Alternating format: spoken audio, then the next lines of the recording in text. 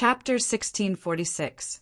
After perfected Tai took out the lotus pod, he carefully shook it at Neza. Neza turned around in confusion, but there was still no focus in his gaze when he looked at perfected Tai and the lotus pod. Perfected Tai heaved a sigh of relief. His other hand drew a talisman in the void. The talisman flew into the void and turned into specks of white light that sprinkled down like rain. Neza didn't react to the white light. However, the red light in his eyes became even more obvious and dazzling. At the same time, rays of red light faintly seeped out from his lotus-like skin. The red light merged with the white light drizzle on his body. The two did not fade, but instead appeared to be intertwining. Just as the red and white lights intersected, Neza's body trembled, and blood oozed out of his mouth, nose, ears, and mouth. The blood was black and green. Neza did not show any pain on his face, but his originally blank eyes suddenly revealed irritation and resistance. The jet-black blood water exuded a thick, baleful aura. It wasn't real pus and blood, but the manifestation of the vicious aura. Perfected Tai did not panic when he saw that. However, his expression became more cautious and he attacked even more carefully. He kept scattering white light that enveloped Neza's entire body.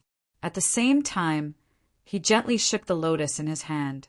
The lotus shone with 7-colored light and landed on Neza's body. On the other side, Samantabhadra, Bodhisattva, Narayan Buddha, and the other Buddhist mighty figures all looked solemn. They wanted to step forward, yet were obstructed by Yen Zhaoga and the others. Due to a moment of carelessness, the Luo Yen Buddha was knocked over by Yen Zhaoga's chaotic origin hammer. Then, the monkey waved the Ru-E golden cudgel and attacked him. If not for the Samantabhadra, Bodhisattva, and the others trying their best to save him, he would have died on the spot. Unfortunately, he could attend to one, but not the other. When Samantabhadra Bodhisattva was saving that Luo Yen Buddha, another golden body of the great sage pounced forward and knocked down the red Inferno Dhyana Buddha. After retracting the primordial chaos hammer, Yen Zhaoga immediately changed his target, striking right at the top of the red Inferno Dhamma King's head. The poor Buddha's head was instantly smashed by the primeval chaos hammer. The Buddhist Banis had a sturdy golden body and strong vitality. The top of the red Inferno Dhamma Buddha's head caved inwards and shattered. Its eyes were still wide open as it stared fixedly at Yen Zhaoga, just that it was already unable to speak. "It seems like you're going to be trapped here forever," said Yen Zhaoga plainly. Letting out a long sigh, the red Inferno Dvajra Buddha, Lord, finally let out a breath. Placing his palms together, he passed away just like that. His body gradually burned with red flames. In the flames, the golden body turned into ashes and the Buddhist kingdom was destroyed. Everything burned and returned to the red flames. In the end, the scarlet flames were all absorbed into a relic above his head. A Buddha who had attained enlightenment during the Middle Era didn't perish during this era's start, nor did he perish during the Great Calamity. Instead, he perished by Yen Zhaoga's hands today. Samantabhadra, Bodhisattva, and the other Buddhist venerables saw this. Although there was no sadness on their faces, they all chanted at the same time, "Namo Amitabha." Looking at the situation before him, Samantabhadra, Bodhisattva, shook his head. Although they noticed that Neza was temporarily unable to participate in the battle, the Buddhists had suffered casualties as well. With their strength decreasing, it was hard for them to continue. Samantabhadra Bodhisattva confirmed that his Western Pure Lands wouldn't be able to provide reinforcements within a short period of time. He could only helplessly bring Luo Yen Buddha and the others to retreat. He tried to save his disciple Muzza, but to no avail. In the end, he could only sigh and leave this universe. Yen Zhaoga and the others didn't pursue further. Guarding the Tai cultivated deity, and Neza was their top priority, lest something unexpected happened to Neza. "Order!" The Tai cultivated deity yelled softly, and his hand seals changed again. The universe ring returned to Neza's neck, and the red heavenly sash wrapped around his arm fluttered without any wind.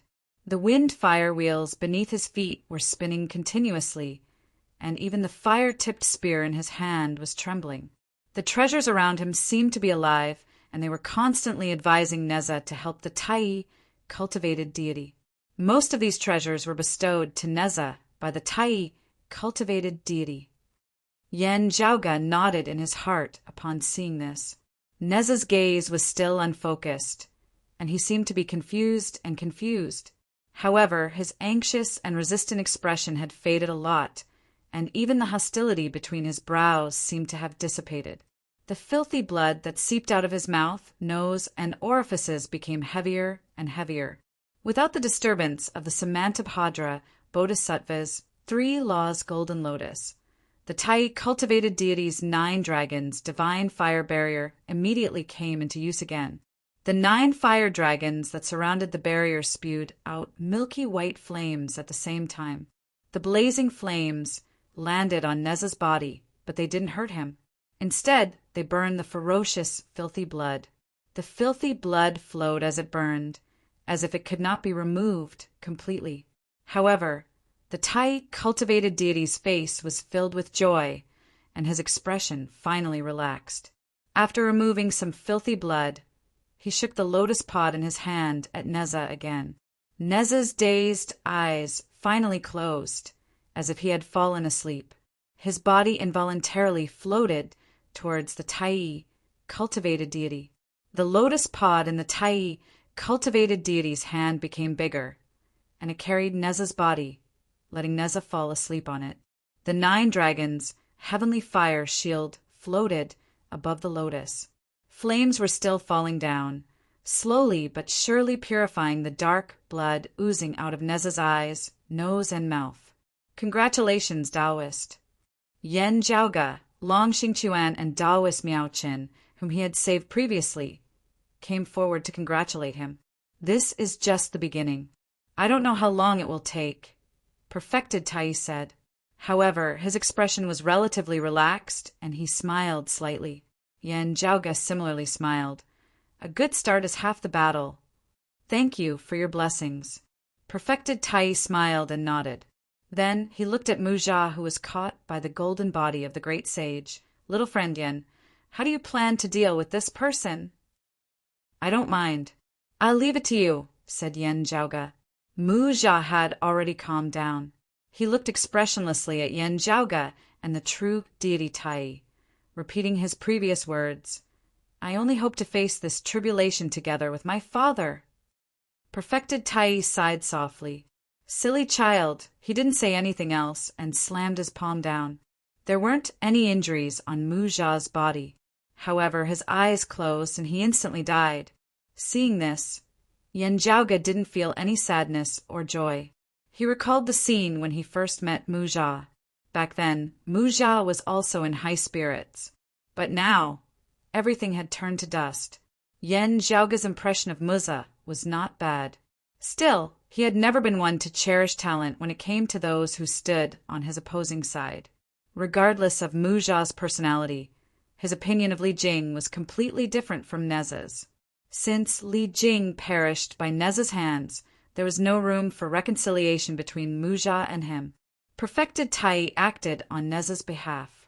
To a certain extent, he was being considerate towards his disciple. Of course, to Mu Jia, it was naturally cruel. Only with the perfected Tai's ruthlessness, his actions were like this. Remember the mobile website. M. Chapter 1647. After killing Muza with a single palm, the Tai cultivated deity's expression remained the same. His attention returned to Neza. He waved his hand, and the lotus pod carried Neza up. The 9 dragons' divine fire barrier became even larger, enveloping Neza and the lotus pod.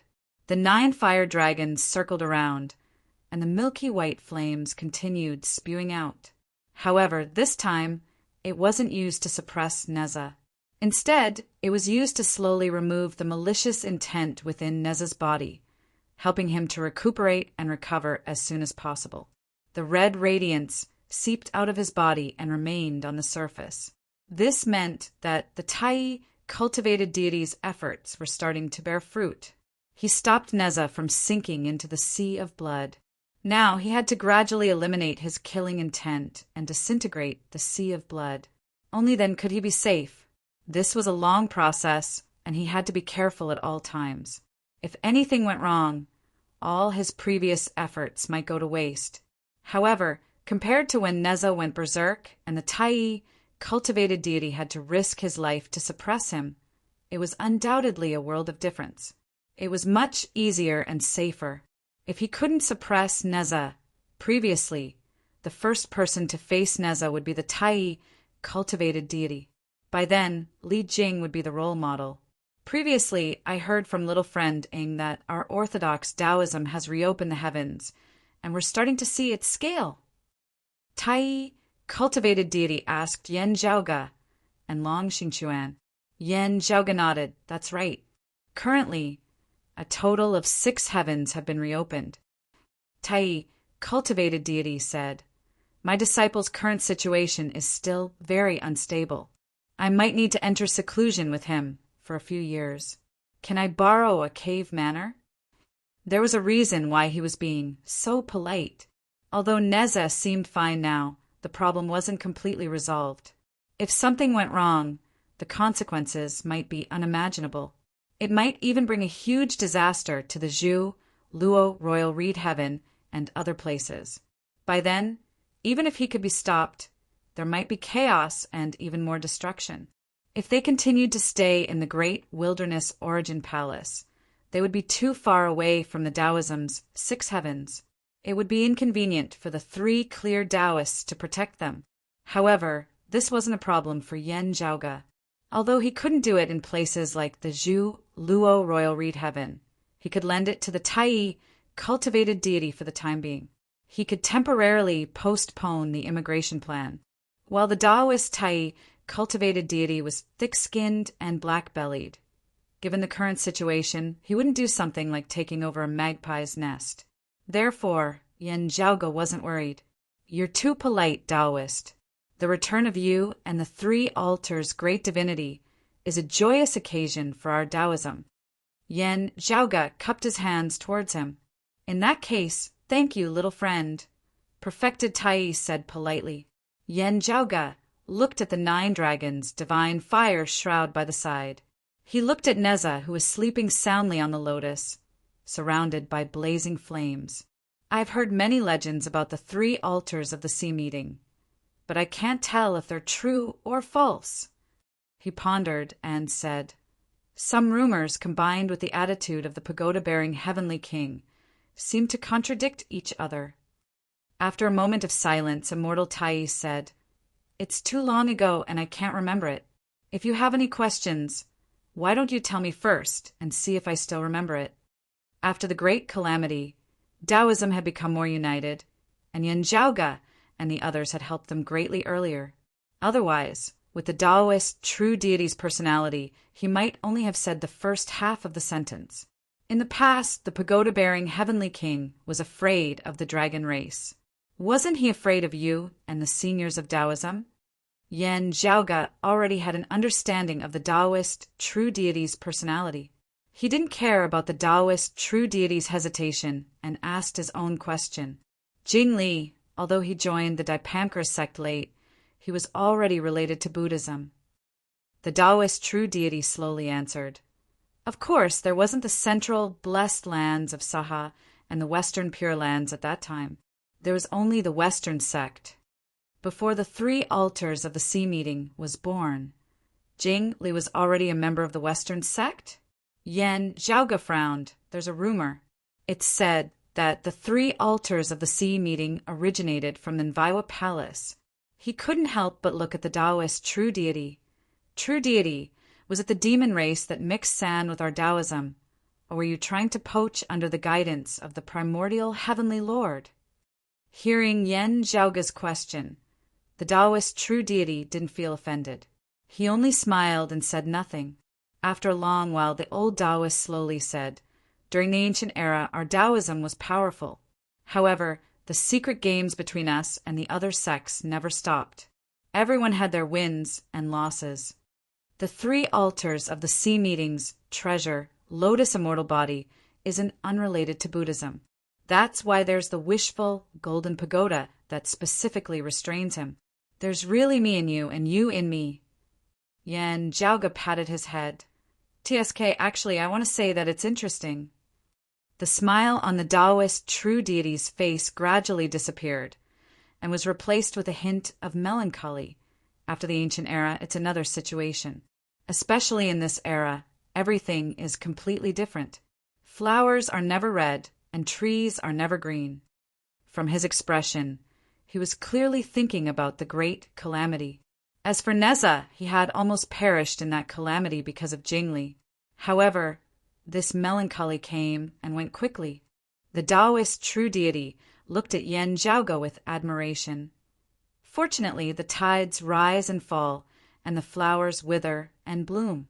Now, the situation is going to change again. You're right, Taoist. Yan Zhaoge nodded.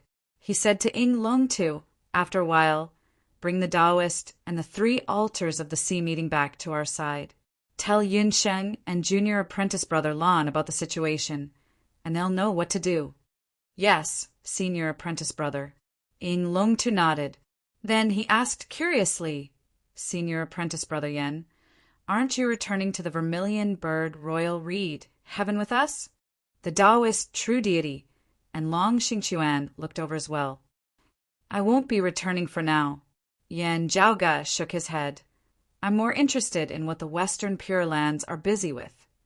Due to the orthodox Taoism, although the war between the Immortal Court and the blessed lands of the White Lotus had started, the Western Pure Lands and the demon race had restrained themselves in order to prevent the orthodox Taoism from benefiting from it. If the demon race wasn't holding them back, the Western Pure Lands performance in dealing with the great wilderness natal palace and Neza's matter would be a little lacking. As if they were busy with other important matters, the coordinating manpower was a little tight. If not for that, Yan Zhaoge would not have arrived before the Samantabhadra, Bodhisattva, and the others.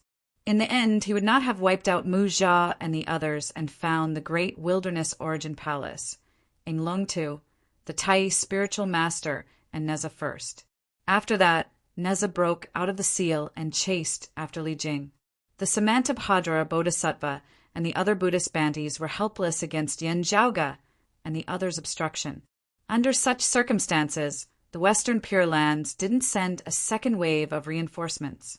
This was probably not only because they were afraid that the orthodox Taoist sects might also send reinforcements. Yan Zhaoge felt that it was more like the other side was really short on manpower, unable to sustain for a time, thus retreating. Remember the mobile URL, M. Chapter 1648. During the fight for the Immortal Extermination Formation, the orthodox Taoism had won the battle and reversed the perilous situation after the Great Calamity. No matter if it was Yan Zhaoge, Yang Jian, or the others, they knew that this wasn't the time to relax. They could only be said to be on the same starting line as their opponents, no longer lagging far behind like before. However, it was still unknown who would be the first to reach the finishing line. If anything went wrong, all of their previous efforts would go down the drain. Now that the environment was more relaxed, it wasn't time for them to put their weapons away. Instead, they had to make use of this rare opportunity to accumulate as much strength as possible in order to face the upcoming, even more intense competition. Everyone, you can return first, said Yan Zhaoge to Ing Longtu, Long Xingquan, and the Tai cultivated deity. Long Xingquan nodded. Zhaoge, do as you please. I'll quickly inform the others about the abnormal situation in the Western Pure Lands. By then, someone will reinforce you. My disciple's situation is worrying, and I can't afford to relax yet. I can't leave for now. The Tai cultivated deity said, the 2 of us have been trapped for many years, and our understanding of the current situation is limited. It wouldn't be good for us to interfere. Hence, we can only hide for now. Thank you, little friend Yen. You're too polite, cultivated deity. After saying that, Yan Zhaoge bade farewell to everyone and entered the void. As for Ing Longtu, Long Xingchuan, and the others, they returned to Zhu Luo's royal reed heaven, crimson brightness, and yang heaven's Taoism territories. After parting ways with the others, Yen Zhaoge walked alone within the void and pondered. Of course, he couldn't just walk straight to the Western Pure Lands and ask the various Buddhas, "What's everyone busy with recently?" Without mentioning whether they would tell him if he dared to go, the Dipankara ancient Buddha and the other bigwigs of Buddhism would be more than happy to keep him in the Western Pure Lands forever. Currently, he hadn't heard any news of the orthodox Buddhism plotting anything. The other party had concealed the news very well. If Yen Zhaoge wanted to find out more information, he would have to think about it. However, there were still clues to be found. The Western Pure Lands had invested a lot of manpower. With such a large-scale movement, it would be hard for them to not leave any traces behind. Perhaps it was because he hadn't noticed any clues earlier that he hadn't paid much attention to it, but now that he had discovered the problem, he had the heart to look for it. What he had been careless about previously was no longer ordinary. Yen Zhaoge first contacted the incongruent's Divine Mother. Previously, after she recovered from her injuries and established the Crimson Light and Yang Heaven, the goddess of Wudong replaced Fairy Yun Shao to control the immortal, vanquishing array. She had been compatible with the void all year round and did not appear in the world. To a certain extent, she was also monitoring the movements of the other forces. With the immortal cultivation, the immortal divine immortal Tao, the spirit, the immortal Xing divine formation. Of course, she and the immortal execution formation were the people that the other sects paid the most attention to. After all, they weren't staring at each other face to face. It was hard for the incongruent's Divine Mother to come to a direct conclusion. However, Yen Zhaoge could obtain a lot of first-hand information from her, which was already very valuable. Yen Zhaoge continued forward and approached the universe domain, where the immortal court and the blessed lands of the White Lotus were clashing. He did not continue to go closer. The fight over there had little to do with him. Tian Heaven, to the Yen to Tian Yen Yen sect. Yen to he. Only if he to Dao he it he to he. Dao the, and Dao and all. The immortal extermination formation posed the same threat to the other factions. However, the two heretics couldn't bear the consequences. As a result, the immortal extermination formation posed the greatest threat to them. After a long time, the void trembled slightly. Rays of clear sword lights formed a world and enveloped Yen Zhaoge. Within this world, the incongruent's Divine Mother's voice resounded. "Zhaoge, why did you come here?" "I'm here to discuss something with you." "Divine Mother," answered Yen Zhaoge. "Where did the joy come from, and where did the sorrow come from?" asked the incongruent's Divine Mother. Yen Zhaoge told her about the good news. Our two jade clear senior bigwigs, the Tai cultivated deity, and the three altars oceanic group divinity have returned. Only the three altars oceanic group divinity situation is still a little inconvenient. During the ancient era, the incongruent's Divine Mother wasn't on good terms with the jade clear lineage. She agreed with Yen Zhaoge. That's right. It's worth celebrating. Other than that, there's another matter. Yen Zhaoge told her about his suspicions regarding the Western Pure Lands. I wonder if Divine Mother has noticed any abnormal movements regarding the Orthodox Buddhism. The incongruent's Divine Mother didn't answer immediately. Instead, she pondered for a while before saying, perhaps there's something worth paying attention to.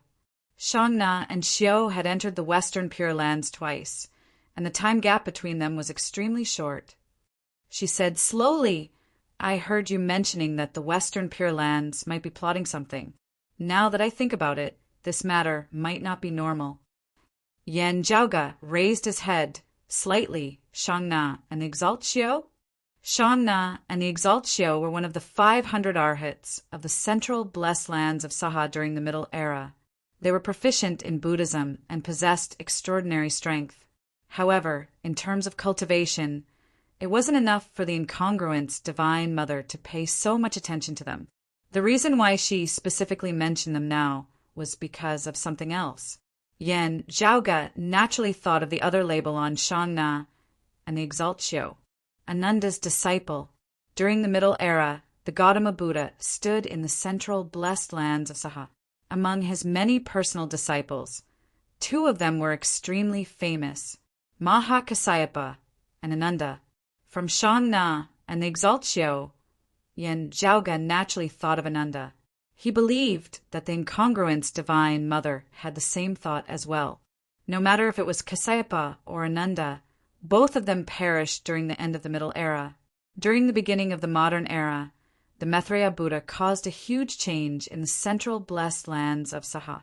However, just like how Yen Zhaoge easily thought of Ananda from Shangna and the Exaltio, Ananda could also easily think of the mystical mountains Tathagata Buddha. Gautama Buddha, or should I say, Taoist ancestor Zhuan-Ti, did he leave anything behind? Yen Zhaoge frowned. I didn't hear anything about it except, he paused for a moment. Unlike the 3 clear grandmasters who left behind treasures like the 6 soul banner, green duckweed sword, and Triratna jade scepter, the similarly transcended Taoist Zhuan-Ti didn't seem to have left behind any treasures. Not only did he not leave behind any treasures after transcending as the mystical mountains Tathagata Buddha, none of the treasures that shook the world during the ancient era were left behind. If there were things like the 7 treasures wondrous tree or the 6 purified bamboo, Yen Zhaoge believed that the Dipankara ancient Buddha and the Guanyin Bodhisattva wouldn't have missed it. They wouldn't have waited so many years to search for it. If there were any exceptions, it would be the Buddhist Sariras that attracted Mahamayuri's attention. Yen Zhaoge's voice paused, and the incongruence Divine Mother's voice resounded again. Looks like you've thought of it as well. This is the most likely possibility. Chapter 1649. Similar to the incongruence Divine Mother, Yen Zhaoge had also thought of the Buddha's relic. The Western Pure Land's recent abnormal actions might be due to them searching for the relic. In reality, they had been searching for it all this while. To be precise, it wasn't just the Orthodox Buddhism. Even the Orthodox Taoism, the demon race, the blessed lands of the White Lotus, and the immortal court were doing their best to search for it. Even the 9 underworlds might not be an exception. Now, the Western Pure Lands seemed to have made a breakthrough, which was why they were gathering their manpower. This was something worthy of their manpower. Mahamayuri's pursuit of the Buddha's relic was no longer a secret. His opportunity to ascend to the Tao realm might very well lie in the Buddha's relic left behind by the Gautama Buddha. During the ancient era, he was defeated by Taoist Zhuan-Ti and entered Buddhism. He cultivated the golden body with 24 heads and 18 arms, which was the standard Taoist Zhuan-Ti's lineage. Now that he wanted to ascend to the Tao realm, it was reasonable for him to involve the relic left behind by Taoist Zhuan-Ti. Although he didn't know if this was the only condition, or if there were any other requirements, it was undoubtedly what he desired the most. In Yen Zhaoge's words, this had created the strongest mercenary. No matter if he didn't care about the conflict or if he wanted to wait for the right price, Mahamayuri's actions during this era were all because of the Buddha's relic. On the other hand, the 2 attacks of this top great expert at the peak of the golden immortal realm could be said to be world-shocking.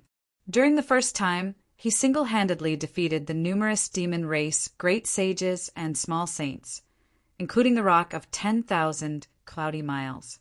He single-handedly reversed the immortal court's perilous situation, directly changing the outcome of the war. During the second time, a huge change occurred in the Orthodox Taoism's battle for the immortal extermination formation, which nearly caused them to fail. With the Jade Emperor's disappearance and the great sage equaling Heaven's unique situation, Mahamayuri was practically the strongest overarching heavenly immortal, especially since his 5-colored divine radiance was extremely tyrannical, and there was nothing it couldn't destroy. Against opponents weaker than him, even if they were also grand heavenly immortals, he would be able to suppress them. As such, he posed a huge threat to others. For the current orthodox Taoism, Mahamayuri was extremely terrifying. 100 years ago, during the immortal extermination formation, Yanjiaoga relied on the great sage equaling heavens to manifest his true body and return to his peak state to block Mahamayuri. However, that was not the real great sage equal to heaven, Sun Wukong. The duration was limited. If he could not defeat Mahamayuri within a certain period of time, Mahamayuri would naturally emerge as the victor when the time was up.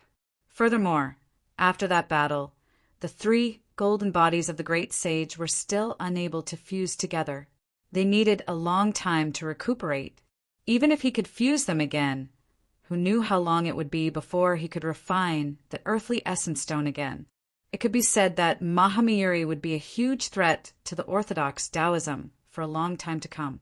During this period of time, if the old peacock wanted to make things difficult for Yanjiaoga and the others, the great sage equaling heavens wouldn't be able to stop him again. Of course, the immortal extermination array could be used, but the problem was that it was the capital of the orthodox Tao sects to balance the few Tao ancestors. The greatest significance of its existence was to a large extent, control the enemies that the Tao sect was facing at the moment to be below the Tao realm. Apart from that, before the great sage equaling heaven could return to his peak, Yang Jian would most likely have to face Mahamayuri head-on. If he couldn't withstand it, there was nothing more to say. However, even if he could, Taoism's current pinnacle figures would be distracted. By then, the Dipankara ancient Buddha, Tao Lord Luya, and the others would inevitably unleash their might. Beneath the Tao realm, the old peacock was undoubtedly the orthodox Taoism's greatest threat. In fact, it was an actual threat. Fortunately, regardless of whether Kong Xian was someone with principles or someone with high status, he wouldn't make a move if there wasn't a sufficient price like the Sakya Sarira. No matter if it was the battle between the two heretics, the battle between the demon race and the Western Pure Lands, or even the battle between the orthodox Taoism and the nine underworlds, he wouldn't interfere in any of them. Even during the battle for the immortal extermination array, where he was defeated by the great sage equaling heavens, he didn't have the intention to regain his reputation. A Sakya Sarira in exchange for him to make a move. He wouldn't go easy on his opponent, but he wouldn't be responsible for the outcome.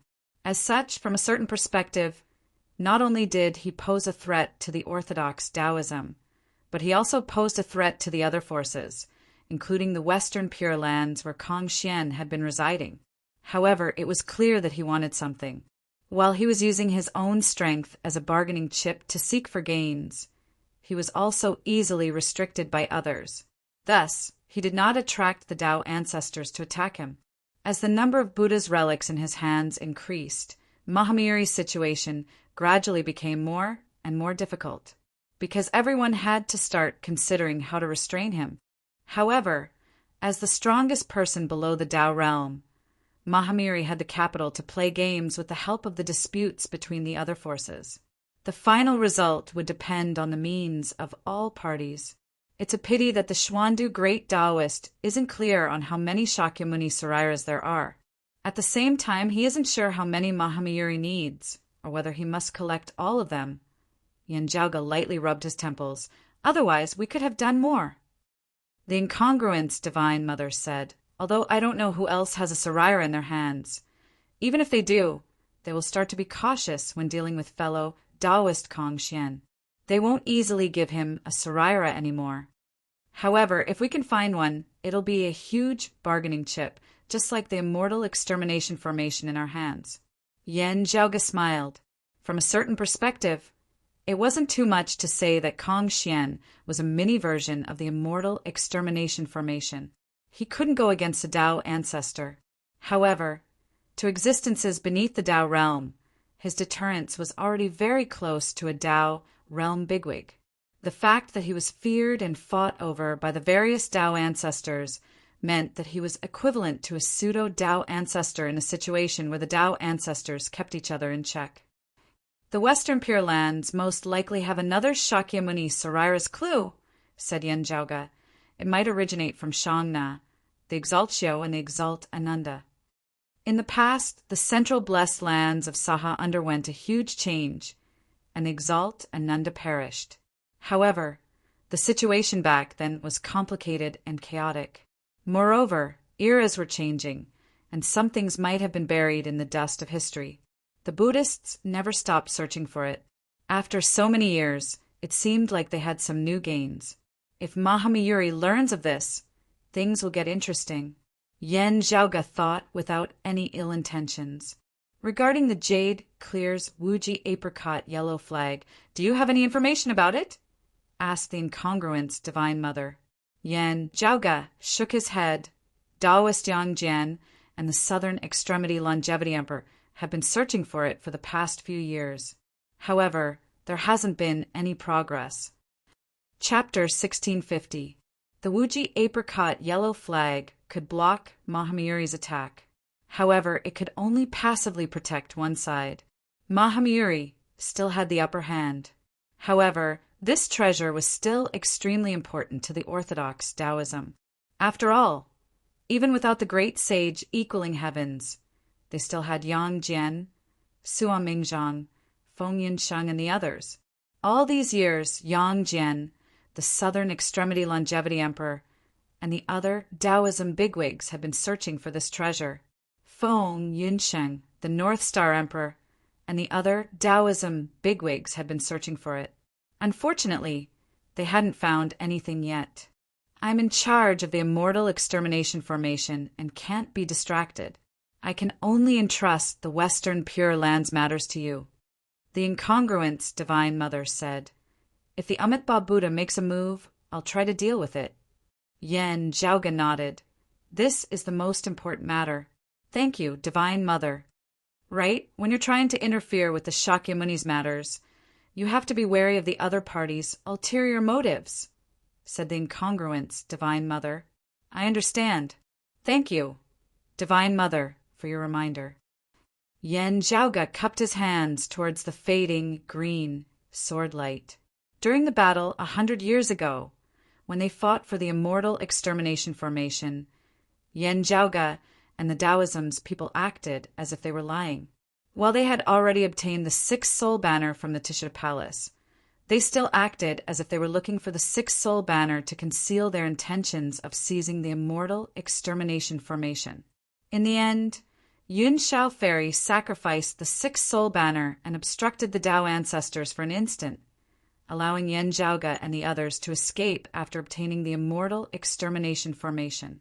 In the end, the Immortal Extermination Formation fell under Taoism's control, allowing them to single-handedly turn the situation around since the Great Calamity. If the orthodox Taoism could do such a thing, other forces like the Western Pure Lands could naturally do it too. Investigating the opponent's true intentions and concealing one's own was an important aspect of the game. Because of Shang Na and the Exalt Xiao, Yen Zhaoga and the others thought of Lord Ananda, the Shakyamuni and the Mahamuni. However, this might be a smokescreen released by the Western Pure Lands to mislead Yen Zhaoga, Taoism, or the demon race and the 9 underworlds.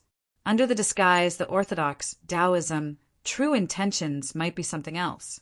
Yen Zhaoga even suspected that this might be a trap laid down by the Western Pure Lands, waiting for someone to step into it. Should I think of a way to leak the news to Mahamayuri? Yen Zhaoga pondered. If the news was leaked to Mahamayuri, it would be convenient to verify the authenticity of this matter. At the same time, it would also give the Western Pure Lands a huge headache. However, it was not without its disadvantages. As long as the state of Tao did not appear, Mahamayuri's strength was undeniable. If there really was a Buddha's Saraira, it was very likely that it would fall into his hands. The number of Buddha's relics in Mahamayuri's hands gradually increased, which meant that he was getting closer to the Tao realm. They were still unsure of the specific conditions for Mahamayuri to break through to the Tao realm. However, not only were Dipankara Ancient Buddha and Tao Lord Luya unwilling to see such a competitor, the great Taoist Master Xiandu and the Orthodox Tao sect were also unwilling to see him. As Yen Zhaoga pondered, his sleeve suddenly moved. A small head with dark circles under its eyes popped out from the cuffs. Have you slept enough? Yen Zhaoga asked casually. The one lying within his sleeve was naturally Pan Pan. Previously, after manifesting the golden body of the great sage and wielding the Ru-E golden cudgel, he had been sleeping soundly as usual. However, just like how Yen Zhaoga's North Ocean clone and Xue Fei were deeply affected by the golden body of the great sage, Pan Pan had also been affected by it. Now, it wouldn't be an exaggeration to say that she was a great demon that had ascended to the great void small saint's position. After manifesting the golden body of the great sage, she was still sleeping soundly. In the past, it could be said that she had consumed too much energy and had no choice but to rest. Now, even if she had to rest, there was no need to do so. Instead, it was more of a habit of hers. "I've slept enough," answered Pan Pan softly. Then she immediately said, "But I'm hungry." Yen Zhaoga pulled her out from his sleeve and placed her in front of him. He stared at her with an annoyed expression. As the saying goes, eat and sleep long, eat and sleep long. If you continue to be so gluttonous, you'll grow fatter and fatter. Pan Pan blinked her eyes and raised her front paws to cover her face. "I don't want to get fatter. I won't be pretty if I get fatter." Yen Zhaoga nodded in satisfaction. "It's good that you know. But I'm still hungry." Pan Pan looked pitiful and asked a little mischievously, "Can I eat delicious food and not get fatter at the same time?" "You're dreaming." Yen Zhaoga felt annoyed and amused at the same time. How can there be such a good thing as taking all the benefits in the world? "Oh, you stop teasing her." A voice resounded by the side. Within the dark void, the silhouette of a human figure silently appeared without any signs. After the silhouette became clear, Feng Yunqing's figure appeared. "Oh, you don't spoil her too much." Yen Zhaoga grinned. When Pan Pan saw Feng Yunqing, he immediately extended his front paws and hugged her. Then his hind legs pushed against Yen Zhaoga's palms, and he flew towards Feng Yunqing. Feng Yunqing smiled and caught Pan Pan. Then she looked at Yen Zhaoga. "Don't you think that the Pixiu would be cuter if he were fatter and rounder?" Of course, Yen Zhaoga felt the same way. He had only been joking with Pan Pan earlier. Now that he heard Feng Yunqing's words, he smiled. "You're going to spoil her rotten." How could that be? As Feng Yunqing hugged Pan Pan, she took out a small pouch. Seeing that small pouch, Pan Pan immediately cheered. He waved his paws and directly stuck his head inside. Feng Yunqing touched the black and white fur and turned to look at Yen Zhaoga. "I've heard about the situation from Hanlong. How's the situation now?" "It might be related to the Buddha's Saraira," Yen Zhaoga answered. "However, I still need to confirm it." "What do you plan to do?" asked Feng Yunqing. Yen Zhaoga stroked his chin. "I think I should try to leak the news to Mahamyuri and see his reaction. Also, I'd like to see the Western Pure Land's reaction." "We don't have a direct channel to contact Mahamyuri," said Feng Yunqing. Mahamyuri resided in the Western Pure Lands and almost never interacted with the outside world. Of course, he had the freedom to travel freely. However, from a certain perspective, this was the result of him coming to an agreement with the Western Pure Lands. Or it could be said that he had a tacit agreement with the Amitabha Buddha. Although I'm not certain, various signs show that Mahamyuri has at least 2 Buddhas, Saraira. Yen Zhaoga pondered and said, "For the sake of obtaining more Buddhas, Saraira, he should really be thinking of making a move. Let's not talk about others. His twin brother, the Rock of 10,000 Cloudy Miles, should have a way to contact him. However, it's inconvenient for us to look for him." Yen Zhaoga snapped his fingers. "However, I think that we might be able to think of a way through others." Chapter 1651. Who are you looking for? Feng Yunqing asked. "Are you looking for Gao Han?" Yen Zhaoga smiled and nodded. "That's him." Although he wasn't sure if it was Gao Han's personal actions or the Southern Extremity Longevity Emperors, Gao Han had long been in contact with the Western Pure Lands. In the past, Yen Zhaoga and Feng Yunqing had both discovered this. He might not be of much use, but it shouldn't be difficult for him to send a message said Yen Zhaoge. "This is equivalent to giving trouble to the Western Pure Lands. If Gao Han really has some relations with the Western Pure Lands, it would be equivalent to destroying his previous efforts." "He might not be willing to do so," said Feng Yunshen. Yen Zhaoge spread his hands and smiled. "If that's the case, we can test out which side this exalted solar luminary is leaning towards."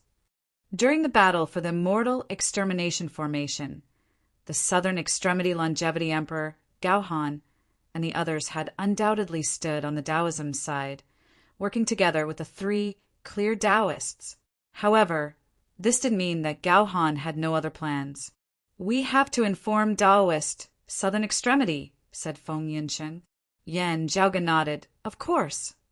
It wasn't easy to communicate within the void's boundless outskirts. Yen Zhaoge and Feng Yunshen weren't in a hurry. They slowly arrived at the universe, near the Western Pure Lands. Of course, the two didn't get too close. In fact, they even wanted to separate themselves by a few more layers of void. Fortunately, the two were proficient in concealment. Otherwise, even if they wanted to control their distance, the Western Pure Lands, Dipankara Ancient Buddha, Guanyin Bodhisattva, and other top-notch Buddhism bigwigs would definitely sense them. The two waited patiently, secretly paying attention to any unique individuals entering or leaving the Western Pure Lands. After waiting for a while, Yen Zhaoge's heart jolted. Gao Han sent a letter. "He's nearby." Feng Yunshen nodded and left with Yen Zhaoge. After walking for a while, the two of them stopped in another universe. Within the void, the darkness emitting faint blue radiance was squirming. Then, a white-clothed man gradually appeared. It was the exalted solar luminary, Gao Han. He cultivated the supreme arts of the Great Sun and Ketu reverse moon lineage at the same time, which allowed him to create the boundless gloomy darkness before the heavens were opened. His stealthiness and concealment skills weren't inferior to the exalted Rahu luminary, Jian Shanhua of the same realm. Hidden luminary Ketu was not as ferocious as the Rahu luminary, but it was more tranquil and hidden. In terms of martial intent, the Rahu luminary was better at attacking, while hidden luminary Ketu was better at defending. Of course, Gao Han's attack was similarly sharp. The Great Sun technique was grand and majestic, firm and fierce. It was a top-level technique under the heavens. "How have you been?" Gao Han smiled and cupped his hands towards Yen Zhaoge and Feng Yunshen.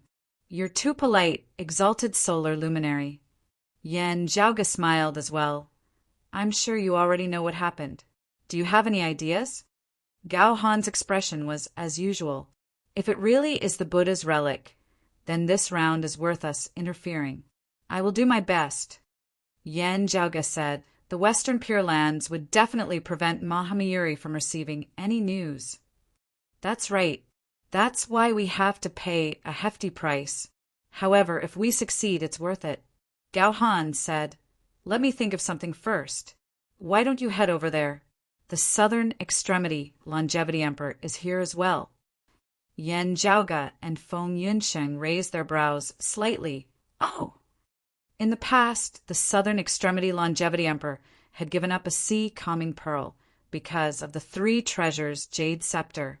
He didn't reopen his cave manor like Sua Mingzhang, the North Star Emperor, the Incongruence Divine Mother, and the Cloud Sky Fairy. However, according to what Yen Zhaoge knew, the Southern Extremity Longevity Emperor had instructed Gao Han and Ling Qing to open up new lands and nurture new disciples.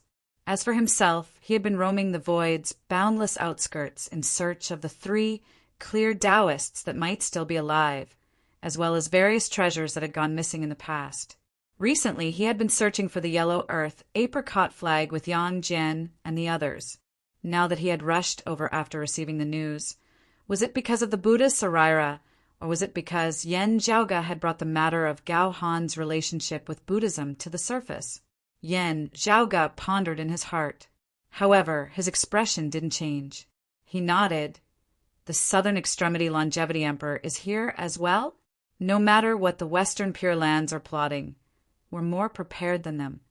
My husband and I will go meet the Southern Extremity Longevity Emperor. We'll have to trouble the exalted solar luminary with regards to this matter." After saying that, Yen Jiaoge cupped his hands and bade farewell to Gao Han. Then he and Feng Yunsheng walked towards the distance. After walking for a while, Feng Yunsheng's gaze shifted. "Over there!" There, the void seemed to be silent. However, Yen Jiaoge could vaguely feel the thunder radiance's vibrations. As expected, after getting closer, a formless curtain seemed to have appeared in front of him. As he stepped through, the thunder radiance revealed its true form.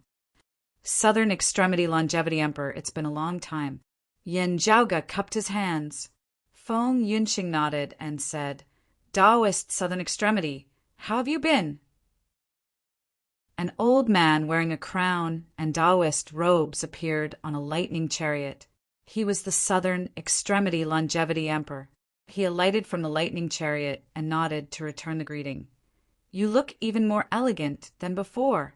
His voice was akin to the 9 heavens' thunder punishment, which was capable of cleansing the world's sins. At the same time, it was as gentle as the gentle breeze and drizzle. The two contradictory feelings intertwined, forming a unique charm. "You're overpraising me, Southern Extremity Longevity Emperor," Yen Jiaoge asked. "Based on the previous information, the Yellow Earth apricot flag's whereabouts are still unknown. How's the situation now?" "Currently, we still haven't found anything," the Southern Extremity Longevity Emperor said. "Compared to that illusory place, this place is much more eye-catching." Yen Jiaoge and Feng Yunsheng nodded silently. "Little friend Yen, congratulations on condensing the essence of divinity," the Southern Extremity Longevity Emperor said. "After the great calamity after Taoist Suo and Taoist Feng, you and your father are the closest to the grand heavenly realm." Yen Jiaoge said, "You're being too polite, Southern Extremity Longevity Emperor. The closer we get to the Tao realm, the harder it gets. We're only slowly searching for it. Due to luck and luck, I'm merely lucky." "You're overpraising me, Taoist Southern Extremity Longevity Emperor," said Feng Yunsheng. The Southern Extremity Longevity Emperor shook his head. "You're being too humble." He looked at Yen Jiaoge and asked, "How's your father doing now?" "My father is currently cultivating in the Vermilion Royal Reed Heaven, and he's trying to figure out his own martial Tao," answered Yen Jiaoge. The Southern Extremity Longevity Emperor nodded slightly. "I'm glad that little friend Qingtang has such a descendant." "Have you met Senior Tai before coming here, Your Majesty?" asked Yen Jiaoge. The Southern Extremity Longevity Emperor was the personal disciple of the Jade, Clear, Primordial, Heavenly Lord's Grand Master. Like the Tai cultivated deity, they were of the same lineage. "I haven't met him yet. After this matter is settled, I'll meet up with Junior Apprentice Brother Tai. I've already heard about Nez's matter. Junior Apprentice Brother Tai should be busy right now," the Southern Extremity Longevity Emperor said. However, the master and disciple are still alive. The few chatted while waiting for Gao Han's news. Gao Han's movements were swift. After a while, he returned to meet up with Yen Jiaoge, Feng Yunsheng, and the Southern Extremity Longevity Emperor. Chapter 1652. "If nothing goes wrong, it should be a success," said Gao Han after meeting them. The Southern Extremity Longevity Emperor nodded. "Let's wait for a while, then." Yen Jiaoge and Feng Yunsheng naturally agreed. Even if they managed to leak the information to Mahamayuri, Mahamayuri might not do anything immediately. He would most likely keep an eye out for the Western Pure Lands to search for the Buddha's Saraira. When there were definite clues, the Orthodox Buddhists would search for the Saraira. Only then would Mahamayuri make his move. At the same time, it would also be time for Yen Jiaoge and the others to make their move. It was fine if they failed to leak the information to Mahamayuri. Only Yen Jiaoge and the others would have to take a greater risk. The group chatted with each other as they waited patiently. Compared to the Western Pure Lands, Yen Jiaoge was paying more attention to the two in front of him. although he wasn't like the exalted lunar luminary. Ling Qing, who could be considered half a disciple of the Southern Extremity Longevity Emperor, the exalted solar luminary. Gao Han had always been following the Southern Extremity Longevity Emperor closely. How much did the Southern Extremity Longevity Emperor know about his secret relationship with the Orthodox Buddhism? Or was all of this the Southern Extremity Longevity Emperor's intention? If it was the latter, it would be even more thought-provoking. The Southern Extremity Longevity Emperor had a terrible relationship with immortal court heretics. Long before the world beyond worlds was established, he had been in constant conflict with the immortal court. Otherwise, he wouldn't have lost the Triratna scepter. The Western Pure Lands had always been supporting the immortal court in the dark, and both sides fought against the blessed lands of the White Lotus and the demon race. Of course, it wasn't inconceivable for the Southern Extremity Longevity Emperor to have a good relationship with the Western Pure Lands and become enemies with the immortal court. The Western Pure Lands helped the immortal court while contacting the Orthodox Taoism successors who were opposing the immortal court. There wasn't any conflict between them. The Orthodox Buddhism and the immortal court were allies, and they cooperated with each other on many matters. However, they belonged to two different factions, and each had their own plans. However, Yin Zhaoge was very interested in the various hidden schemes. Now that Taoism had been revived, its overall situation had improved greatly. The various experts who had survived the Great Calamity and lived in seclusion had all reappeared. Moreover, the rising stars after the Great Calamity had also risen. While the orthodox Taoism's strength had greatly improved, the few heavenly immortals who supported Taoism seemed to have a lower profile. Because of the immortal extermination formation, the incongruence Divine Mother's situation was special. On the other hand, the Southern Extremity Longevity Emperor and the North Star Emperor were no longer as eye-catching as before. When the outside world mentioned the figures of the Tao sect that were worth paying attention to, they mostly talked about Yang Jian, who was leading the group, the great Taoist master Xiandu, who was breaking through to the Tao realm, the goddess Wudong and fairy Yin Shao, who were taking turns to control the immortal vanquishing array, and Sua Mingzhang and Feng Yinsheng, who had surpassed their predecessors and improved by leaps and bounds. They even talked about Yin Zhaoge, who was already publicly acknowledged as the young heavenly lord.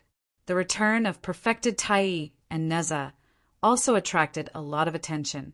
However, the Southern Extremity Longevity Emperor and the North Star Emperor were not as eye-catching as before. It was naturally an exaggeration to say that the new waves of the Yangtze River would replace the old waves, and the old waves would die on the beach. But it did give people a faint feeling that they were past their prime. However, Yin Zhaoge had actually always been paying attention to them. In fact, compared to the North Star Emperor, who had a different ideology and a hostile relationship with him, Yin Zhaoge paid more attention to the Southern Extremity Longevity Emperor, who seemed to be on the same side as him. There were all sorts of clues, as well as his own intuition. While Yin Zhaoge's expression remained the same, he was actually secretly paying attention to the Southern Extremity Longevity Emperor. Time quickly passed. Suddenly, the few who were conversing suddenly turned silent. The thunder radiance around the Southern Extremity Longevity Emperor instantly dimmed, turning into darkness. His entire being seemed to be enveloped by the night sky. Yin Zhaoge and the others similarly concealed their aura and traces, as if they had vanished into thin air within the pitch-black void. Very quickly, in a faraway land, within the Western Pure Lands, green lotuses could be vaguely seen flying out and drifting far away. "Let's split up," suggested Yin Zhaoge, the Southern Extremity Longevity Emperor, and Gao Han nodded in agreement. This was to prevent any traps from occurring. Due to the Western Pure Lands' lack of manpower during their search for Neza and the Tai, cultivated Tai, Yin Zhaoge and the others suspected that they had other plans. After the Samantabhadra Bodhisattva and the other Buddhist Bantis returned to the Western Pure Lands and met up with the other Buddha bigwigs, they might have realized that their actions might attract the suspicion of Taoism. Moreover, Yanjiaoga had even contacted Gaohan, which might have alerted the Buddhists as well. Even if they didn't notice Yanjiaoga and the others spying on them, the Western Pure Lands would most likely create an illusion to conceal their true intentions. As such, Yanjiaoga and the others split into two groups. He and Feng Yunsheng would take one group, while the Southern Extremity Longevity Emperor and Gaohan would take the other. On one side, they would follow the Buddhists who had left the Western Pure Lands. On the other side, they would continue to observe if the Buddhists had any other plans. "Since you're suspicious of them, why don't we split up and watch over both sides?" asked Feng Yunsheng after seeing the Southern Extremity Longevity Emperor and Gaohan leave with the green lotuses. "Don't worry. Even if something happens, it won't happen today," said Yen Zhaoga. "After all, the Western Pure Lands are powerful, and Mahamayuri isn't someone to be trifled with. If we want to extract the teeth from the tiger's mouth, we'll need to cooperate with them. If we discover anything here, I'll immediately inform the Southern Extremity Longevity Emperor and the others. Let's wait until we have a chance to succeed." Upon hearing this, Feng Yunxing nodded. "Let's see what the Western Pure Lands are planning." At this moment, in the peaceful and joyful Pure Land of Buddhism, the ancient Dipankar Buddha lived in his own Buddhist kingdom and was sitting on a huge lotus platform. Other Buddhist bigwig experts sat around the lotus throne. Everyone's gazes converged at the center of the lotus, where Kasaya was floating in midair. The Kasaya was burning, and only half of it was left. The flames were still slowly devouring the remaining pieces of cloth. Due to an accident in the great Wilderness Origin Palace, not only did the red inferno Dvajra Buddha perish, the three clear lineage might have seen through us. The Dipankara ancient Buddha said slowly, "Unfortunately, the arrow is already on the bowstring. It has to be released." In front of him, the indestructible Vajra Buddha said, "The Bodhisattva, and the others have already set off. However, I wonder if they're able to divert their attention. As such, you guys have to be careful." While looking at the burning Kasaya, the Dipankara ancient Buddha said, "My avatar can't leave this place. I have to stay here to maintain the ritual. I'll have to depend on you guys." Around him, a portion of the Buddhist Bantis placed their palms together. "We'll have to depend on you guys." The indestructible Vajra Buddha and another portion of the Buddhist Bantis returned the greeting. "It's all part of our responsibilities. Without you guys maintaining the ritual, how are we supposed to proceed?" Chapter 1653. Before the indestructible Vajra Buddha left, he looked at the Dipankara ancient Buddha. After a slight pause, he said, "You need to be wary of Mahamayuri. Fellow Taoist Kong Xian has more and more relics in his hands, and he's becoming more and more restless." The Dipankara ancient Buddha said, "When he has the intention, many actions might not be able to hide from him. We can only try our best." The ancient Buddha's expression was calm. "Everyone, please be careful. If fellow Taoist Kong really wants to participate, then we'll proceed with the second plan. I understand." The Vajra indestructible Buddha nodded and left the pure land of the ancient Dipankara Buddha with the other Buddhist venerables. He transformed into a green lotus and went far away. On the other side of the Buddhist land, Mahamayuri, who was glowing with a 5-colored brilliance, was expressionless, as if it had nothing to do with him. But his line of sight, intentionally or unintentionally, was looking at the departing figures of the invincible Vajra Buddha and the other Buddhist venerables who had transformed into green lotuses. "Looks like it's true." Although Mahamayuri's body did not move, he muttered to himself softly. His face revealed a contemplative look, and his gaze did not return for a long time. Yen Zhaoga and Feng Yunsheng, who were quietly guarding from afar, noticed a few more green lotuses floating out from the Western Pure Lands. "There is indeed a trap." Feng Yunsheng's eyes flashed. Yen Zhaoga nodded. They could also be aiming for some other target. It is still hard to say for sure now. From Gaohan's words, he should have already contacted Mahamayuri. However, Mahamayuri still hasn't made a move. Feng Yunsheng stared at the Western Pure Lands. Yan Zhaoge said he's really patient. He's probably waiting for us to inform him of his exact location. If I move too much, I might be discovered by the Western Pure Lands.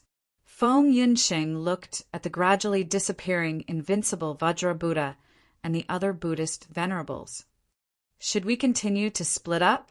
It's hard to predict if the other party has a third batch of troops. It's not impossible, but it's quite low. Yan Zhaoge said, the Samantabhadra, Bodhisattva, and the others have already returned for a period of time. Yet, the Western Pure Lands only made their move after such a long time. This meant that it wasn't easy for them to search for the Sakya Sarira. They would need a lot of manpower. Moreover, they might need to maintain that secret art, which would require a lot of manpower. It's also not easy to keep an eye on Mahamayuri, and we need to divert some of their attention. Yan Zhaoge glanced at the Western Pure Lands and said, let's follow them. At the same time, inform the Southern Extremity Longevity Emperor, Gaohan, and the others.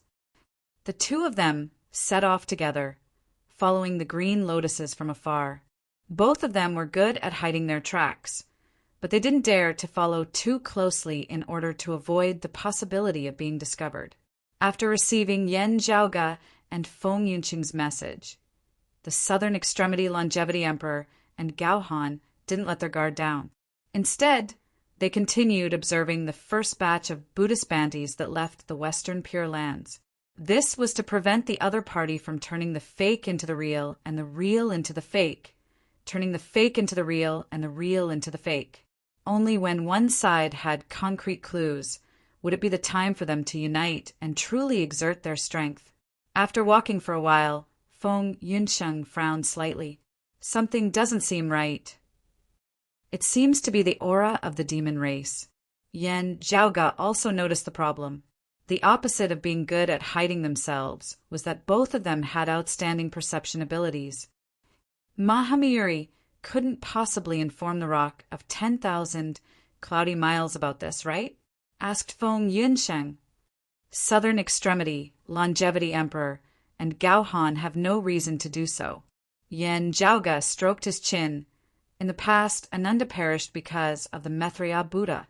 Now that the Western Pure Lands, Shangna, and the Exalt of Xiao are making their moves, the blessed lands of the White Lotus might be alerted as well. In fact, the blessed lands of the White Lotus might have made some gains before the Western Pure Lands managed to make such progress. After guessing for a while, Yan Zhaoge laughed. At this point, everyone is already paying attention to each other. It's getting harder and harder for them to make any secret moves. All sorts of harvests would have to be fought over. This seems to prove from another angle that the second batch of people from the Western Pure Lands is the correct target, said Feng Yunsheng. Yeah, we can inform the Southern Extremity Longevity Emperor and the others now. Yan Zhaoge nodded. After receiving Yan Zhaoge and Feng Yunsheng's communication, the Southern Extremity Longevity Emperor and Gaohan gave up on following their previous targets and came to meet up with them.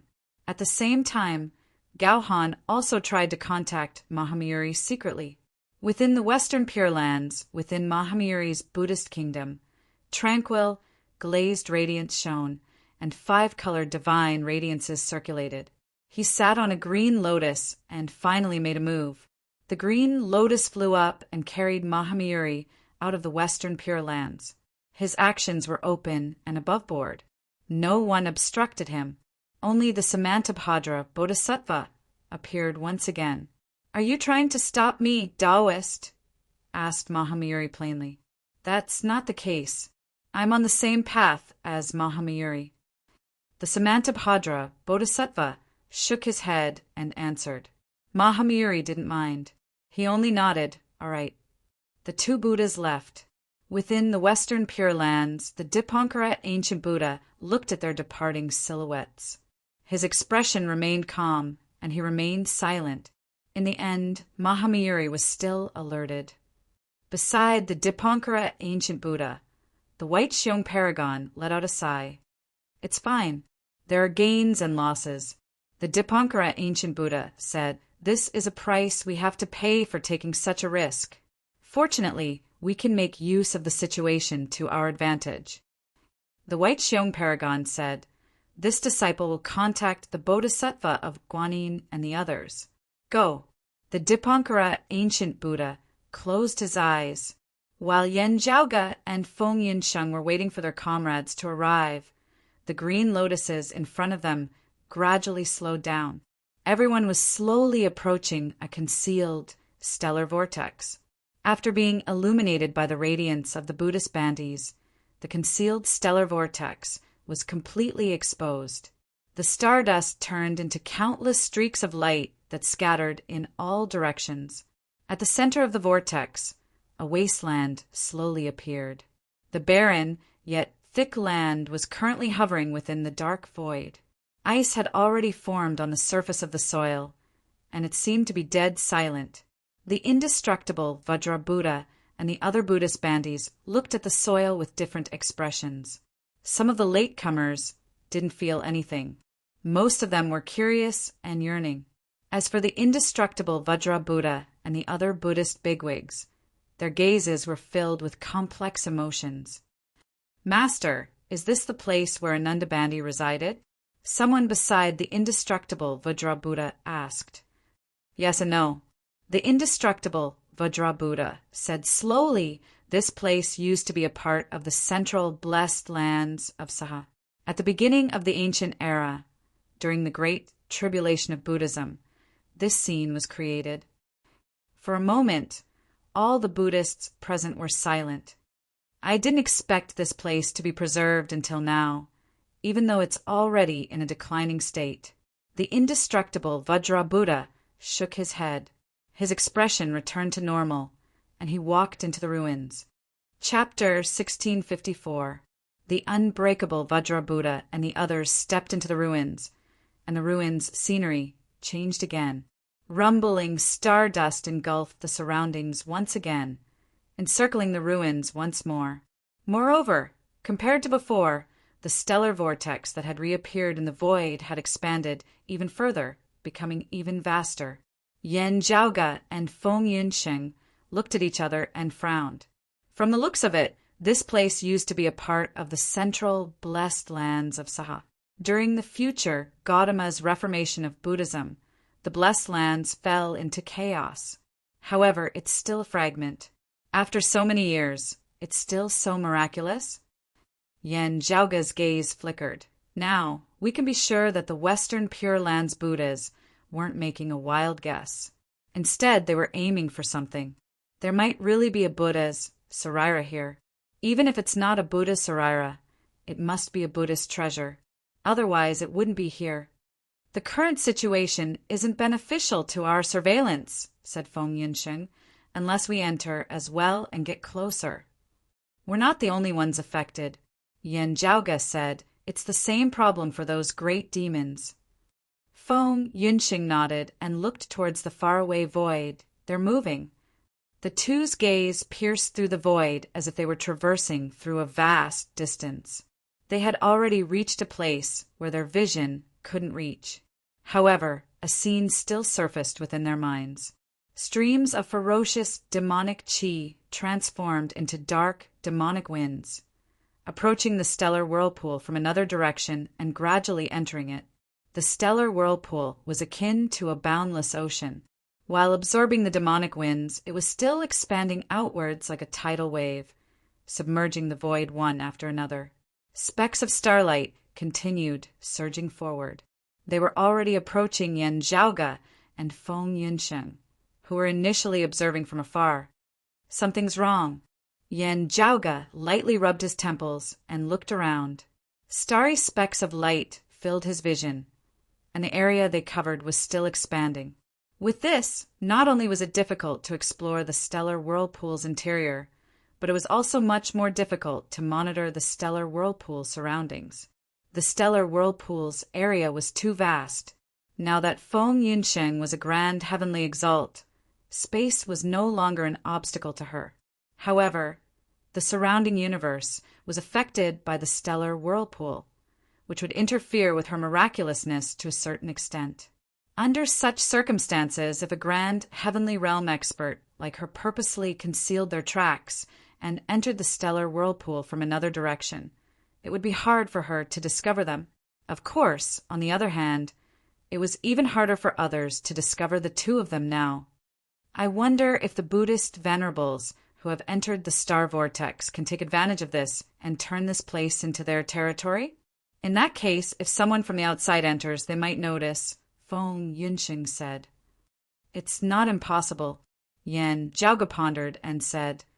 This place might very well be a part of the central blessed lands of Saha in the past.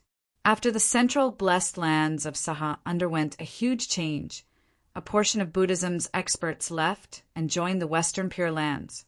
We can't guarantee that they wouldn't make use of this place. As the two conversed, they retreated slightly and did not immediately enter the vortex. At this moment, the Southern Extremity Longevity Emperor had also arrived. Although Gao Han had yet to arrive, the Southern Extremity Longevity Emperor had already received his report. Fellow Taoist Kong Xian should have received the news. However, we are unable to confirm if he has already left the Western Pure Lands. It's most likely coming. Yan Zhaoge gazed at the stellar vortex. However, the situation before us is constantly changing. I'm afraid that things might not go as we wish. Fellow Taoists of the demon race, if there are any changes, please take a look for us first. The Southern Extremity Longevity Emperor said calmly. Before he finished speaking, the stellar vortex in front of him started trembling intensely. Tiny and blurry light spots that resembled billions of millet grains suddenly condensed, forming a translucent screen of light. On the massive screen of light, many ruins and ruins seemed to have regained their vitality. Their illusory silhouettes gradually manifested their past appearances. Numerous pagodas were erected once again, appearing majestic and majestic. At the top of the pagodas, the Buddhist treasures and sarairas shone brightly, enveloping the entire universe. At the center of the pagoda forest, a ray of golden radiance could be vaguely seen. Yan Zhaoge and the others' gazes turned cold. Feeling the concept contained within the golden and heavy Buddha light, they came to a realization. As expected, it's the Shakyamuni Sarairas. Layers of darkness expanded beside Feng Yunxing, devouring the skies and devouring the sun. It extinguished all radiance and enveloped her body. The Southern Extremity Longevity Monarch was well versed in all kinds of lightning arts in the world. At this moment, he had unleashed the grand void spatial thunder and the thunder of eternal night together, creating a world of complete darkness. It was similar to Feng Yunxing's protective darkness. Yan Zhaoge was also proficient in the grand illusory spatial thunder and the thunder of eternal night. However, his current cultivation had yet to reach the grand heavenly realm. If he wanted to achieve the same effect as the Southern Extremity Longevity Emperor, he still needed to complement other arts. The profundities of the origin, heavenly scripture, and the Tai Fist were manifested at this moment. In fact, the Immortal Exterminating Sword Manual even had its own aura. The various supreme martial arts didn't appear chaotic or conflicted. Instead, they fused together, displaying their profundities. However, as the jade-green radiance flickered within Yan Zhaoge's eyes, he suddenly froze. He looked at the Southern Extremity Longevity Emperor beside him with a pensive look. His expression didn't change, and he concealed himself within the darkness as well. While the three of them retreated, they tried their best to conceal their presence, making it hard for the brightly illuminated stupa forest to detect them. However, the demon race cultivators who had already entered the pagoda forest had nowhere to hide. They were all exposed under the radiance of the sarairas on top of the pagoda forest. The few greater demons didn't panic when they appeared, and they just roared in unison. Their roars transformed into material ripples that spread out in all directions, and they practically instantly swept down the numerous Buddha's pagodas in the surroundings like a typhoon. The indestructible Vajra Buddha and the other Buddhist banis also appeared and chanted Buddha's name softly. The golden radiance that was hidden beneath the pagoda forest slowly floated up. Among the group of demons, a green lion and a white bull, one roared, while the other let out a low cry. They broke through the glazed radiance and advanced forward. The former was the Chiu Shou immortal, while the latter was the great sage who pacifies heavens, the bull demon king. The experience of bending to Buddhism allowed them to move faster than the other great demons in the pagoda forest. However, the indestructible Vajra Buddha didn't panic. He raised his hand and threw out a small flag. The flag protected him and the Buddhas, Sariras together. In an instant, white chi hovered in the air, and golden radiance shone brightly. The Chiu Shou immortal and the bull demon king's footsteps were obstructed. They shouted in unison, "Green lotus flag!" Almost at the same time, the void trembled. 5 colors of scarlet, white, green, yellow, and black circulated, and a Buddha covered in glazed glass descended. It was the Mahamayuri. The Mahamayuri glanced at the Buddhas, Sariras, expressionlessly. Then his gaze fell upon the indestructible Vajra Buddha and the green lotus flag. The group of great demons, as well as Yen Zhaoga and the others who were at the periphery, focused their attention elsewhere. There was the figure of the Samantabhadra Bodhisattva. He had obviously come with the Mahamayuri. Chapter 1655. Seeing Mahamayuri appearing as they had expected, Yen Zhaoga and the others were naturally happy. But when he saw that Samantabhadra Bodhisattva had come with Mahamayuri, the situation was not so optimistic. The Samantabhadra Bodhisattva would most likely stand on the side of the Western Pure Lands as a whole. He would not help Mahamayuri out of personal friendship. In that case, the two of them coming together was most likely because the Western Pure Lands didn't want to force the Buddha Sarira to stay after Mahamayuri found out about it. Instead, they reached a certain degree of compromise or trade with Mahamayuri. The two of them were still on the same side. The Dipankara ancient Buddha and the unbreakable Vajra Buddha are still very decisive. Yen Zhaoga sighed. Looking at the green lotus flag, Yen Zhaoga could even roughly guess the contents of their transaction. The Western Pure Lands decided to let Mahamayuri have the Sakya Sarira in exchange for Mahamayuri's assistance in dealing with the demon race experts that came looking for trouble, as well as Yen Zhaoga and the others that might appear. Whoever dared to show themselves would have to face the joint attack of Mahamayuri and the Western Pure Lands. The blue lotus flag was the basis of their confidence in reaching this deal. With this treasure flag, even the Vajra Buddha would have to guard the Sakyamuni Sarira, and Mahamayuri would have to stop. However, Mahamayuri's strength could also trap indestructible Vajra Buddha and the others and the Sarira here, unable to leave. At that time, other than Amitabha Buddha intervening, the Buddhist venerables had no other way. After all, the green lotus flag could only defend. Neither side could do anything to the other and could only remain in a stalemate. Neither the Western Pure Lands nor Mahamayuri was happy to see such an outcome. Thus, they simply took a step back and reached a temporary deal, each taking what they needed. After Mahamayuri obtained the Buddha Sarira, the Western Pure Lands took the opportunity to eliminate the experts of the demon race and Taoism, weakening their opponents. Now that Yen Zhaoga and the others had concealed their tracks and didn't show themselves immediately, the group of great demons had suffered a calamity. They had to face Mahamayuri, the Samantabhadra Bodhisattva, and the unbreakable Vajra Buddha. Yen Zhaoga, Feng Yunsheng, and the Southern Extremity Longevity Emperor looked at each other. The current situation was equivalent to them tricking the demons. Regardless of whether it was the demon race or the Western Pure Lands themselves, they didn't intend to involve Mahamayuri in this matter. Now that Mahamayuri was lured over by Yen Zhaoga, Gaohan, and the others, the Western Pure Lands made a prompt decision. While the outcome wasn't ideal, it was still acceptable. Taoism's Yen Zhaoga and the others had yet to show themselves. They were still observing the situation, searching for a way to catch the cicada, unaware of the oriole behind. Only the demon race, whose original plan was to compete with the Vajra Buddha and the other Buddhist venerables, ran head-on into Kong Xian's five-colored divine light. At this moment, Immortal Qiu Shou, Bull Demon King, and the other demons looked at the invincible Vajra Buddha and Samantabhadra Bodhisattva with resentment and confusion. They found it hard to understand. Everyone was obviously looking for the Buddha's Sarira in private to drive Mahamayuri. So why did these bald thieves think of attracting Mahamayuri? Despite their resentment and confusion, in front of them, Mahamayuri calmly walked closer and closer.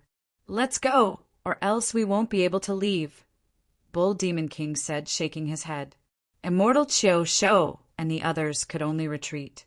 However, Mahamayuri's deal with the Western Pure Lands wasn't just to defend against the enemies. Instead, it was to make all the great demons stay here. As such, even if the demons wanted to retreat, Mahamayuri continued moving forward. Of course, the corner of his eyes was also staring at the invincible Vajra Buddha and the Buddha's Sarira. Although the invincible Vajra Buddha and Samantabhadra Bodhisattva's integrity were much stronger than the Dipankara ancient Buddha, Kong Xian still had to be on his guard. Fortunately, the invincible Vajra Buddha's integrity was much stronger. He quietly waited on the spot and didn't plan on escaping. Meanwhile, Samantabhadra Bodhisattva and the other Buddhist venerables moved forward, wanting to assist Mahamayuri in making the Bull Demon King, Immortal Qiu Shou, and the other great demons stay. The demons were both shocked and furious. However, they couldn't withstand the might of Mahamayuri's five-colored divine light. They could only try their best to escape. The demon race didn't send too many people this time. Once Mahamayuri joined the battle, the situation became completely one-sided. Yan Zhaoge sent a sound transmission to Feng Yunqing and the Southern Extremity Longevity Emperor. Even if the demon race didn't talk about Mahamayuri's arrival, they should have thought about the green lotus flag, right? Feng Yunqing frowned and said, "Even without Mahamayuri, if they couldn't destroy the green lotus flag, how are they going to fight for the Buddha's Sarira against the Western Pure Lands? If they couldn't destroy the green lotus flag, the situation would most likely be in a stalemate." Yan Zhaoge and the others dared to come because Feng Yunqing's shifting abyss chaotic extinguishing technique had improved in the past 100 years. Although they weren't confident in destroying the green lotus flag, they still had a chance to try. Among the great demons present, there were many experts. However, Yan Zhaoge couldn't tell who had the confidence to destroy the green lotus flag. The myriad of Daos all have their own counter. The Southern Extremity Longevity Emperor said the green lotus flag or the yin-yang apricot yellow flag isn't completely unbreakable. Yan Zhaoge's gaze flickered. "You're talking about the 9 underworlds." Before he finished his sentence, a crack suddenly appeared in the void far away. From the crack, gloomy darkness overflowed and permeated the void. The originally pitch-black void was tainted by the darkness, causing it to lose all its luster. In fact, it even gave off the feeling of being greasy. A black fog appeared from the darkness and continuously expanded, devouring the surrounding void. Within the black fog, blood-colored lightning could be seen jumping around. It was obvious that the 9 underworlds' great devils had descended. If not for the Buddhists and demon races' top-notch bigwigs gathering here, just the great devils alone would be sufficient to turn the entire universe into a devilish domain. The seawater of the 9 underworlds' devilish sea's abyss contained the green lotus flag, the yin-yang apricot yellow flag, the white cloud boundary flag, and the floating flame flag, resulting in a counter-effect, said the Southern Extremity Longevity Emperor. The demon race wasn't unprepared for this trip. Although the 9 underworlds was their public enemy, it didn't stop them from trading with others. This time, the demon race had contacted the 9 underworlds and borrowed the devilish seawater to destroy the Western Pure Lands' green lotus flag. Currently, Yan Zhaoge and Feng Yunqing's attention wasn't on the green lotus flag, the Buddha Sarira, or even Mahamayuri. Their gazes were all focused on the silhouette that first appeared from the boundless darkness. Unlike the other great devils, this silhouette wasn't emitting surging devilish chi. Instead, it was calm. Unlike the other great devils, whose pupils were flickering with blood-colored radiances, his eyes were flickering with dark golden radiances. Chapter 1656. Clad in black, he stood upright like a sword. To Yan Zhaoge and Feng Yinsheng, his figure was extremely familiar. Although his hair wasn't as straight as before and was scattered behind his shoulders, his face was still the same. It had been a long time since they last met Nie Jingshan. After not seeing him for 200 years, his demeanor remained the same. Unfortunately, he was no longer the same person. Yan Zhaoge and Feng Yinsheng remained silent. Now that they met again, Nie Jingshan was no longer the same as before. He had ascended to the grand heavenly realm, and his foundations were sturdy. Evidently, he didn't just break through recently. While he seemed calm, his sword intent that could destroy the heavens and extinguish the earth was hidden within. It was extremely vicious and ominous, and it didn't let the prime, clear, numinous treasure Four Swords take the lead. In the past, Yan Xintong was a genius. However, he died young and perished before the Five Qis unification.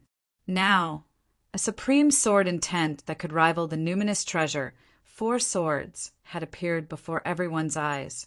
Currently, Nie Jingshan's ascension to the grand heavenly immortal realm allowed his sword Dao to gradually become complete, allowing it to release its full brilliance. Even without revealing its sharpness, it was already enough to cause others to be in awe. However, Yan Zhaoge and Feng Yinsheng were filled with sorrow. Nie Jingshan's sword Dao was the result of his own comprehension. However, the increase in his cultivation wasn't the same. There was only one possibility for his cultivation to advance by leaps and bounds in such a short period of time: the fiend god empowerment. Now, the one who appeared before everyone wasn't Taoism's successor, Nie Jingshan. Instead, it was one of the 9 underworld's 12 devilish gods, the devil of aged metal, sword devil Nie Jingshan. Nie Jingshan's expression remained calm as he appeared from the darkness. His gaze flickered with dark golden radiance as he scanned his surroundings. Finally, his gaze landed on the Buddha's Sarira, which was concealed by the unbreakable Vajra and the green lotus flag. Behind him, other ferocious devils walked out one after another and arrived by his side. Among them, there were many familiar figures like Yan Zhaoge, Feng Yinsheng, and the southern extremity Longevity Emperor. In the past, when the Water Devil and the Earth Devil were rampaging, the 9 underworld's experts mobilized and fought against Taoism. Among the devils, there were many grand, heavenly realm devil, lord experts. Although they were inferior to top-notch devil experts like the Primordial Heart Devil and the Shadow Devil, they were still reputable devils. If it wasn't for the fact that the 9 underworlds was being suppressed as a whole, any one of these great demons would be able to cause a catastrophe in the human world. But now they were all standing beside Nie Jingshan and were slightly behind him. Without a doubt, Nie Jingshan was the leader. Nie Jingshan did not say much after he appeared. He only nodded slightly at Bull Demon King, Qiu Shou Immortal, and the other great demons, and then waved his hand gently. Beside him, a great demon emerged from the crowd and headed towards the invincible Vajra Buddha and the green lotus flag. This grand heavenly realm fiend, Lord, had a peculiar appearance. He did not look like a human. He had no eyes on his head, but he had a huge mouth. The great demon opened his mouth, and a pitch-black wave surged out. It was like an ocean wave that rushed towards the unbreakable Vajra Buddha and the green lotus flag. The seawater wasn't smelly or dirty. Although it was as black as ink, it looked clear and clean, shining with light without any impurities. However, as soon as they were dyed by the pitch-black seawater, the golden light and white gas emitted by the azure lotus flag dimmed and dispersed, and they began to wither and fade away. Everything had its vanquisher. The green lotus flag, which could even resist the 5-colored divine light of Mahamayuri, was quickly disintegrated in the face of the pitch-black seawater. When the other Buddhist venerables saw this, they were unwilling to let it go. Some of them stepped forward to try and stop them, but the other great demons had already come forward to confront the Buddhist experts. After being dyed by the seawater of the 9 underworlds, the green lotus flag immediately lost its previous shielding function. The invincible Vajra Buddha and the Buddha's Sarira were directly exposed in front of the great demons and demons. The invincible Vajra Buddha was unfazed. As he chanted the name of Buddha, rays of Buddhist light flowed around his golden body, covering the void. Apart from himself, who was already prepared to face the enemy, there were others who would not allow the great demons of the 9 underworlds to act presumptuously. Mahamayuri, who had originally beaten the demons into retreat, turned his head and saw the movements of the demons of the 9 underworlds. He could not help but frown. He directly abandoned the Bull Demon King, Chiosho Immortal, and the other great demons and quickly turned back. The green lotus flag was stained. Not only could it not stop the demons of the 9 underworlds, it also could not stop the old peacock. Now that Kong Xian was the strongest expert here, the initiative had returned to him. He did not even need to abide by the agreement and deal with the Buddhas of the Western Pure Lands anymore. He could just take the Buddha's Sarira and leave, while the others could do whatever they wanted. I didn't expect Mahamayuri to be here as well. A great demon beside Nye Jingshin laughed weirdly and said, "Fortunately, I made some preparations." As he spoke, the great demon suddenly raised his hand, and a small flag appeared in his hand. The flag fluttered in the wind, causing mist to fill the entire area. In an instant, a strange fragrance enveloped the entire area, enveloping the gradually crumbling pagoda forest. Under the sweep of Mahamayuri's 5-colored divine light, the fragrance released by the flag couldn't be dispelled. Other than the group of 9 underworld's devils, even the great demons who could be considered as their allies were shocked. White cloud boundary flag. Yen Zhaoga and the others who were hiding their tracks and watching from afar were also greatly surprised. This treasure is actually in the 9 underworlds. The white cloud boundary flag, also known as the Immortal Assembling Flag, was the treasure of the Western Queen Mother's jade pool. It was known alongside the Earth apricot yellow flag, the green lotus flag, and the floating flame flag. It was one of the few supreme defensive treasures under the heavens. Even Mahamayuri's 5-colored divine light couldn't break through it. It was just that after the great calamity, the Western Queen Mother had disappeared and the jade pool had fallen. There was no news of this treasure. No one would have thought that this treasure would actually reappear in the hands of the 9 underworlds. Previously, no news of it had leaked out. Everyone present was stunned when they saw it. If they had this treasure, why didn't they use it previously? Yen Zhaoga frowned. If they said that they had only obtained it recently, the news was really hidden too well. Feng Yunqing's expression was also solemn.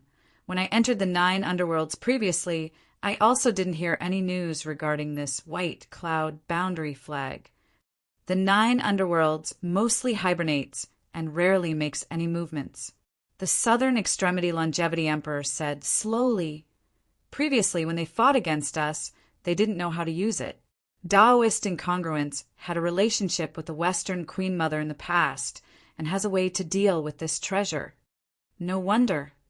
Yen Zhaoga took a deep breath and focused his gaze on that dense fragrance. Although the 9 underworlds couldn't use this treasure to fight against orthodox Taoism due to the incongruence Divine Mother, it was naturally fine to use it against other enemies. At this moment, Mahamayuri, who had always been calm after cultivating for so many years, was suddenly enraged. Previously, he had been obstructed by the green lotus flag.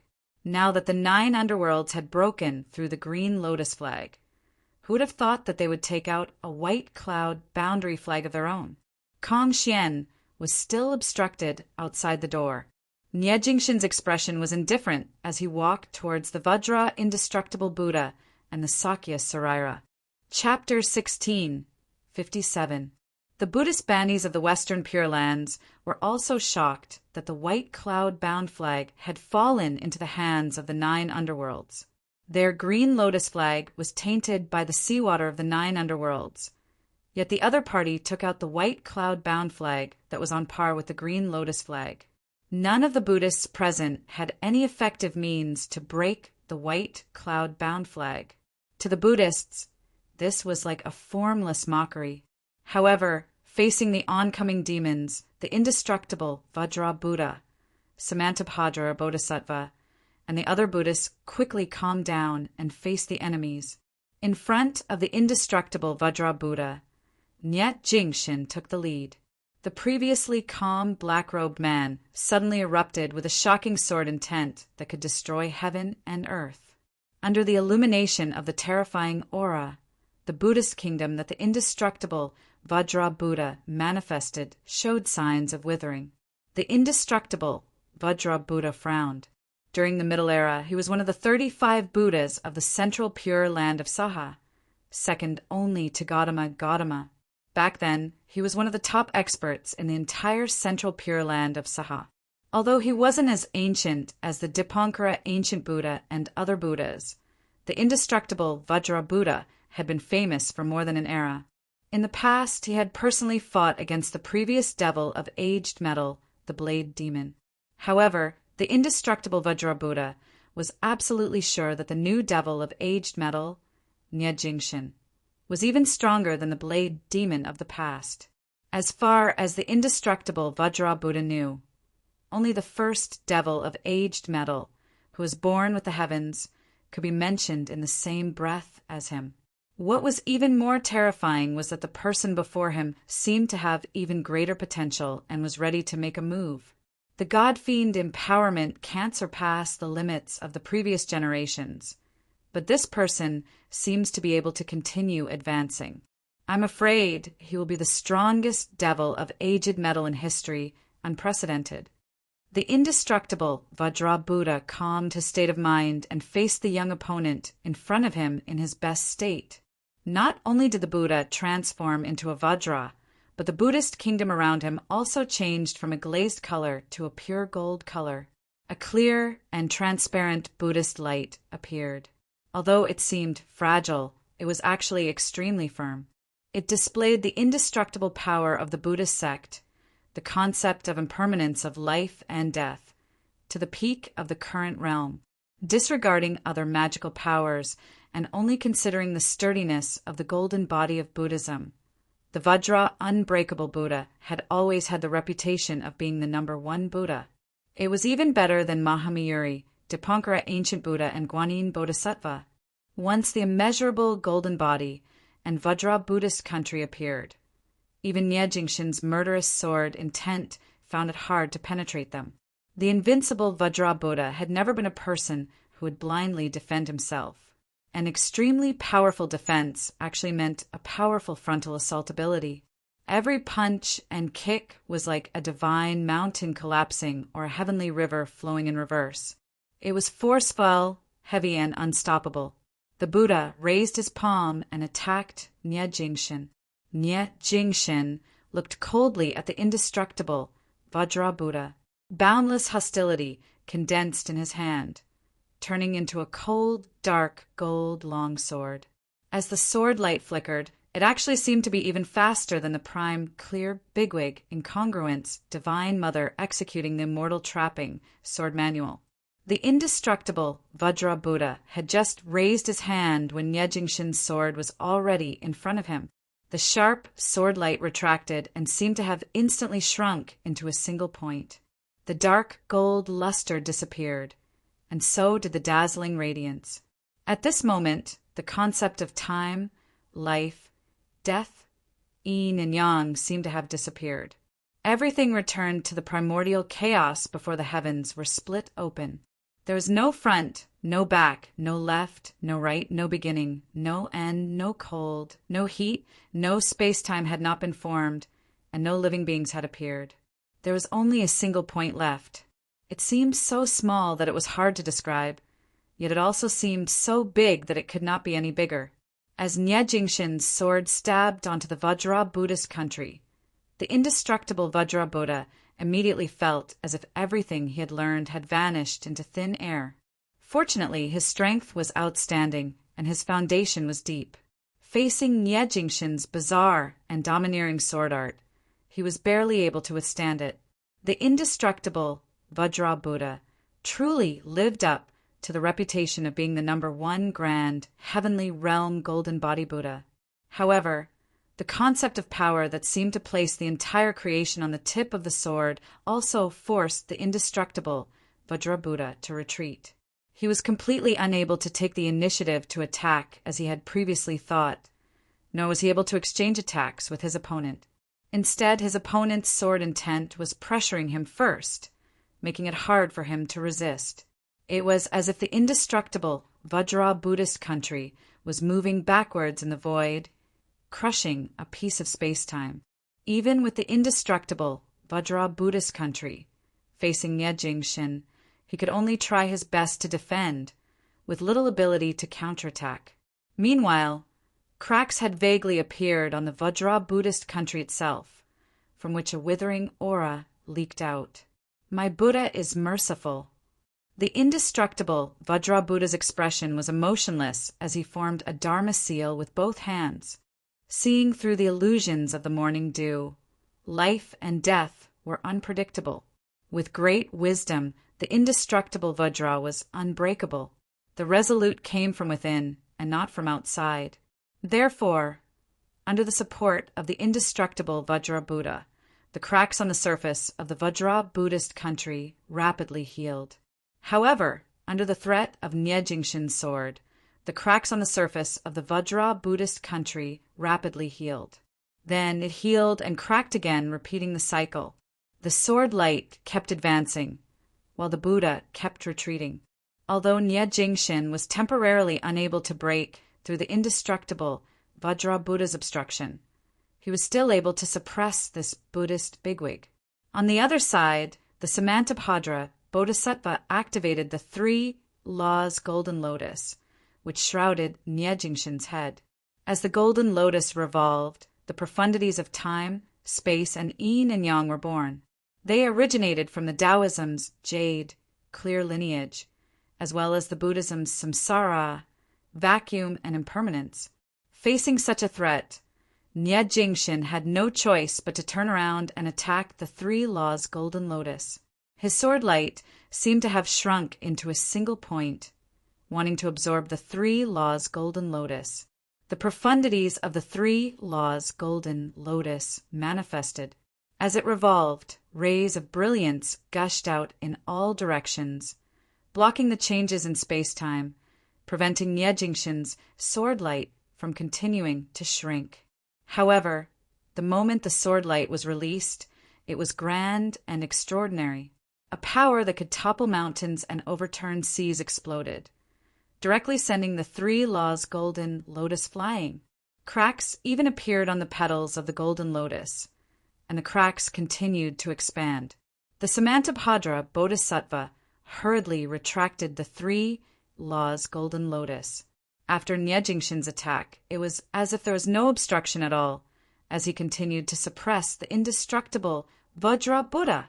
However, with the assistance of the Samantabhadra Bodhisattva, the indestructible Vajra Buddhist country instantly became sturdy again. The golden body of the Buddha became incomparably huge and counterattacked Nie Jingshin. However, each of Nie Jingshin's attacks was faster than the previous one. The dark golden sword light flew left and right, and the scenes of chaos appeared and disappeared. It seemed as if he was getting stronger as the battle went on. The Samantabhadra Bodhisattva wanted to advance, but there were other bigwigs of the devil Tao obstructing him. Meanwhile, the other great devils of the 9 underworlds also attacked the remaining Buddhist Bantis. The devil lord who had defiled the green lotus flag took the opportunity to leap up, arrived beside the Buddhist Saraira, and kept it. Seeing this, Nie Jingshin did not continue fighting. With a sweep of his sword light, he forcefully repelled the indestructible Vajra Buddha. Then he commanded the group of devils to retreat while fighting.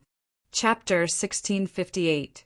The great demon wielding the white cloud-bound flag unleashed layers of dense fragrance to protect Nye Jingshin and the rest who had obtained the Saraira and obstruct Mahamayuri. Nye Jingshin led the way while the bull demon king, Chiosho Immortal, and the other great demons rushed out. The Buddhas of the Western Pure Lands and Mahamayuri naturally did not allow them to leave. Both sides were entangled in a chaotic battle. Mahamayuri and the Buddhist bandies could not break through the obstruction of the white cloud-bound flag, but it was not easy for Nye Jingshin and the rest to leave either. At this moment, green lotuses suddenly appeared in the void. Their leader was the wise and merciful Guan Yin Bodhisattva. The group of Buddhist bandies behind him were the first batch to leave the Western Pure Lands. They were there to conceal the indestructible Vajra Buddha and the other Buddhist bandies from the second batch. Although it was not as fruitful as expected, Guan Yin Bodhisattva and the rest still managed to arrive in time as reinforcements for the Buddhist bandies. The moment Guan Yin Bodhisattva appeared, a pristine jade bottle appeared in her hand with a willow branch hanging from its mouth. The Bodhisattva took the willow branch and gently waved it. Instantly sweet rain fell. Wherever the sweet rain passed, the others were revitalized. However, the demons felt as if they were splashed with oil. Smoke billowed from their bodies as they let out pained roars. Even Nye Jingshin let out a groan when the sweet rain fell on him. The sword light in his hand flickered and instantly turned into a chaotic point that affected the surrounding space. The sweet pouring raindrops were all absorbed by Nye Jingshin's sword light and gathered into a single point before vanishing. Guan Yin Bodhisattva held the willow branch in one hand and the pristine jade bottle in the other. She tilted the bottle toward Nye Jingshin. A huge suction force came from the bottle's mouth, intending to suck Nye Jingshin within. Nye Jingshin's sword light retracted and released. It was as if chaos had exploded and the primordial world had opened up. The pristine jade bottle was instantly shaken away. Then he wielded his sword as if it was flying and immediately slashed out. Once again, it clashed head-on with the indestructible Vajra Buddha's furious eyes and demon subduing technique. The experts from both sides fought endlessly, neither giving way to the other. But at this moment, the void suddenly split open as a golden-winged roc flapped its wings and arrived in an instant. In the blink of an eye, thousands of golden lights shone of them, of the Buddhist bandies. The roc of 10,000 cloudy miles had arrived. Mahamayuri's 5-colored divine light slashed down without a trace of politeness. The roc of 10,000 cloudy miles did not dare to take the attack head-on and hurriedly dodged. However, the demon sovereign who had obtained the Buddha's relic waved his hand and handed it over to the roc of 10,000 cloudy miles. After the roc of 10,000 cloudy miles received the Buddha's Saraira, he immediately flew away without looking back. Mahamayuri was expressionless. As the 5-colored divine light rotated, he showed no mercy to his twin brother. The roc of 10,000 cloudy miles suddenly felt like he couldn't fly anymore under the effects of the 5-colored divine light. Mahamayuri ignored the other demons and strode towards the roc of 10,000 miles. Although the roc of 10,000 cloudy miles of speed was affected, it still tried its best to fly away. The two great demons, who were both birds, chased each other and disappeared into the distance in an instant, without Mahamayuri threatening them from the side. The demons of the netherworld and the great monsters immediately felt a lot more at ease.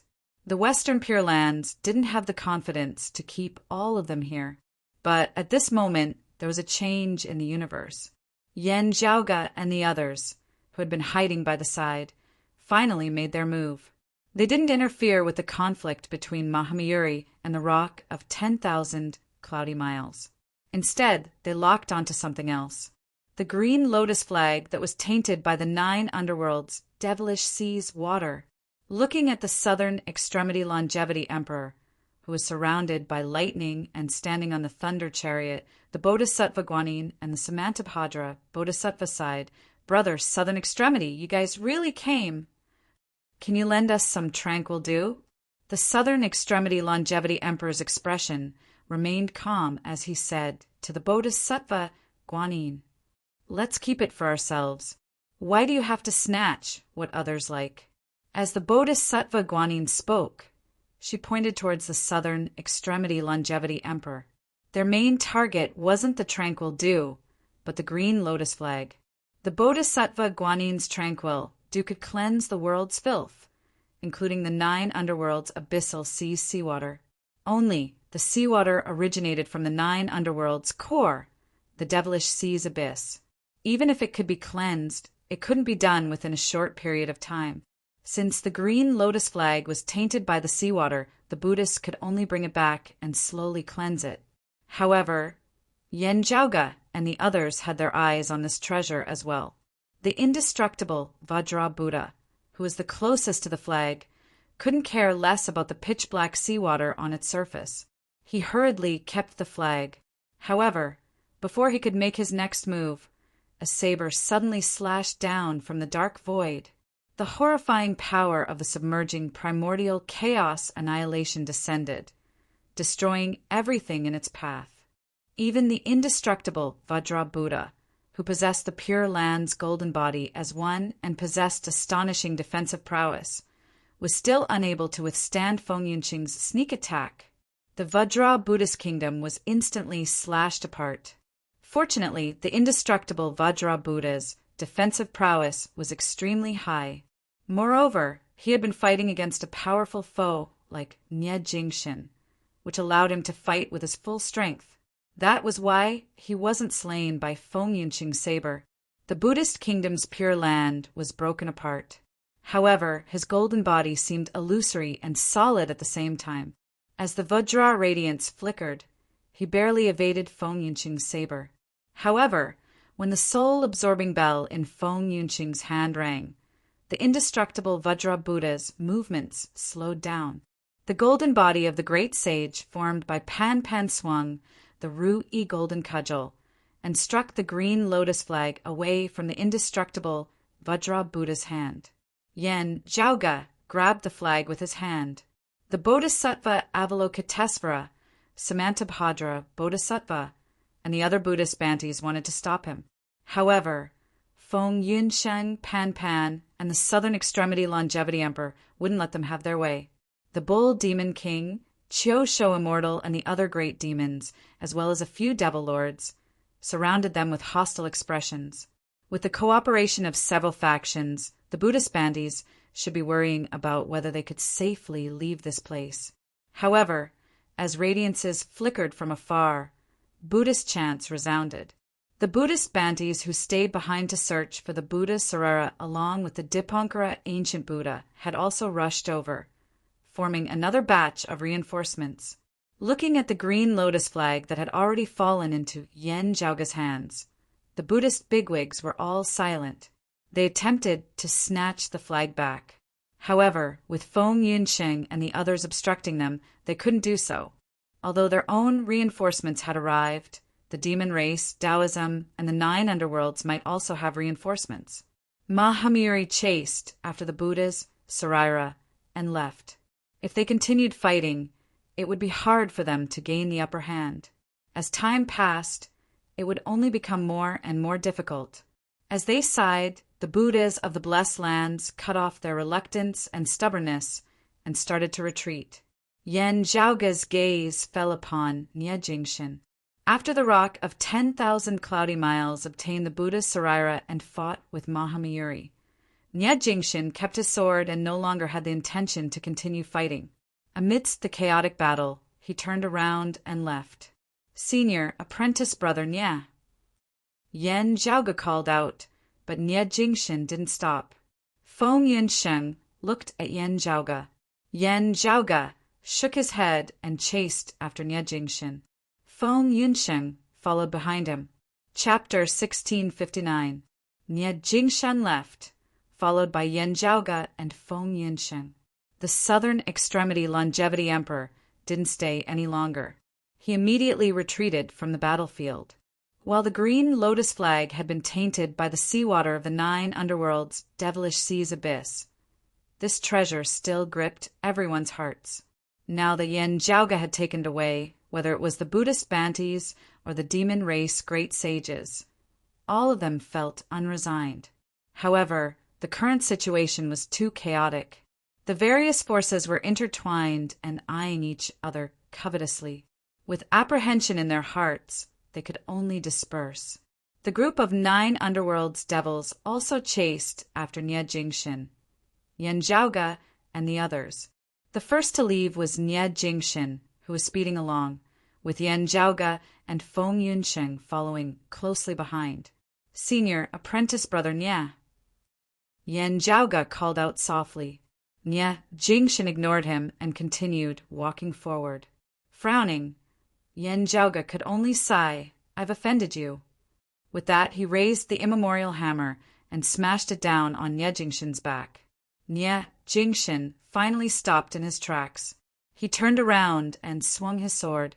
As the sword light shrank, it looked like the primeval hammer was about to be sucked away. "Senior brother Nie, I'm sorry." Feng Yunsheng also apologized and slashed down with her saber. The dark golden sword light was sliced apart by the pitch-black saber light. The Chaos Origin hammer regained its freedom, but it no longer had the momentum it had before. "Fellow Taoists, there's no need to be so polite." Nie Jingxin's tone was indifferent. The dark golden sword light dispersed and reassembled, and he slashed at Feng Yunsheng again. The demonic Tao destroyed all living beings and guided creation towards destruction. After Nie Jingxin entered the devil's way, the sword intent of the peerless true intent that he comprehended also started leaning towards destruction and destruction. The jade illusory peerless sword transformed into the peerless sword of destruction, which was very similar to the prime clear primordial chaos extinguishing and Feng Yunsheng's grand abyss chaos extinguishing. However, the 3 great destruction techniques each had their own profundities. Nie Jingxin's sword light clashed with Feng Yunsheng's sword light. However, Feng Yunsheng's sword light was still more powerful, and the sword light broke the sword light. However, Nie Jingxin's sword light was even faster than Feng Yunsheng's saber light. In an instant, he had already arrived in front of Feng Yunsheng. The chaotic abyss above Feng Yunsheng's head fell, causing Nie Jingxin's sword light to take the initiative to attack her. Nie Jingxin's sword light was a step ahead and changed again. It was not trapped by the chaotic abyss and continued to attack Feng Yunsheng. Both sides exchanged blows, and for a moment, neither side could do anything to the other. Yen Jiaoga kept the chaotic origin hammer, his expression grave as he looked at Nie Jingxin. Behind him, the other great demons had also arrived. At the same time, a crack appeared in the void of this part of the universe, and demonic qi surged out from it. More demonic path experts appeared. They did not seem to have come purely to receive Nie Jingxin and the others. Instead, they spread out, vaguely surrounding Yen Jiaoga and Feng Yunsheng. A figure that looked like an old man appeared last. It was the primordial heart devil. In fact, 9 Nether had never given up on the idea of bringing Feng Yunsheng back. However, as the void on the other side shook, the southern extremity longevity emperor's figure could be vaguely seen. Apart from that, Fairy Yun Shao seemed to be faintly discernible. Reinforcements from the orthodox Taoism were also rushing over. Experts from both sides appeared, and they had a large number of people. They stood in a stalemate, and for a moment, neither side could do anything to the other. Regardless of whether it was the demons of the netherworld or the people of the Taoist sects, none of them had the intention to start a war immediately. The Western Pure Lands and the demon race could interfere at any time. In the end, they could only let it go. Yen Jiaoga shook his head and said to Nie Jingxin, "Senior apprentice sister Yu's life isn't in danger, but she has yet to awaken." Feng Yunsheng retracted her saber and retreated. Nie Jingxin's expression remained unchanged, and he dispersed the dark golden sword light in his hand. Everything will return to nothingness, no matter if it's you, me, or her. The devil's devilish chi was rampant, and it corroded the void, transforming into a devilish domain. The Taoist sects were automatically separated by the devilish chi. This part of the universe turned into two separate worlds, and they stood in a stalemate. The group of devils disappeared together with the devilish domain. Yen Zhaoga and the others watched as they left. They remained silent for a long time. "Little friend Yen, calm down." After a long time, the Southern Extremity Longevity Emperor said. Fairy Yun Zhao's gaze also landed on Yen Zhaoga and Feng Yunsheng. Yen Zhaoga retracted his gaze and shook his head lightly. Southern Extremity Longevity Emperor and Fairy Yun Zhao, don't worry. I'm fine. Today's situation was within my expectations. Only it really happened right in front of my eyes. I can't help but feel disappointed. However, it won't affect my judgment. Yen Zhaoga let out a soft sigh. The Southern Extremity Longevity Emperor said slowly, when junior apprentice brother Yellow Dragon made a mistake and entered the Devil's Tao, we were the ones who helped him end it. What he said was a legend before the great calamity. To Taoism's jade, clear lineage, it was a scandal. After the Middle Era ended, and they entered the current era, one of Taoism's jade, clear lineages, enlightened Yellow Dragon, one of the 12 illusory jade immortals, entered the Devil's Tao and entered the 9 underworlds, becoming the Yellow Dragon Devil Lord. After that, it caused a conflict between Taoism and the 9 underworlds, which caused many years of trouble. In the end, the Yellow Dragon Devil Lord was annihilated by the Southern Extremity Longevity Emperor, the Lord of Broad Accomplishment, and the others of the Jade, clear lineage. Not only did the Yellow Dragon Devil Lord perish, but even the Jade, clear bigwig Yun Zhongzi, who had the greatest cultivation of the origin, heavenly scripture, perished in the hands of the Primordial Heart Devil. Similarly, the Primordial Heart Devil was gravely injured and had no choice but to hibernate in the 9 underworlds for many years. It was only during the Great Calamity that he started moving again. Even in the recent few hundred years, his injuries had yet to fully recover. Within the Jade Illusory Palace, the Jade Illusory Glazed Lamp's Fire Seed Devil Spirit was coincidentally obtained by the Jade Clear Bigwigs after the Devil of Fire of that generation was annihilated. It was then stored within the lamp. Yen Zhaoga had heard about this part of history before. When the Southern Extremity Longevity Emperor mentioned it, he let out a long sigh. "Don't worry, Southern Extremity Longevity Emperor. I know what to do." "That's good." The Southern Extremity Longevity Emperor said, "The current situation is different from back then. Although the 9 underworlds is still everyone's enemy, we still have to plot against them slowly. Putting aside the blessed lands of the White Lotus and the Immortal Court, they had to consider the Western Pure Lands and the demon race. Let's quickly leave as well. The green lotus flag can't be used for now. If we delay any longer, something might happen." Yen Zhaoga nodded silently. The others had the same opinion as well. The Southern Extremity Longevity Emperor and the Cloud Sky Fairy silhouettes slowly disappeared and entered the void. Pan Pan, who had reverted to his original form, was currently lying in Feng Yunsheng's embrace. Yen Zhaoga nodded towards Feng Yunsheng, and the two left together. "Zhaoga." Worry appeared in Feng Yunsheng's eyes, and she looked towards Yen Zhaoga. Yen Zhaoga shook his head lightly. "Let's wait and see." He rubbed his temples and smiled, trying to find joy amidst the bitterness. With senior apprentice brother Nye's current strength, there's only a limited number of people who can send him to perish. Besides, he's the same as you and Senior Suo. He still has plenty of room for improvement. Feng Yunqing's gaze towards him became even more worried. "Don't worry about me. I'm fine." Yen Zhaoga revealed a pondering expression. "I'm thinking about what Senior Apprentice Brother Nye mentioned previously." Chapter 1660. Everything will return to nothingness, regardless of you, me, or her. Hearing Yen Zhaoga's words, Feng Yunsheng recalled Nye Jingshen's words. This sentence, Yan Zhaoge did not speak, just nodding soundlessly. Feng Yunsheng also fell into deep thought. These words might not seem like much at first glance, but Yan Zhaoge could not help but think more about them.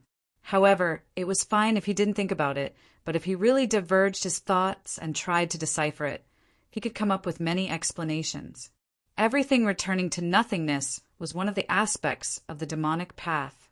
This might be an indication of what the 9 underworlds would do next.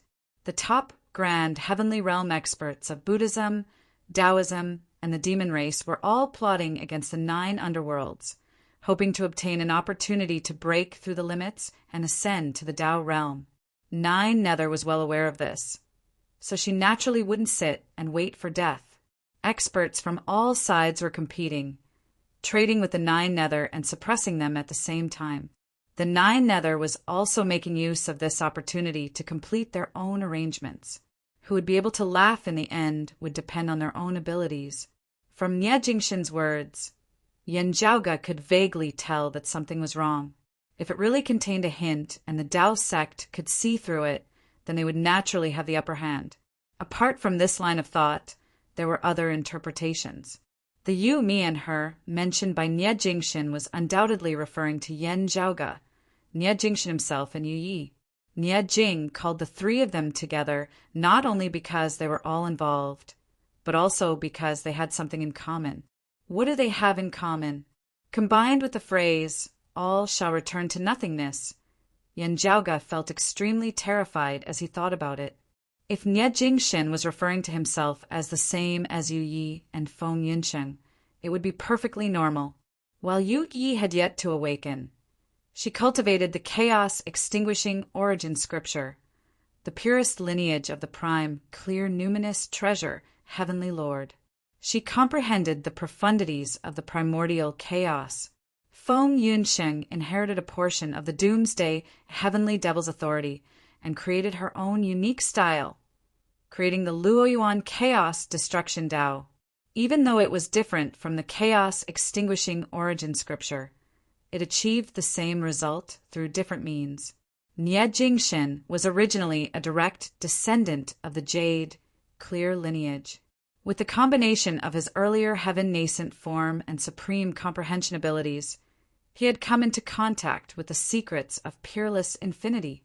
After he succumbed to the devil, his original inclination towards the Jade Clear's interpretation of peerless, from nothingness to existence, had gradually shifted towards the Prime Clear's interpretation of from existence to nothingness, similar to Yu Yi and Feng Yunsheng. However, in Nie Jingshin's legends, he and Yu Yi were classified as the same species as Yan Zhaoge. This immediately touched Yan Zhaoge's sensitive nerves. He had no choice but to pay attention. Nie Jingshin was right if he didn't make such a strict distinction. He, Yan Zhaoge, had precisely started with the peerless heavenly scripture of the Jade, clear lineage. Due to many reasons, Yan Zhaoge had always kept this matter secret and covered it up. Earlier on, he had used the dim, Radiant Emperor Yin Tianxia's dim, Radiant 12 Arts as a cover. However, this could only be used in the early stages. Due to the Jade, clear, primordial, heavenly Lord of primordial beginnings transcendence, the path of those who came after him became simple to a certain extent. There would always be people of shocking talent among those who came later, touching upon the principles of peerless infinity. However, they had to continuously climb upwards, and in the end, they would all return to the same destination through different means, all belonging to the Jade, clear scripture, the peerless heavenly scripture. This was where the dim, radiant Emperor Yin Tianxia's awkwardness lay. If he couldn't obtain the peerless heavenly scripture, it would be extremely difficult for him to continue climbing upwards by himself. In fact, he might even be unable to advance any further. Nie Jingshin's uniqueness originated from his earlier heaven-nascent form, which Yin Tianxia didn't possess. Yan Zhaoge continued climbing upwards without stopping.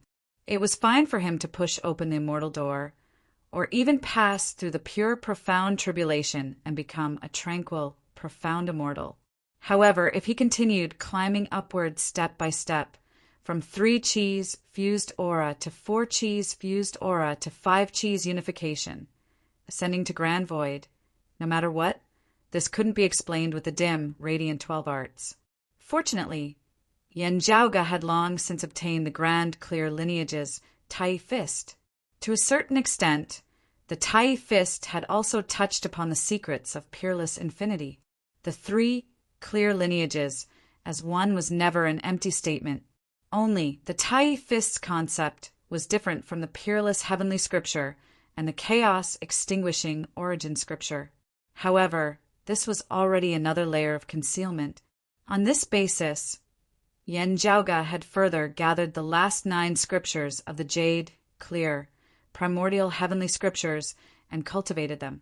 Although he couldn't obtain the peerless heavenly scripture by reversing the 9 scriptures, the complete concept of the same lineage was another layer of concealment. In fact, many people were guessing whether Yen Zhaoge, who cultivated the 3 clear lineages and pushed open the immortal door, could use the last 9 scriptures to reverse engineer the peerless heavenly scripture of the 10 scriptures. This had even become the hope of many people. Of course, Nie Jingshin's words could also be understood from this aspect. Therefore, Yen Zhaoge wasn't worried that others would hear it and have other thoughts. However, he was extremely sensitive to the topic of the peerless heavenly scripture, so he couldn't help but think about it. Thinking of this, Yen Zhaoge couldn't help but think about it. If Nie Jingshin really meant something, where did he get the news from? Although Yen Zhaoge was very sure of Nie Jingshin's strength, it was obviously impossible for him to see through Yen Zhaoge's peerless heavenly scripture just by looking at it. If someone told him, who could it be? Yen Zhaoge was very concerned about this question. Although he had already come this far, Yen Zhaoge still had many doubts about the peerless heavenly scripture in his hands. If someone told Nie Jingshin, what did Nie Jingshin's words mean? A reminder or a warning? Yen Zhaoge couldn't tell for now. Moreover, he couldn't be sure how to interpret Nie Jingshin's words. Looking at it from another perspective, no matter which one it was, they were all built on the same premise. Nie Jingshin's words were out of good intentions. If Yen Zhaoge's guess in the past was correct, due to his earlier heaven nascent form, Nie Jingshin's transformation into the devil of aged metal was indeed different from others. However, Yen Zhaoge couldn't be sure if this was the case. On the surface, although Nie Jingshin's characteristics were different from other great devils, his attitude towards him and Feng Yunsheng made Yen Zhaoge's heart feel heavy. Nie Jingshin had always shown his warm side to those close to him. Towards enemies or strangers, he had always been cold and taciturn. Of course, in the previous environment, even if he had the intention, it wouldn't have been beneficial for them to have a deep conversation. This made Yen Zhaoge uncertain. Nie Jingshin's words were out of good intentions. There were so many interpretations that it was already hard to make a judgment. However, if it was out of evil intentions, it might be intentional misdirection, which would cause endless trouble. Yen Zhaoge's brows were tightly knit, and countless thoughts flashed through his mind. Zhaoge. Feng Yunsheng looked at Yen Zhaoge, and her brows were also slightly knit. There are many possibilities. Make more preparations. Now isn't the time for us to know. After thinking for a while, Yen Zhaoge's brows relaxed, and he smiled. From my perspective, I'm still willing to believe in senior apprentice brother Nie. No, it's not a matter of believing. Yen Zhaoge muttered to himself, it's hope, faith. Chapter 1661. Yes, hope and faith. Feng Yunsheng also whispered softly. Yen Zhaoge roused his spirits. Focus on yourself first before we talk about anything else. As he spoke, he took out a flag. The flag was green and embroidered with a 12th rank lotus flower, fluttering in the wind. It was the defensive treasure that originally belonged to the Western Pure Lands, the green lotus flag. It had always been on par with the yellow earth apricot flag, the white cloud boundary flag, and the floating flame flag. Its defensive power was so strong that it could even block Mahamayuri's five-colored divine radiance. However, all living things in the world were born and destroyed. As the saying goes, everything has its nemesis. Today, the green lotus flag had met its nemesis and met its doom. The flag didn't appear to be in any danger, but it had been contaminated by the seawater of the 9 underworld demonic seas. So it was like an ordinary flag, unable to unleash any of its powers. The original owner of this treasure was the treasure of Amitabha Buddha, right? The invincible Vajra Buddha, and the others are probably just borrowing it temporarily. Feng Yunsheng, who was at the side, asked, although it has been contaminated by the seawater of the 9 underworlds, if Amitabha Buddha wishes to take it back, it would probably only take a single thought, right? How could the items of a Tao ancestor be taken so easily? It used to be like this. Yan Zhaoge explained, still, I once heard Taoist Yang mention that this green lotus flag was previously bestowed to Bodhisattva Guanyin by the Amitabha Buddha rather than being temporarily borrowed. Guanyin Bodhisattva has refined this Buddhist treasure and is now the true owner of this treasure. Feng Yunsheng was enlightened. I see. No wonder. In the battle for the immortal execution formation, the ancient Dipankara Buddha borrowed the green lotus flag from Guanyin Bodhisattva. This time it was Guanyin Bodhisattva who secretly left the flag to the invincible Vajra Buddha. He was the first to leave the Western Pure Land of ultimate bliss in order to attract more attention. However, it did not achieve the desired effect. In the end, the green lotus flag was tainted by the seawater of the 9 underworld abyss. The Bodhisattva couldn't retrieve it in time, and it ended up in the hands of Yan Zhaoge and the others. However, he did not have the ability of a Tao realm powerhouse like Amitabha to retrieve his treasures. However, now that Yan Zhaoge had obtained the green lotus flag, he also had to consider how he could get rid of the filth on it. Otherwise, the treasures that they snatched would be completely useless and worthless. Speaking of cleansing the filth of this flag, the one who is most proficient in it really has to be Bodhisattva Guanyin. Yan Zhaoge smiled. That sweet-pouring raindrops, cleansing the filth of the world, can indeed be said to be unparalleled. The southern extremity longevity emperor wasn't just teasing Guanyin Bodhisattva. Of course, Guanyin Bodhisattva would definitely not agree. So in the end, the teasing was just a teasing. Yes, everything has its vanquisher. Even if the 9 underworlds, demon seas, abyss polluted the green lotus flag, the goddess of mercy's raindrops will be able to cleanse it, Feng Yunsheng said. However, we should still consider other methods. Not only did he snatch the treasure of the other party, he even wanted the other party to come up with something to clean it up. This was simply too arrogant. Thinking thus, Feng Yunsheng suddenly glanced at Yan Zhaoge. She deeply felt that with Yan Zhaoge's lack of integrity, if he had the confidence, he might really be able to do something like that. Upon meeting her gaze, Yan Zhaoge immediately knew what Feng Yunsheng was thinking about. He couldn't help but reveal a deeply hurt expression. What are you thinking about? Feng Yunsheng looked up at the sky. Didn't you already think of it? You have a deep misunderstanding of me, Yan Zhaoge said solemnly. I feel that we should be frank and open with each other. We should go deeper, and continuously communicate with each other. Feng Yunsheng glanced at him. All right, come on. Don't be in such a hurry. Once I attain the Qi condensation splendor realm, it'll be fine. There's no need to wait for me to attain the grand heavenly realm. Yan Zhaoge chuckled. Your method of motivating yourself is truly unique. If others were to hear it, your image would be ruined. Feng Yunsheng rolled her eyes and didn't know whether to laugh or cry. Others won't be able to see my current appearance. Yan Zhaoge smiled and said, As for you, young lady, you'll soon understand what actions speak louder than words. You inexperienced brat. He purposely emphasized on the last 2 words. Feng Yunsheng's expression remained unchanged. She calmly said, It's true that I haven't used it before. However, how long has it been since the last time you used yours? Have you forgotten how to use it? It's all because of you." Upon mentioning this, Yen Zhaoga's expression was filled with grief and indignation. "If I knew this would happen, I would have done it with you long ago."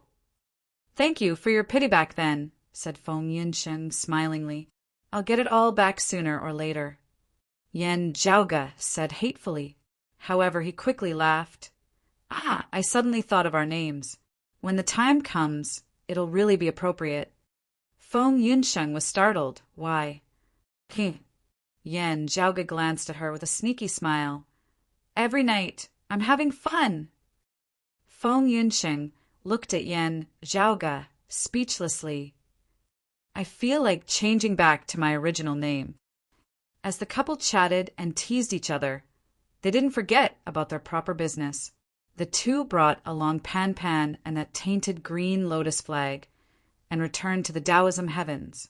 They didn't directly return to the Vermilion Royal Reed Heaven. Instead, they went to the Grand Peace Royal Cliff Heaven.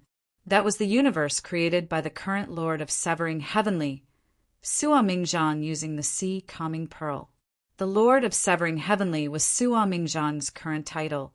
His full title was the Heaven Reversing Origin Zhurong Vast Universe, High Heavenly Lord, also known as the Zhurong Heavenly Lord or the Anti-Heavenly Lord. Adding the word heaven in front of his title was the symbol of the Lord of Taoism stars. Just like the Heavenly Court's divine palaces, fighting divisions, Golden Spirit, Divine Mother. Her full title was the Heaven Reigning Brahma Demu Origin Lady Purple Radiance, Benevolent Grand Plainness, Queen Golden True, Virtue, Heavenly Lord. The Purple Tenuity Emperor who took over her position was the Heaven Reigning Purple Tenuity North Pole Grand Sovereign Emperor. After the Great Calamity, the Purple Tenuity Emperor disappeared, and his whereabouts were still unknown. According to the current information, the Purple Tenuity Emperor was either the Immeasurable Heavenly Lord, or he had already protected Taoism during the battle against the Immeasurable Heavenly Lord. As such, when someone mentioned Sua Mingzhang's title and added the word Heaven Reigning in front, the other Taoism bigwigs didn't object.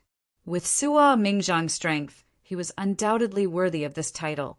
What he had learned was cultivating the power of the stars' heavenly fire, comprehending the changes of the stars and the principles of the myriad of things. He cultivated the primordial heavenly scripture in reverse and mastered many supreme martial arts. In the end, he formed his own style and obtained the heaven-severing scripture. During the battle for the immortal extermination formation, Sua Mingzhang had also obtained a sea-calming pearl and established one of the Taoism's 6 great heavens, the Grand Peace Royal Cliff Heaven, as his Tao arena. Only, unlike the other bigwigs of Taoism, Sua Mingzhang was used to living in seclusion in the Grand Peace Royal Cliff Heaven and rarely appeared in the world. Yen Zhaoga and the others were currently looking for Sua Mingzhang's help. To cleanse the evil, water was one method, and so was fire. Chapter 1662. Although Sua Mingzhang had established the Great Peace Royal Cliff as a cave abode Tao venue, he was not like the Emperor of Gaochen, Fairy Yun Shao, and the Goddess of Wudong who had opened the door to accept disciples and spread out their branches. There were also no mortals from the mortal world. In the vast universe, other than the many stars, there was only one world that was opened up. In this world, although there were mountains, rivers, plants, and flowers, there were no signs of human habitation. In a valley, the tall Tsunghua Divine tree stood tall. Its blue branches and leaves stretched out, and the white flowers swayed without wind. There seemed to be a pleasant sound of wind chimes constantly ringing. Under the tree, a short-haired man sat there. One of his legs was stretched forward, while the other was bent and folded in front of him. His arm was resting on his bent knee. The man leaned against the trunk of the Tsunghua Divine Tree.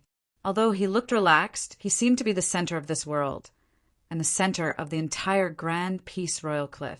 He was looking at Yen Zhaoga and Feng Yunsheng.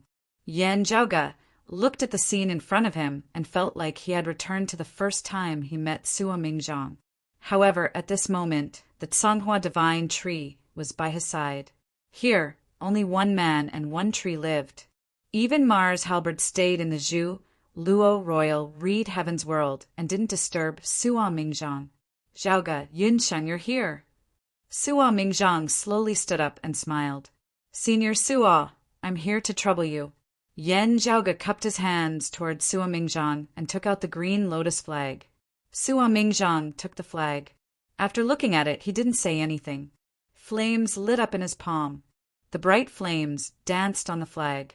The flag itself wasn't affected, but a black stain appeared on the original green flag. The flames collided with the black stain and even caused the void to shake slightly. However, under Sua Mingzhang's suppression, nothing happened. The flag only seemed to be fluttering lightly. The flames were still bright, and the black stain began to fade. Although the speed wasn't fast, the process seemed to be irreversible. No matter how the black stain resisted, it could only retreat. Yan Zhaoge and Feng Yunxing nodded. Sua Mingzhang wasn't the only one who had the ability to remove the seawater stain of the 9 underworlds abyss. However, among the people in the Dao sect, Sua Mingzhang was undoubtedly the fastest and easiest to deal with this. After handing over the green lotus flag to Sua Mingzhang, Yan Zhaoge was no longer worried. While watching Sua Mingzhang's technique, Yan Zhaoge told him about what had happened. Although Sua Mingzhang lived in seclusion, his strength and status couldn't be ignored by the powerhouses of other forces or the people of Dao sects. Every once in a while, someone from the Dao sect would regularly send him news. Since Yan Zhaoge had come to visit the Grand Peace Royal Cliff Heaven today, he directly chatted with Sua Mingzhang. Perfected Tai and the great god of the 3 altars of the sea meeting are still alive. Congratulations. Sua Mingzhang's eyes were filled with admiration. The reputation of the great god of the 3 altars of the sea meeting has always been resounding. He loved martial arts. While he was focused on his studies, he was not a person who closed himself off from the outside world. His combat experience was rich, and he was one of the best during the new Kunlu 9 luminaries era. To a certain extent, he was also exceptionally aggressive. Because of Xiao Junhuang, Sua Mingzhang was much more restrained now. Or, it should be said that he was not as pure as before. However, for an opponent who was famous outside, he was still excited to have a chance to come into contact with him. However, after hearing about Nie Jingxin, Sua Mingzhang also fell into silence. He was not as familiar with Nie Jingxin as he was with Yan Zhaoge. However, he had always admired his talent. Sua Mingzhang also felt regretful about what had happened in the past. After a long while, he said softly, "What a pity. Senior apprentice brother Nie's matter can only be discussed later." Yan Zhaoge was very calm at this moment. We should first focus on the present. He let out a light breath. Senior apprentice sister Yu's injuries have already gradually healed. She has yet to wake up now because we are conservative. We want her to not have any future problems. After everything is done, we will wake her up. Up until now, there is still one treasure called the soul-killing jade that has yet to be gathered. Previously, when Yinglong Tu and the others had gone out to travel, they had also been searching for this last treasure. In the end, they did not find the soul-killing jade. However, they had inadvertently entered the great wilderness origin palace and met the perfected Tai and Neza. Only then did all these things happen. However, we finally have some concrete clues this time. It is a pleasant surprise, Yan Zhaoge said. Oh. Feng Yunsheng and Sua Mingzhang both looked at him. Yan Zhaoge nodded. During the fight for the Buddha Sarira this time, a demon race great sage appeared among the demon race that somewhat exceeded my expectations. Before this, there had been no news of him because he had already perished in the great calamity. I never thought that he was actually still in this world. It should be because he had been hiding in the Astro Mountain Starry Seas all this time and only came out now. You had the North Ocean clone follow him previously. Feng Yunsheng came to a realization. The North Ocean clone did not return to the Taoism heavens together with the two of them. After the battle for the Buddha's Sarira and the Green Lotus flag had ended, he had disappeared without a trace. While Feng Yunsheng had sensed it, she thought that Yan Zhaoga had his own plans. Therefore, she did not ask about it. Hearing Yan Zhaoga mention this matter now, she immediately thought of the North Ocean clone. Yes. However, we don't have any concrete information yet. After all, that Kuei Woodwolf is traveling with other demon race great sages. It's still inconvenient for us to come into contact with him. However, we can always try to find a chance. Yan Zhaoga answered. Currently, the blessed lands of the White Lotus and the Immortal Court are in a heated battle. While the demon race and the Western Pure Lands have yet to declare war, they aren't completely ignoring each other. Now that the Kuei Woodwolf has reappeared, it's not impossible for him to make a move. Kuei Woodwolf. So it's him. Sua Mingzhang and Feng Yunxing nodded. They had heard of the Kuei Woodwolf before. He was originally a branch of the Prime Clear lineage. During the ancient era's investiture of the Gods' War, he entered the Heavenly Court's divine palace and became one of the 28 constellation lords. His abilities were extremely profound. He was one of the top heavenly monarchs in the Heavenly Court's divine palace. During the Middle Era, the battle between the demon race and Buddhism was the main theme of the Middle Era. However, behind the scenes, Taoism and the 9 underworlds had their own plans as well. During the Middle Era, the Kuei Woodwolf had changed his name to the Yellow Robe Monster and laid down a formation together with other demon race bigwigs to stop Buddhism from spreading to the east. However, he had also helped traveling Monk Sun, Monk Sanzang, and the others to deal with other demons together with the other 3 from the Forward Stars. This matter involved many parties. As for the truth behind it, even the parties involved wouldn't be able to explain it clearly. During the Great Calamity, the Heavenly Court's divine palace suffered a calamity. Most of its experts perished, and the Kuei Woodwolf disappeared without a trace. The people who came later thought that he had perished as well. However, they didn't expect him to join the demon race's Astro Mountain Starry Sea. Chapter 16, 63. There were many restrictions on the Divine Sealed Decree. Because most of the people on the Divine Sealed Decree had suffered calamities in the past, even if they left the Divine Sealed Decree in the future, there would still be many potential troubles. After the Lunar Woodwolf escaped the restraints of the God rank chart, it actually unexpectedly broke through the origin heavenly tribulation and ascended to the Golden Immortal Realm, and it could be considered to be a miracle. After all, he did not become a grand heavenly immortal by cultivating the heretic path. Mu Jia and the others, who were famous in the same generation as him and had never been on the investiture of the gods, were still at the grand virtual immortal realm. Just now he had appeared with the bull demon king, Qiu Shou Immortal, and other great demons in an attempt to fight for the Buddha's Sarira. After that, Mahamiri arrived and wiped out the demons. Like the other great demons, the Kuei Woodwolf could not withstand Mahamiri's might. Later, Nyet Jingshin and the demons of the 9 underworlds appeared.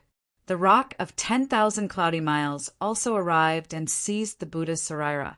After Mahamiri left, the Kuei Woodwolf also retreated with the other great demons.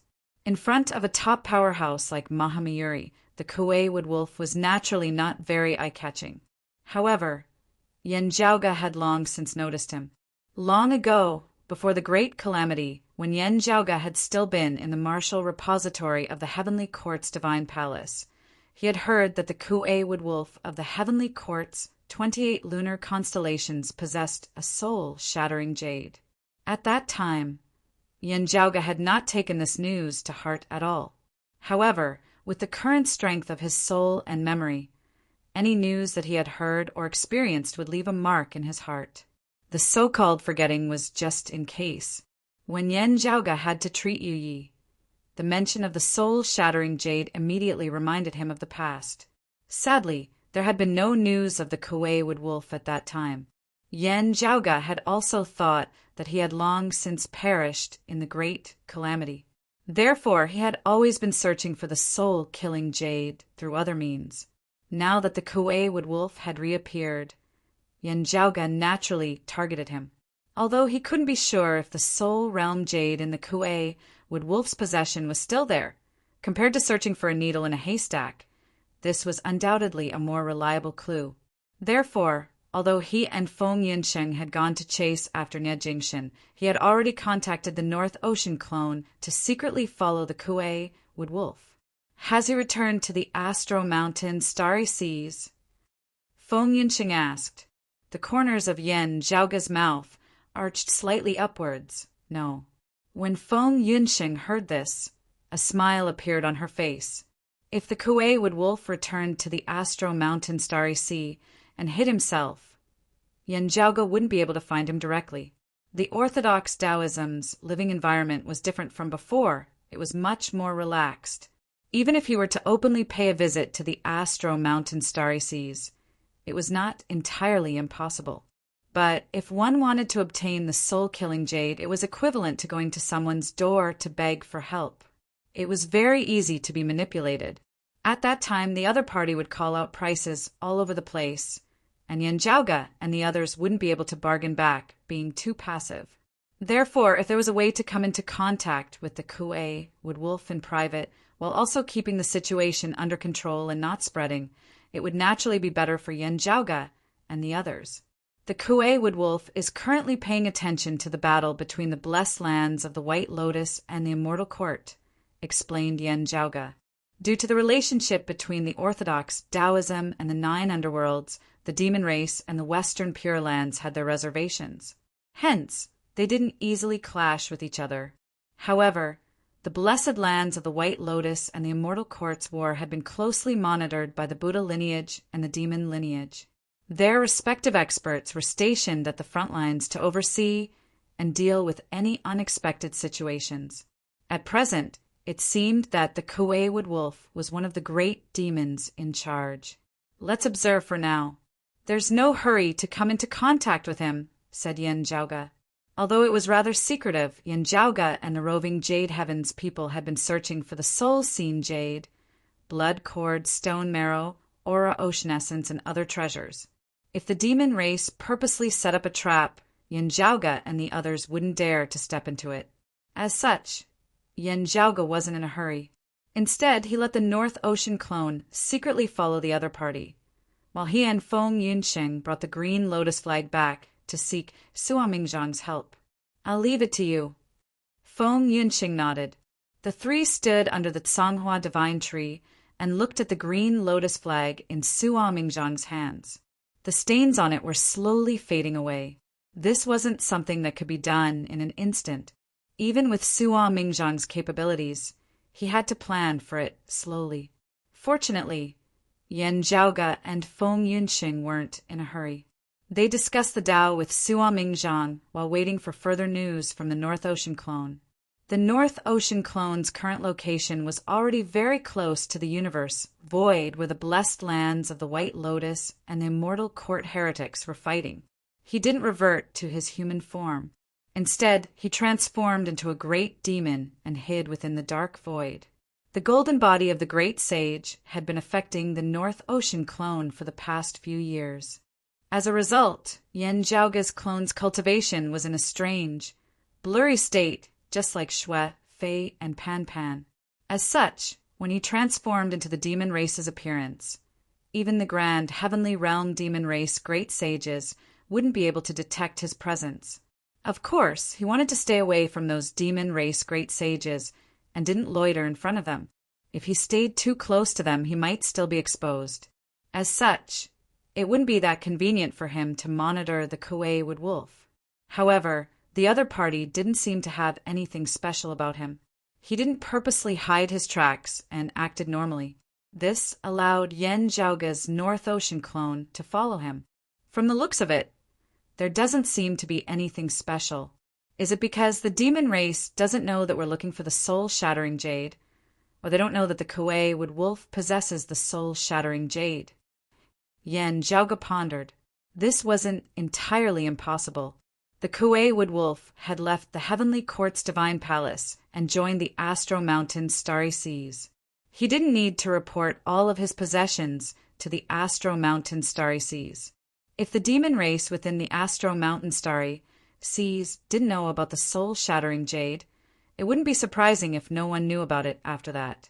To the orthodox Taoism that wanted to heal Yu Yi, the soul-shattering jade was very important. However, to others, including the Kuei wood wolf, even though this treasure was rare, it wasn't some heaven-shaking treasure. It was an item whose value was determined by its demand. I can only hope that the soul-shattering jade is still in his hands, or at least he knows its whereabouts. Yan Zhaoge thought. While paying attention to the Kuei wood wolf's movements, he was also observing the battle between the blessed lands of the White Lotus and the Immortal Court. In the past, Sua Mingzhang and Yan Zhaoge had dealt a heavy blow to the Immortal Court. However, the heretics' speed of replenishing their experts sure is fast. Yan Zhaoge walked around the vicinity and realized that almost 200 years had passed. In the grand virtual immortal realm, the Immortal Court's vitality that was damaged in the past had already recovered by a large margin. Only in the grand heavenly immortal realm, the Immortal Court had lost many experts. It wasn't something that could be replenished in just a few hundred years. Overall, the blessed lands of the White Lotus still had the upper hand. They were the ones who started this war. Under the situation where the demon race and the Western Pure Lands rarely participated in the war, the blessed lands of the White Lotus had the upper hand. However, the Immortal Court wasn't completely helpless. As the North Ocean clone was observing, he suddenly realized that his main target was the Kuei wood wolf. Remember the mobile website, M. Chapter 1664. Yan Zhaoge's North Ocean clone noticed that the Kuei wood wolf suddenly broke away from the other demon race and headed towards another direction alone. There were only a limited number of demon sages keeping watch here. Although the wood wolf of Kuei had just ascended to the grand heavenly realm, its strength was extremely outstanding. It was normal for it to act alone, and the other great demons did not ask about it. Yan Zhaoge did not suspect anything. It was just that he would naturally have to follow the other party closely. The Northern Ocean clone's expression did not change as he too changed his position. In order to avoid arousing suspicion, he did not follow the Kuei wood wolf too closely, but he could still ensure that he would not lose track of the Kuei wood wolf. Fortunately, the Kuei wood wolf didn't seem to want to do anything shameful, so it wasn't very vigilant about the surrounding environment. On the contrary, his guard seemed lower than usual, as if he was distracted by something. This caused the originally unsuspicious Yan Zhaoge to instead feel interested. He first paid special attention to his surroundings and did not find anything out of the ordinary. From the looks of it, the other party did not discover anything wrong with him and deliberately set him up. Now that the Kuei wood wolf was alone, it seemed like a good time to come into contact with it. However, Yan Zhaoge was currently more interested in the Kuei wood wolf's movements. If there was really an additional gain, then it would undoubtedly be more beneficial to him when he came into contact with the Kuei wood wolf in the future. The Kuei wood wolf very quickly halted as Yan Zhaoge appraised it carefully. The conflict between the blessed lands of the White Lotus and the Immortal Court was no longer the usual small-scale skirmishes. Instead, it was an all-out war after 100 years. As a result, the battlefront between the two sides stretched on for a very long time and involved a lot of people. They opened up many battlefields and fought earth-shattering battles at the same time. As the blessed lands of the White Lotus had the upper hand and initiated the attack, the flames of war mainly threatened the Immortal Court. The group of great demons, including the Wood Wolf of Kuei, as well as the Buddhist bandies of the Western Pure Lands, didn't directly participate in the battle. Most of them were observing from the sidelines. After a small number of conflicts broke out, they quickly calmed down. The Kuei wood wolf I was specifically approaching one of the battlefields where the outer path was fighting. This was one of the 3,000 immortal realms of the Immortal Court. The two heretic sects had fought endlessly against the few worlds in this immortal realm, and they were in a state of entanglement as they fought each other and refused to give up an inch of land. Currently, regardless of whether it was the blessed lands of the White Lotus or the Immortal Court, The strongest heretic martial artists who were competing in the immortal territory were merely at the tranquil, profound immortal realm. Compared to the demon race's great sage, the Kuei-Wood Wolf, they were unquestionably not worth mentioning. Both sides didn't even notice the approach of the Kuei-Wood Wolf. On the other hand, the heavenly venerables of the immortal court were extremely nervous when they saw the Kuei-Wood Wolf approaching. The blessed lands of the White Lotus already had more Buddhas than the immortal court's heavenly lords. They were already pressuring the immortal court.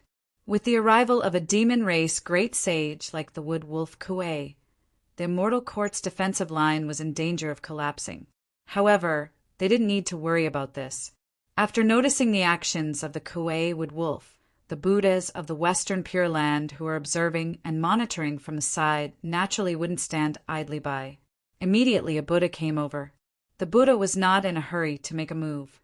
Instead, he stared at the Kuei-Wood Wolf cautiously. The Kuei-Wood Wolf didn't intend to attack either. After glancing at the Buddha, it shifted its attention back to the battle between the immortal court and the blessed lands of the White Lotus. Both sides confronted each other, but no one made any further moves. The Kuei-Wood Wolf's appearance made it seem as if he couldn't see it clearly from afar, so he deliberately stood closer. Seeing this, the Buddha from the Orthodox Buddhist sect also let him be on the surface and stood closer with him. But he secretly paid more attention to prevent the Kuei-Wood Wolf from playing tricks behind his back. However, the Kuei-Wood Wolf didn't seem to have such intentions. He only quietly watched the world where the flames of war raged. Yen Zhaoge clicked his tongue in wonder. He didn't know what this yellow-robed small saint, who was now a yellow-robed great sage, was planning to do. Only, despite being far away, Yen Zhaoge could faintly feel that the yellow-robed great sage, the Kuei-Wood Wolf, was currently in a daze. If he had been hiding in the Astro Mountain starry seas after the great calamity, this should be his first time approaching the immortal court's territory. Yen Zhaoge pondered. The Kuei-Wood Wolf had always been living in seclusion within the Astro Mountain starry seas. Very little information about him was circulated. Yen Zhaoge even thought that he had perished during the great calamity. As such, he didn't even consider him when searching for the soul-killing jade. Now that the Kuei-Wood Wolf had finally returned, the first thing he did was to search for the Buddha's Saraira together with the Rock of 10,000 Miles, the Bull Demon King, the Dragon-Head Immortal, and the other great demons. After that incident, he came to this place to watch the battle. If he had never been here before, the immortal court itself shouldn't have attracted his attention. Yen Zhaoge looked at the Kuei-Wood Wolf with interest. Then, is it because of someone or something here? After standing at the outskirts for a while, he suddenly moved closer. Evidently, he was attracted by an unexpected reason or a sudden discovery. It wasn't because of the matter mentioned by the other demon race in the Astro Mountain starry seas. Then what could it be? Yen Zhaoge also shifted his gaze towards the immortal realm. As he observed from afar, he pondered. Within the immortal realm, there were a total of 8 worlds. Currently, all of them had transformed into Azura battlefields. A large number of heretic martial art practitioners were fighting within. Their cultivations varied. The warriors with lower cultivation bases were engaged in a large-scale battle in the 8 worlds, exchanging blows with each other.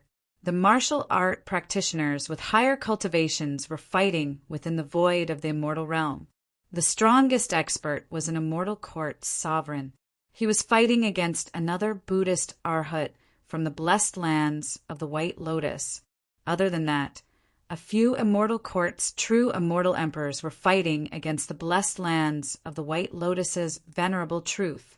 From the perspective of a martial practitioner, from the perspective of strength, Yen Zhaoge did not find much redeeming qualities within. He believed that with the foresight of the Wood Wolf, it wouldn't be attracted by the strength of these heretic profound immortals and true immortals. Yen Zhaoge tried hard to recall the supreme martial art that the Kuei-Wood Wolf of the 28 lunar mansions had cultivated in the heavenly court's divine palace back then, before comparing it with this martial practitioner of the external Tao before him. Still, He had not discovered anyone who was related to the Kue Wood Wolf's martial art. Since this path was blocked, Yen Zhaoge changed his train of thought as he began paying attention to whether or not that immortal realm contained some unique treasures. Normally speaking, it was not easy to detect hidden treasures. However, since the Kue Wood Wolf had such a special action, it showed that, in the eyes of an expert at his level, this thing was not hidden. While the Northern Ocean clone's cultivation base was lower than the Kue Wood Wolf's, his current strength was also extraordinary.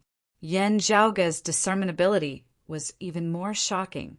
Yet, even after looking for a long time, he still did not gain anything. Next, Yen Zhaoge considered many other possibilities, eliminating all of them one by one in the end. If the orthodox path cannot be taken, I can only consider some unorthodox paths. Yen Zhaoge secretly curled his lips. His gaze refocused on the heretic martial artists who were fighting in the immortal realm. But this time he only stared at the women. Chapter 16:65. Yen Zhaoge carefully sized up the heretic martial art practitioners in the immortal realm, especially those of the immortal court. His target, this time, was mainly women. Compared to men, Yen Zhaoge felt that the Kue Wood Wolf's target was more likely to be women. It wasn't that the yellow-robed great sage was a wolf demon, but Yen Zhaoge had heard some rumors about the Kue Wood Wolf. According to the rumors, when the Kue Wood Wolf was one of the 28 constellation lords in the Heavenly Court's divine palace, it had fallen in love with a female immortal of the Heavenly Court. The two had privately become husband and wife in the mortal world. However, they were later involved in the matter of Monk Sanzang and traveling Monk Sun's pilgrimage to the west. The Kue Wood Wolf lost the humanly essence stone fragment and returned to the Heavenly Court's divine palace. However, after the female immortal reincarnated into the mortal world, she didn't return to the Heavenly Court. Since then, the two had been separated from each other. According to the information Yen Zhaoge had, there were actually many secrets that involved the game between Buddhism, demon race, Taoism, and the Heavenly Court. However, since then, the Kue Wood Wolf couple seemed to have no contact with each other. Although Yen Zhaoge felt that it was a little ridiculous, he couldn't help but think of that when he saw the Kue Wood Wolf's appearance. Everyone loved gossip, and Yen Zhaoge was no exception. As long as it wasn't his own gossip, his paparazzi soul would always burn when he encountered similar things. As early as the Middle Era, the female immortal reincarnated into Princess 100 Flowers. Logically speaking, she should have no contact with the Kue Wood Wolf after that. Yen Zhaoge observed and thought, and 100 Flowers' shyness didn't seem to be able to push open the immortal door and return to the Heavenly Court's divine palace. Now that so many years have passed, who knows how many lifetimes she has reincarnated. If the Kue Wood Wolf wanted to find 100 Flowers' shyness who had reincarnated many times, why would it wait until today? Moreover, as far as Yen Zhaoge knew, after 100 Flowers' shyness reincarnated for the first time, she didn't bring her innate wisdom. She didn't remember her previous life's experience and didn't even recognize the Kue Wood Wolf. The relationship between the two was really complicated. There were also many rumors. Some said that the man was wishful thinking, while others said that the couple was in love and harmonious. Of course, there were also rumors circulating that the Kue Wood Wolf's loss of its humanoid essence stone fragment was related to Princess 100 Flower Shy.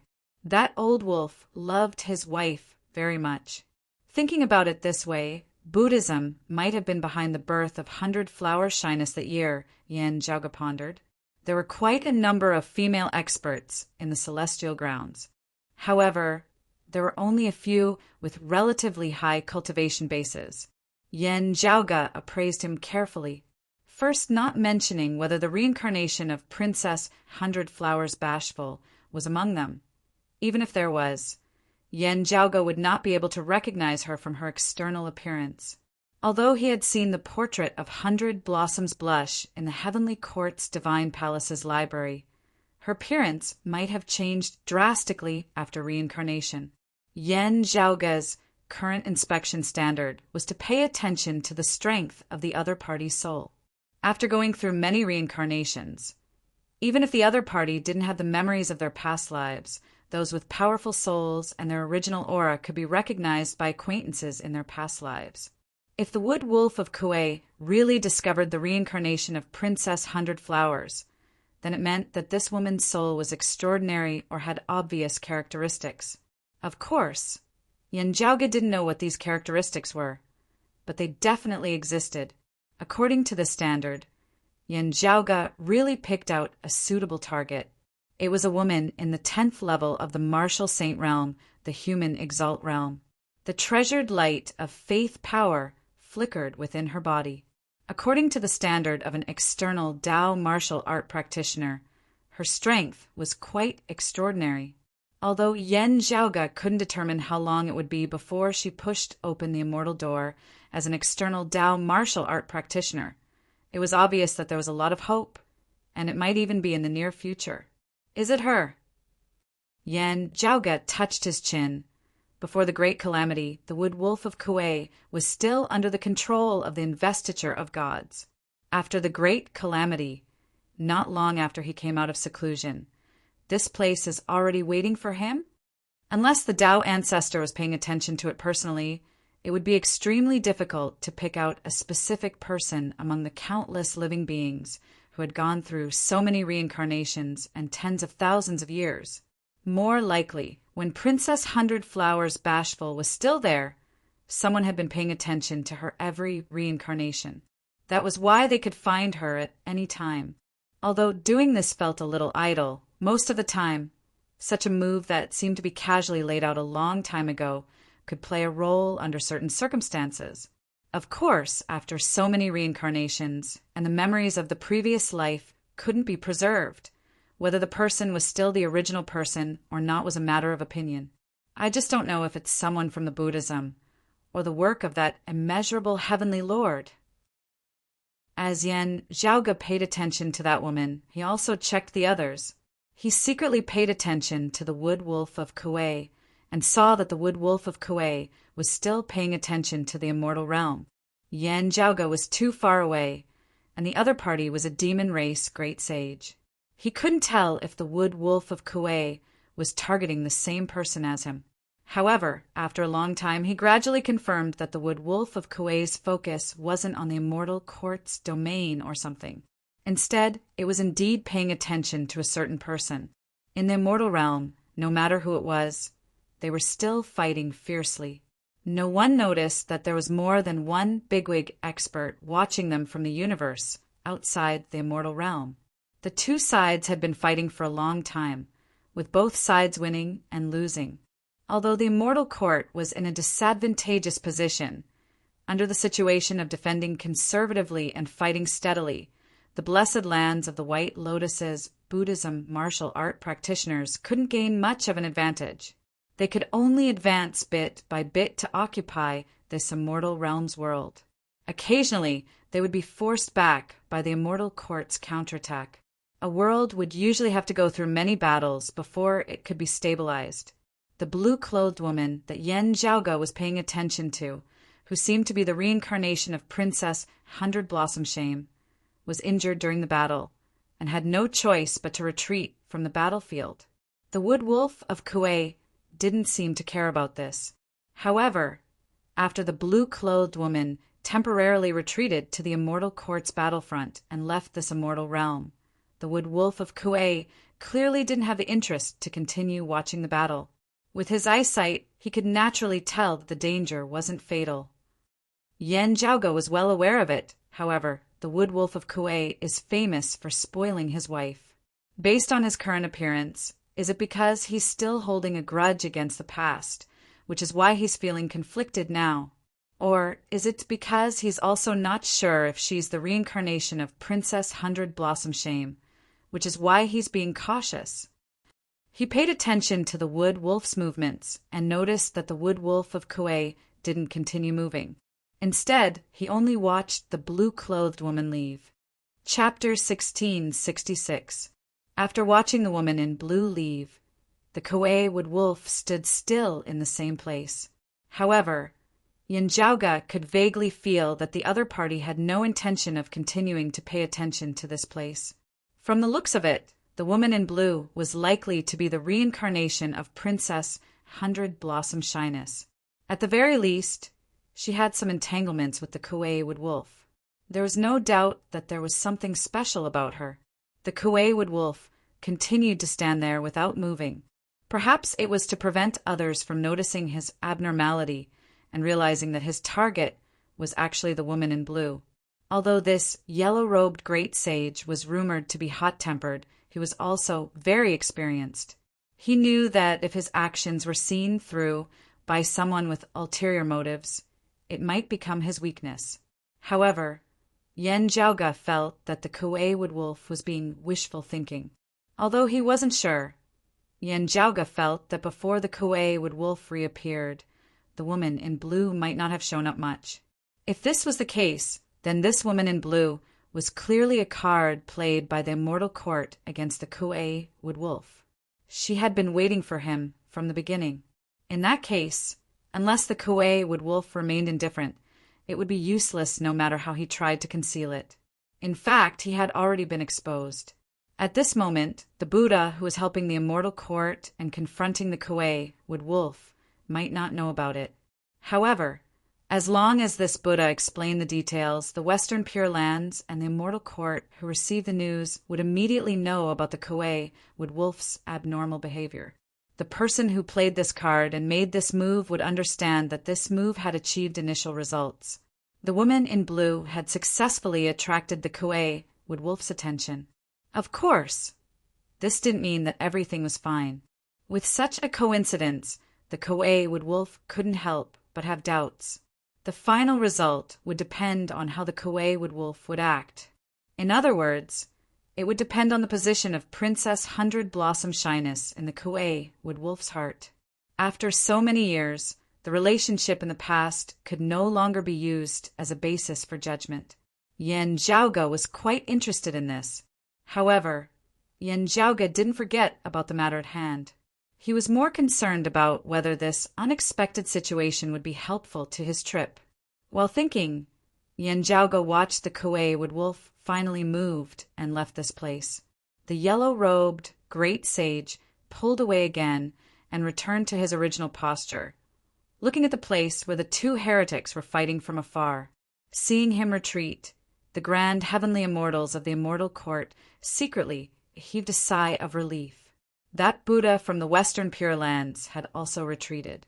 He had no intention of interfering in the battle between the Immortal Court and the blessed lands of the White Lotus. Immortal Chiao Shou, who was monitoring and observing with the Kuei Wood Wolf, saw him return and immediately asked, "What's the matter?" In terms of seniority, Immortal Chiao Shou had always been above the Kuei Wood Wolf. However, after this junior ascended to the grand heavenly immortal realm, Immortal Chiao Shou couldn't put on airs in front of him. He knew very well that the strength of this junior in front of him was quite extraordinary in the same realm. Initially, he was just a minor saint of the absolute void realm. Now, he was also a great saint of the demon race. The strength of the Wood Wolf of Kuei's subordinates was quite strong and could not be underestimated. As such, Immortal Chiao Shou was quite polite to him. "I'm fine." The Wood Wolf of Kuei shook its head and replied, "It's the first time I've seen someone from the Tao sect using such a cultivation method. I went to take a closer look out of curiosity." At the start of the current era, the Maitreya Buddha had changed the central blessed lands of Saha's teachings and became the new Buddha. In the past, the Wood Wolf of Kuei was still in charge of the Heavenly Court's divine palace. He was one of the few heavenly monarchs within the Heavenly Court's divine palace. Naturally, he had interacted with the heretics of Buddhism before. However, the Immortal Court only appeared after the Great Calamity. At that time, the Wood Wolf of Kuei had secluded himself within the Astro Mountain's starry seas. He had only reappeared recently and rarely interacted with the heretics of the Immortal Court. Although he had heard of it before, it was his first time seeing it up close. It looked similar to the current central blessed lands of Saha. Immortal Chiu Shou said, "However, rumor has it that the immeasurable heavenly lord used a portion of humanoid essence stones, as well as heavenly essence stones." The Wood Wolf of Kuei Shou slowly said, "It looks the same. However, it's much easier for him to illuminate someone from the Tao sect than the future Buddha." Immortal Chiu Shou grinned. "Luckily, it's not a complete heavenly essence stone.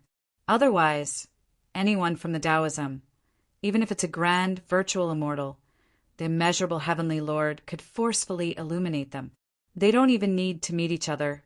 As long as they understand each other's existence, those from the Taoism wouldn't be able to escape from the immeasurable heavenly lord's hands." The Wood Wolf of Kuei Shou remained silent for a while and shook his head. Immortal Chiu Shou turned to look at him and smiled. He knew what the Wood Wolf of Kuei Shou was muttering about. Although the two of them were great demons and were currently in the Astro Mountain Starry Seas, they had once listened to Taoism's prime clear lineage's teachings. Although they weren't of the direct lineage, they could still be considered as Taoism's descendants. "We don't owe the three clear lineage." Immortal Chiu Shou snorted. "It's Taoism that owes us." The Wood Wolf of Kuei Shou shook his head. "Let's not talk about it anymore." As the two great demons conversed, Yen Zhaoge's North Ocean clone silently adjusted his position. At the same time, he concealed his aura and made himself appear inconspicuous. The Wood Wolf of Kuei Shou's actions seemed to be an insignificant interlude in the battle between the two heretics. His approach only startled a few people, and he retreated further away. To the heretic martial art practitioners who were fighting against each other, he wasn't eye-catching at all. The Immortal Court and the Blessed Lands of the White Lotus had invested a large number of experts into the long battlefront, and they were constantly fighting against each other. The higher-leveled experts restrained each other, while the lower-leveled martial art practitioners controlled the flow of the battle, and so on. If one of the higher-leveled experts gained the upper hand and was able to move around freely, their opponents would naturally suffer. How to deal with such a dangerous situation would test both sides from time to time. Time unknowingly passed. On different small battlefields, there might be fights and pauses. There were times when the battle was intense, and there were times when the situation calmed down. However, from the perspective of the overall battle, the two sides were still fighting intensely. After resting, the martial art practitioners of the two sides would quickly rejoin the battlefield and continue fighting against their enemies. Yen Zhaoge's gaze wandered around the battlefront between the Blessed Lands of the White Lotus and the Immortal Court. After an unknown period of time, his gaze slightly narrowed. The blue-clothed woman that he suspected to be 100 Flowers' Bashfulness appeared once again. Previously, she retreated from the battlefront due to her injuries. Now, she seemed to have recovered and rejoined the battle. Yen Zhaoge's gaze subconsciously glanced at the yellow-robed great sage, the Wood Wolf of Kuei. This time, the Wood Wolf of Kuei Shou didn't make any special movements. It stood on the spot without moving. The distance was too far, and the Wood Wolf of Kuei Shou's cultivation was also high. Yen Zhaoge wasn't sure if it had any special movements. However, if the Wood Wolf of Kuei Shou really cared about the blue-clothed woman, Yen Zhaoge believed that with its strength, it would have already discovered the blue-clothed woman. However, it was unknown if it really didn't care about her, or if it was just pretending. Chapter 1667. Observing from the side, Yen Zhaoge saw that there was nothing unusual about the blue-clothed woman herself. She seemed to be the same as Princess 100 Blossoms back then. She had no memories of her previous life, and no one gave her any special instructions. This blue-clothed woman was no different from the other Immortal Court heretic experts, fighting against the Blessed Lands of the White Lotus Buddhist heretic experts. Previously, she was injured by the Blessed Lands of the White Lotus's Buddhist Bantis. During the battle, she had also killed the Blessed Lands of the White Lotus's martial art practitioners. There are dangers, but there were rewards. The Blessed Lands of the White Lotus took the initiative to attack the immortal court. From a certain perspective, they're also protecting their homeland together with the others. Yen Zhaoge observed the blue-clothed woman and the Kuei Wood Wolf. The war between the immortal court and the blessed lands of the White Lotus was destined to last for a long time. As time passed, under the attention of Yen Zhaoge and the Kuei Wood Wolf, the blue-clothed woman pushed open the immortal door and ascended to the immortal realm after many years of continuous battles. For heretic martial artists to push open the gate of immortality, it mainly depended on the treasured light imbued with faith energy or Buddhist light. It depended on their pious faith towards the immeasurable heavenly Lord or the future Buddha. The differences between individuals were largely reduced. However, no matter how small the difference was, it did not equal to zero. The difference still existed. The same person, with the support of the faith energy treasured light, personal talent and experience, to a certain extent, could also more or less help her improve faster. The blue-robed woman had obtained a bit of luck during the battle and had successfully taken the final step, achieving a leakless body and the true immortal realm. When the war between the two heretics broke out, an additional true immortal in the immortal court would not be a decisive factor, but for the blue-clothed woman, it allowed her to move around in a larger area. The battles she could participate in were of a higher level. The responsibilities she shouldered were heavier, and the results were more abundant.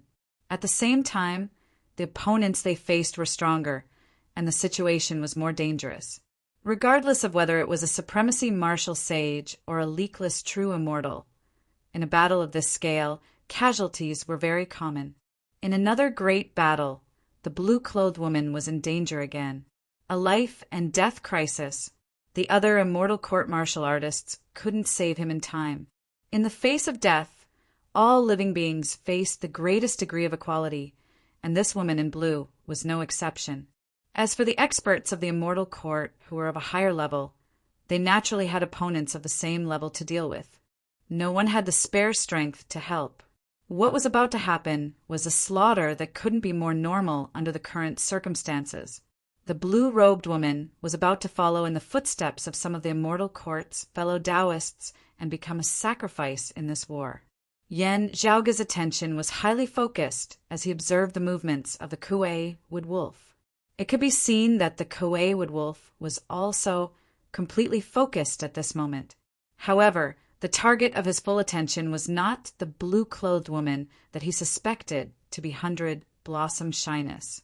Anyway, with his cultivation level, the scene of those true immortals and profound immortals seemed to be moving in slow motion. He had plenty of time. The Kuei Wood Wolf was observing the surrounding movements at this moment. Watch to see if it's a scam or a trap. He wanted to see if anyone else would save the blue-clothed woman if he didn't make a move. He observed whether he would suddenly be ambushed or besieged by others if he were to make a move, watching to see if anyone else was watching him. Fortunately, Yen Zhaoge's North Ocean clone transformed into a demon instead of imitating a Buddhist. Therefore, his action didn't alarm the Kuei Wood Wolf. However, Kuei Wood Wolf didn't notice that someone from Buddhism or Immortal Court was staring at him. Even if there was, it would only be a normal surveillance. There was nothing special about it. If there's really someone like the Taoism lineage's Heavenly Lord Luo Yuan ambushing me, I can't say anything even if I die.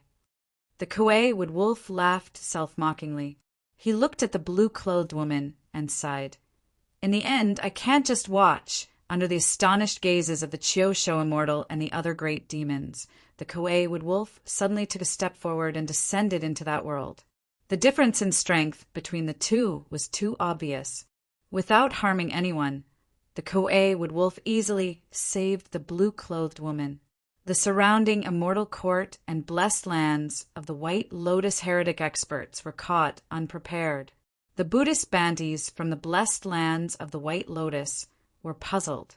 When the grand heavenly realm and grand virtual realm experts of the immortal court noticed the commotion, they were initially shocked. They couldn't understand why the demon race, Great Sage, who was supposed to be the ally of the blessed lands of the White Lotus, would block the blessed lands of the White Lotus's attack and save an immortal court-martial art practitioner. The Kuei-Wood Wolf didn't explain much. Since he had already made a move, he didn't hesitate any longer and directly left the battlefield with the blue-clothed woman. When the Western Pure Land of Pure Land's Buddha, who originally planned to intercept him, arrived, the Wood Wolf of Kuei had already left with his people. Although he didn't understand what the Kuei-Wood Wolf was trying to do, the Buddha still intercepted him when he saw him leaving. The Kuei-Wood Wolf exchanged a blow with the Buddha.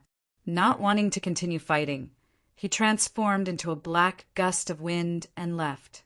If he wanted to leave, even the Buddha wouldn't be able to stop him. Before the other experts from the Western Pure Land of Bliss could reinforce and surround him, the Wood Wolf of Kuei had already left and fled into the vast void, leaving the Buddhas from the Pure Land of Bliss puzzled. The Chiu-Sho immortal also looked at the Kuei-Wood Wolf with a blank expression. "What are you doing? If you suddenly wanted to eat some flesh and blood, you could have found it anywhere. Why did you have to do this? Or could it be that you can't control your lower half?" "That's my slut," the Kuei-Wood Wolf said. "Although she has reincarnated, I can still recognize her." The Chiu-Sho immortal frowned and sized up the lady in blue for a while. Facing the Kuei-Wood Wolf, the lady in blue didn't show much fear or panic. Putting aside her vigilance, it was worth noting that she didn't seem to remember the relationship between her and the Kuei-Wood Wolf in her previous life. "Could you have mistaken her?" the Chiu-Sho immortal said doubtfully. "How many years has it been since you last saw your slut? If you don't remember that your slut used to be Taishu, then it's been so long, you probably reincarnated far more than once, right?" "I wouldn't mistake her for anyone else," the Kuei-Wood Wolf said decisively. The Chiu-Sho immortal waved his hand. "Let's assume that you didn't mistake her for someone else. However, you remember her, but she obviously doesn't recognize you. What's the use of bringing her back now?" After a slight pause, he glanced at the Kuei-Wood Wolf. "If I remember correctly, you seem to have forcefully married her once back then? In the end, because of this woman, you lost the humanly essenced stone fragment and ruined the Eastern Emperor's plan. What happened back then was caused by the Buddhist sect. Even the fact that she didn't awaken her innate wisdom when she first descended to the mortal world and lost her memories of the past was also related to this." The Wood Wolf of Kuei gritted its teeth and said, "I've always been the one to implicate her, so I've been restraining myself from looking for her all these years. But we still met in the end." Immortal Chiu-Sho narrowed its eyes. "Someone deliberately used her to deal with you? It doesn't look like it," the Kuei-Wood Wolf said. "Otherwise, I couldn't have brought him out so easily." "That might not be the case," Immortal Chiu-Sho said bluntly. "Don't forget what we told you before about the characteristics of this outer path treasure light." Chapter 1668. Hearing Immortal Chiu-Sho's words, the Kuei-Wood Wolf did not retort and remained silent. Before the great calamity, he was in the Heavenly Court's divine palace. Kuei-Wood Wolf had a preliminary understanding of the blessed lands of the White Lotus heretic lineage created by the future Buddha, Maitreya. After the great calamity, he lived in seclusion and rarely ventured out of the Astro Mountain's starry seas. He had never left the Astro Mountain's starry seas until recently. This was his first time coming into contact with the Immortal Court. However, the Kuei-Wood Wolf already had some understanding of the other great demons within the Astro Mountain's starry seas. He was not completely clueless about the Immortal Court. For example, he knew that even if he abducted the blue-clothed woman who reincarnated 100 Blossom Shyness, it would be futile. She insisted on being sincere and worshipping the immeasurable Heavenly Lord. She was an enemy of the demon race. However, it didn't matter if 100 Blossom Shyness had recovered her previous life's wisdom and memories, or was willing to listen to Kuei-Wood Wolf's words. Once she rebelled and doubted the immeasurable Heavenly Lord and the Immortal Court, and was no longer devout, then as long as the immeasurable Heavenly Lord or other high-level experts of the Immortal Court willed it, she would perish once again. Moreover, The immortal court heretic's treasured light imbued with faith power originated from her soul. Hence, if 100-blossom Shina's soul was to be preserved and reincarnated, the treasured light imbued with faith power would also follow her. Once one entered the heretic path, it would be hard to turn back. This was no different from putting the Kuei woodwolf in a dilemma. It would be better not to save her than to save her. However, the yellow-robed great sage did not regret his decision. Instead, he said to Immortal Chiu Shou seriously, "I want her to stay." Immortal Chiu Shou looked at the Kuei woodwolf in disbelief. After a while, he said, "Is there a need to go this far?" "Of course," the Kuei woodwolf answered straightforwardly. Before he acted, he was still hesitant and conflicted. Now that he acted, he no longer hesitated and decided to walk this path to the end. Looking at the Kuei woodwolf's expression, Immortal Chiu Shou became wary. The Kuei woodwolf's attitude made him suspicious. If he really couldn't resolve the issue, the Kuei woodwolf might even side with the immortal court. The Kuei woodwolf was already a golden immortal, so it was naturally impossible and had no reason to kneel before the immortal court. However, with the Western Pure Lands waiting by the side, as a great sage of the demon race, he didn't have to worry about not having a place to go. The Western Pure Lands naturally welcomed him, and the immortal court was also happy to cooperate. With Immortal Chiu Shou's experience, he couldn't imagine anyone doing this. But his instincts were warning him that this could really happen. To the Astro Mountain starry seas and the blessed lands of the White Lotus, it was naturally hard for them to accept such an outcome. Even though the Kuei woodwolf had just ascended to the Grand Immortal realm and was inexperienced, he was a Grand Immortal that wasn't a heretic, so he naturally couldn't be underestimated. In the current world, other than those who had benefited from the Fiend God's empowerment, the number of Grand Heavenly Realm experts who had ascended after the Great Calamity who were not heretics could be counted on one's fingers. Fortunately, it was not impossible for the Astro Mountain Starry Sea to keep the yellow-robed great sage, Kuei woodwolf. Since she has already entered the outer path, it will be too difficult for her to break free. Immortal Chiu Shou said slowly, "However, if you really want to be with her, there is another way." The Kuei woodwolf did not say anything. Immortal Chiu Shou had already thought of the method he mentioned.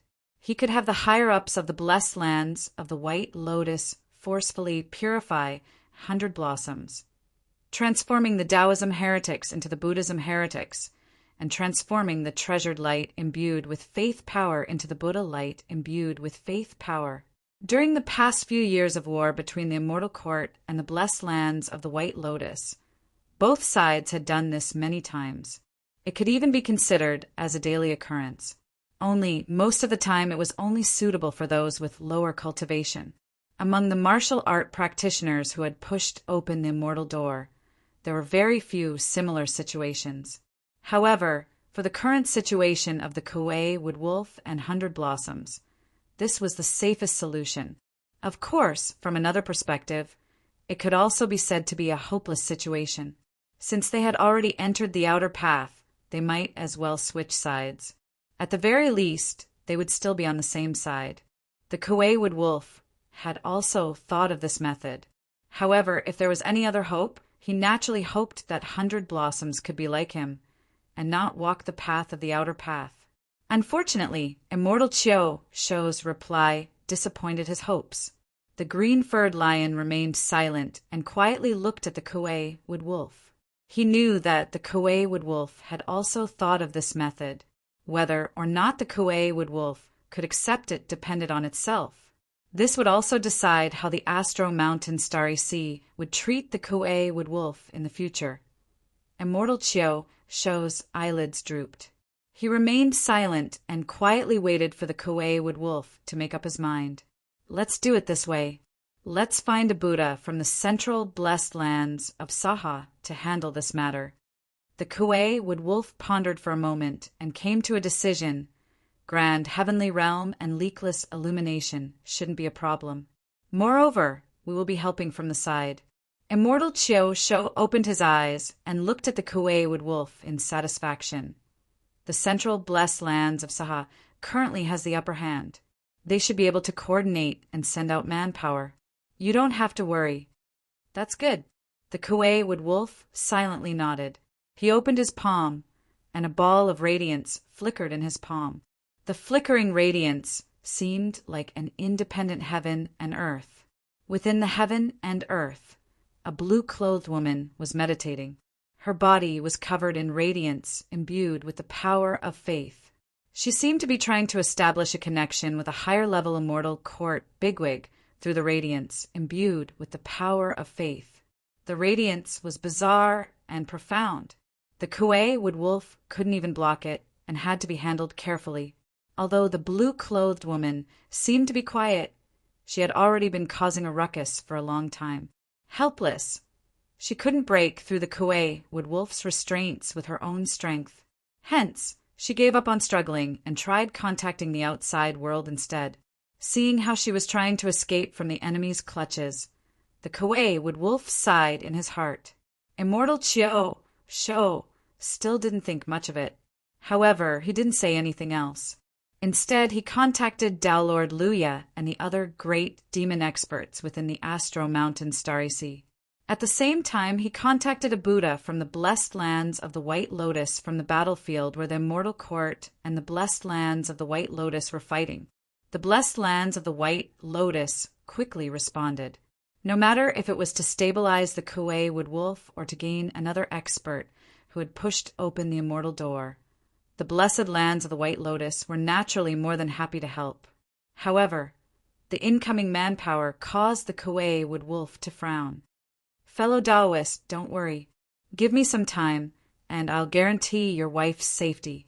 The Buddha in front of him sat on a white lotus with a solemn expression. However, the Kuei-Wood Wolf didn't reply immediately. Instead, he glanced at Immortal Chiu Shou. The Dingguang Buddha will definitely not disappoint us, said Immortal Chiu Shou. The blessed lands of the White Lotus Buddha who came to assist them was none other than the Dingguang Joyous Buddha. No matter if it was the Immortal Chiu Shou or the Kuei-Wood Wolf, they weren't unfamiliar with him. During the ancient era, the three of them had attended lectures under the Taoism's prime, clear lineage. However, it was precisely because they understood him too well that the Kuei-Wood Wolf wasn't at ease. If it was anything else, it wouldn't have mattered. However, the 100 Flowers Shameful Buddha's title alone was enough to make him unhappy. Chapter 1669. The Kuei-Wood Wolf looked at the Dingguang Joyous Buddha with a strange gaze. He was an old acquaintance of the long-eared Dingguang Immortal, who is now the Dingguang Joyous Buddha. If it was the long-eared fixed-light Immortal from the ancient era, the Kuei-Wood Wolf definitely wouldn't mind. However, the Wood Wolf of Kuei had no choice but to pay attention to the path that the long-eared Dingguang Immortal had taken after entering Buddhism in the Middle Era. Although Dingguang Joyous Buddha was in Buddhism, and he was in the Heavenly Court's Divine Palace, Kuei-Wood Wolf still had some understanding of Dingguang Joyous Buddha's cultivation method. Now that the matter involved 100 flowers, how could the Wood Wolf of Kuei feel happy when it saw the Dingguang Joyous Buddha? He looked at the Dingguang Joyous Buddha, then at the Chiu Shou Immortal. He couldn't help but suspect that the Astro Mountain Starry Seas and the blessed lands of the White Lotus were working together to deal with him. Immortal Chiu Shou straightened his expression and nodded at Kuei-Wood Wolf. Don't worry, fellow Taoist. Dingguang Buddha has never done anything wrong. To be fair, when Immortal Chiu Shou saw the Dingguang Joyous Buddha appear, he also felt a pain in the ass. The Joyous Buddha's reputation in certain aspects was too bad, so it was no wonder that Kuei-Wood Wolf was unhappy. To put it bluntly, it was simply provocative and humiliating, and it seemed as if it was intentionally making things difficult for the Kuei-Wood Wolf. As a great demon of the Astro Mountain Starry Seas, Immortal Chiu Shou was dissatisfied with the blessed lands of the White Lotus the moment he saw the Dingguang Joyous Buddha. The Dingguang Joyous Buddha appeared calm. In reality, the blessed lands of the White Lotus didn't have any other intentions. It was purely because the Dingguang Joyous Buddha happened to be free after the coordination, so he came over. While the blessed lands of the White Lotus had the upper hand against the immortal court, it wasn't as if they didn't have the strength to retaliate. The blessed lands of the White Lotus could not possibly ask the Buddha, who was currently fighting against the immortal court heavenly lord, to turn around and expose his back to his opponent. In the end, the Dingguang joyous Buddha happened to be able to free his hands and come over to help. Immortal Chiu thought for a while. Although Dingguang joyous Buddha cultivated a special technique, he should be able to understand the severity of this matter. He would not deliberately provoke the Kuei wood wolf. In fact, the two of them had even more reason to find trouble with the Dingguang joyous Buddha. The wood wolf of Kuei had attained the body of the great sage of the demon clan, and its strength was even stronger than the Dingguang joyous Buddha who attained the Buddha fruit through the heretic path. The Astro Mountain Starry Sea's overall strength similarly surpassed the blessed lands of the White Lotus. Even if Dingguang joyous Buddha really did not have such a thought, it would be suppressed to the point that it would vanish into thin air.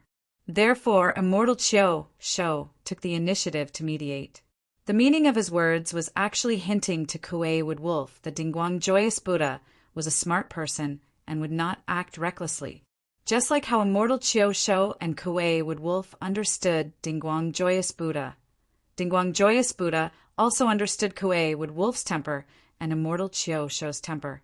Dingguang joyous Buddha had also heard about the past between Kuei wood wolf and 100 Blossom Bashfulness. He knew how much Kuei wood wolf valued 100 Blossom Bashfulness.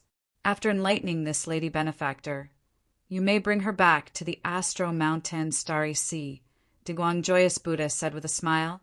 "I believe that my Buddha Maitreya will not object." Heretic warriors were completely tied to the immeasurable heavenly lord or the future Buddha.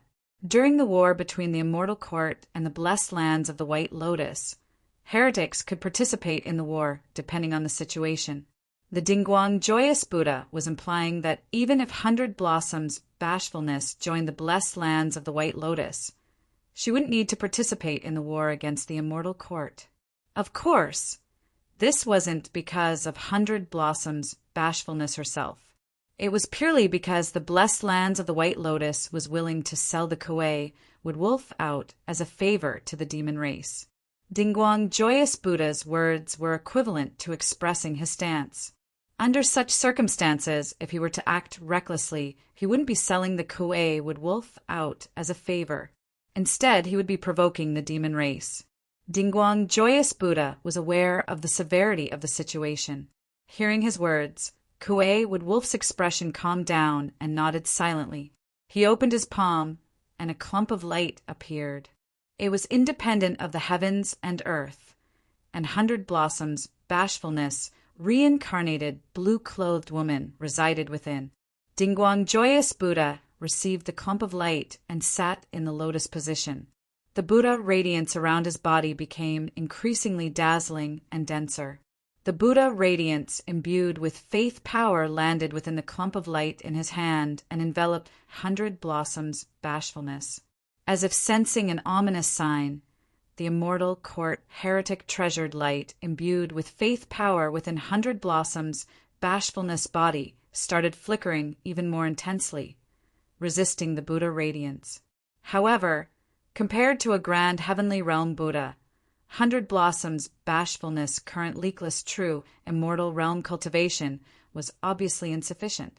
The treasured light imbued within her body couldn't even retaliate and was immediately suppressed by Dingguang joyous Buddha. Under the Dingguang joyous Buddha's Buddha radiance imbued with faith power, the treasured light imbued within 100 Blossoms Bashfulness body started retreating. However, the radiance didn't disappear. Instead, its appearance gradually changed. The heavenly music gradually weakened, while the chanting of Buddhism gradually became louder. The blue-clothed woman's face was filled with resistance. She continuously chanted the name of the immeasurable heavenly Lord. However, her gaze slowly turned blank. Dingguang joyous Buddha's appearance was solemn, and his expression was solemn. He chanted the Buddha's name, Namo Maitreya Buddha. In the blue-clothed woman's heart, the Maitreya Buddha's name started suppressing the immeasurable heavenly Lord. The Kuei Wood Wolf and Chiao Shou Immortal stood by the side and watched the Dingguang joyous Buddha's Buddha radiance revolving around his body in silence. From afar, Yen Zhaoge's North Ocean clone concealed his aura and didn't approach. He looked at the dazzling Buddha, radiance imbued with faith power from afar. Due to the distance being too far, and to avoid attracting the attention of demon race great sages like the Kuei Wood Wolf and Chiao Shou Immortal, Yen Zhaoge didn't act recklessly. As such, he couldn't see the situation clearly. However, after seeing the blessed lands of the White Lotus Buddha radiance, he already knew what was going on. They found a Buddha from the blessed lands of the White Lotus and tried to forcefully illuminate the 100 Blossoms' bashfulness, causing her to switch her allegiance to the blessed lands of the White Lotus and become a heretic of Buddhism. Yen Zhaoge stroked his chin. As he was pondering, Yen Zhaoge's North Ocean clone's expression suddenly changed, and he looked towards another direction. There, the faraway void suddenly opened up, and numerous green lotuses approached. Other than the green lotuses, streams of light flickered. The Western Pure Lands and the Immortal Court's people. Yen Zhaoge raised his brows slightly and turned his head to look at the Kuei Wood Wolf and the others. The treasured light imbued with faith power from the 100 Blossoms' bashfulness body that hadn't been cleansed yet was still guiding the direction of the Immortal Court's top-notch experts to a certain extent. The Kuei Wood Wolf was enraged by the sudden arrival of the pursuers. However, the Dingguang joyous Buddha's illumination of the 100 Blossoms' bashfulness was at a crucial moment, and he couldn't move at all. The Kuei Wood Wolf could only move forward and obstruct the Western Pure Lands and the Immortal Court's people from approaching. The Chiao Shou Immortal's expression was filled with dissatisfaction as well. However, he still went forward together with the Kuei Wood Wolf. Of course, they didn't forget to summon the nearby great demons. Yen Zhaoge's North Ocean clone silently approached. However, he wasn't in the mood to fight against the Western Pure Lands Buddhas. Instead, he was thinking about whether he could obtain any benefits from the 100 Blossoms' bashfulness. Looking at the layers of Buddha radiance imbued with faith power, Yen Zhaoge was contemplating. Suddenly, he realized that something was amiss. The layers of Buddhist light actually showed signs of instability at this moment. Chapter 1670. The Dingguang joyous Buddha was furious as well. Enlightening shyness 100 Blossoms wasn't difficult at all. After all, the disparity between their cultivation realms was obvious. However, the Western Pure Lands and the Immortal Court's people had arrived. Since the Kuei Wood Wolf and Chiao Shou Immortal were there to handle the situation, the Dingguang joyous Buddha could just continue with his own matters. Who would have thought that the road to happiness was strewn with setbacks? It just so happened that such a small matter had to go wrong now. The Dingguang joyous Buddha was shocked to discover that the blue-clothed lady that he had enlightened had undergone a new transformation. The Immortal Court's treasured light, imbued with faith power that was gradually dimming, had actually regained its original state.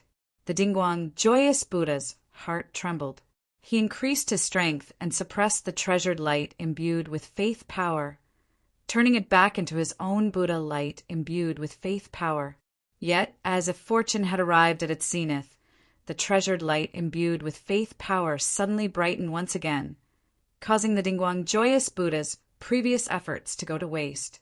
She did not devour his Buddha light to strengthen herself. Instead, it was more like a cycle.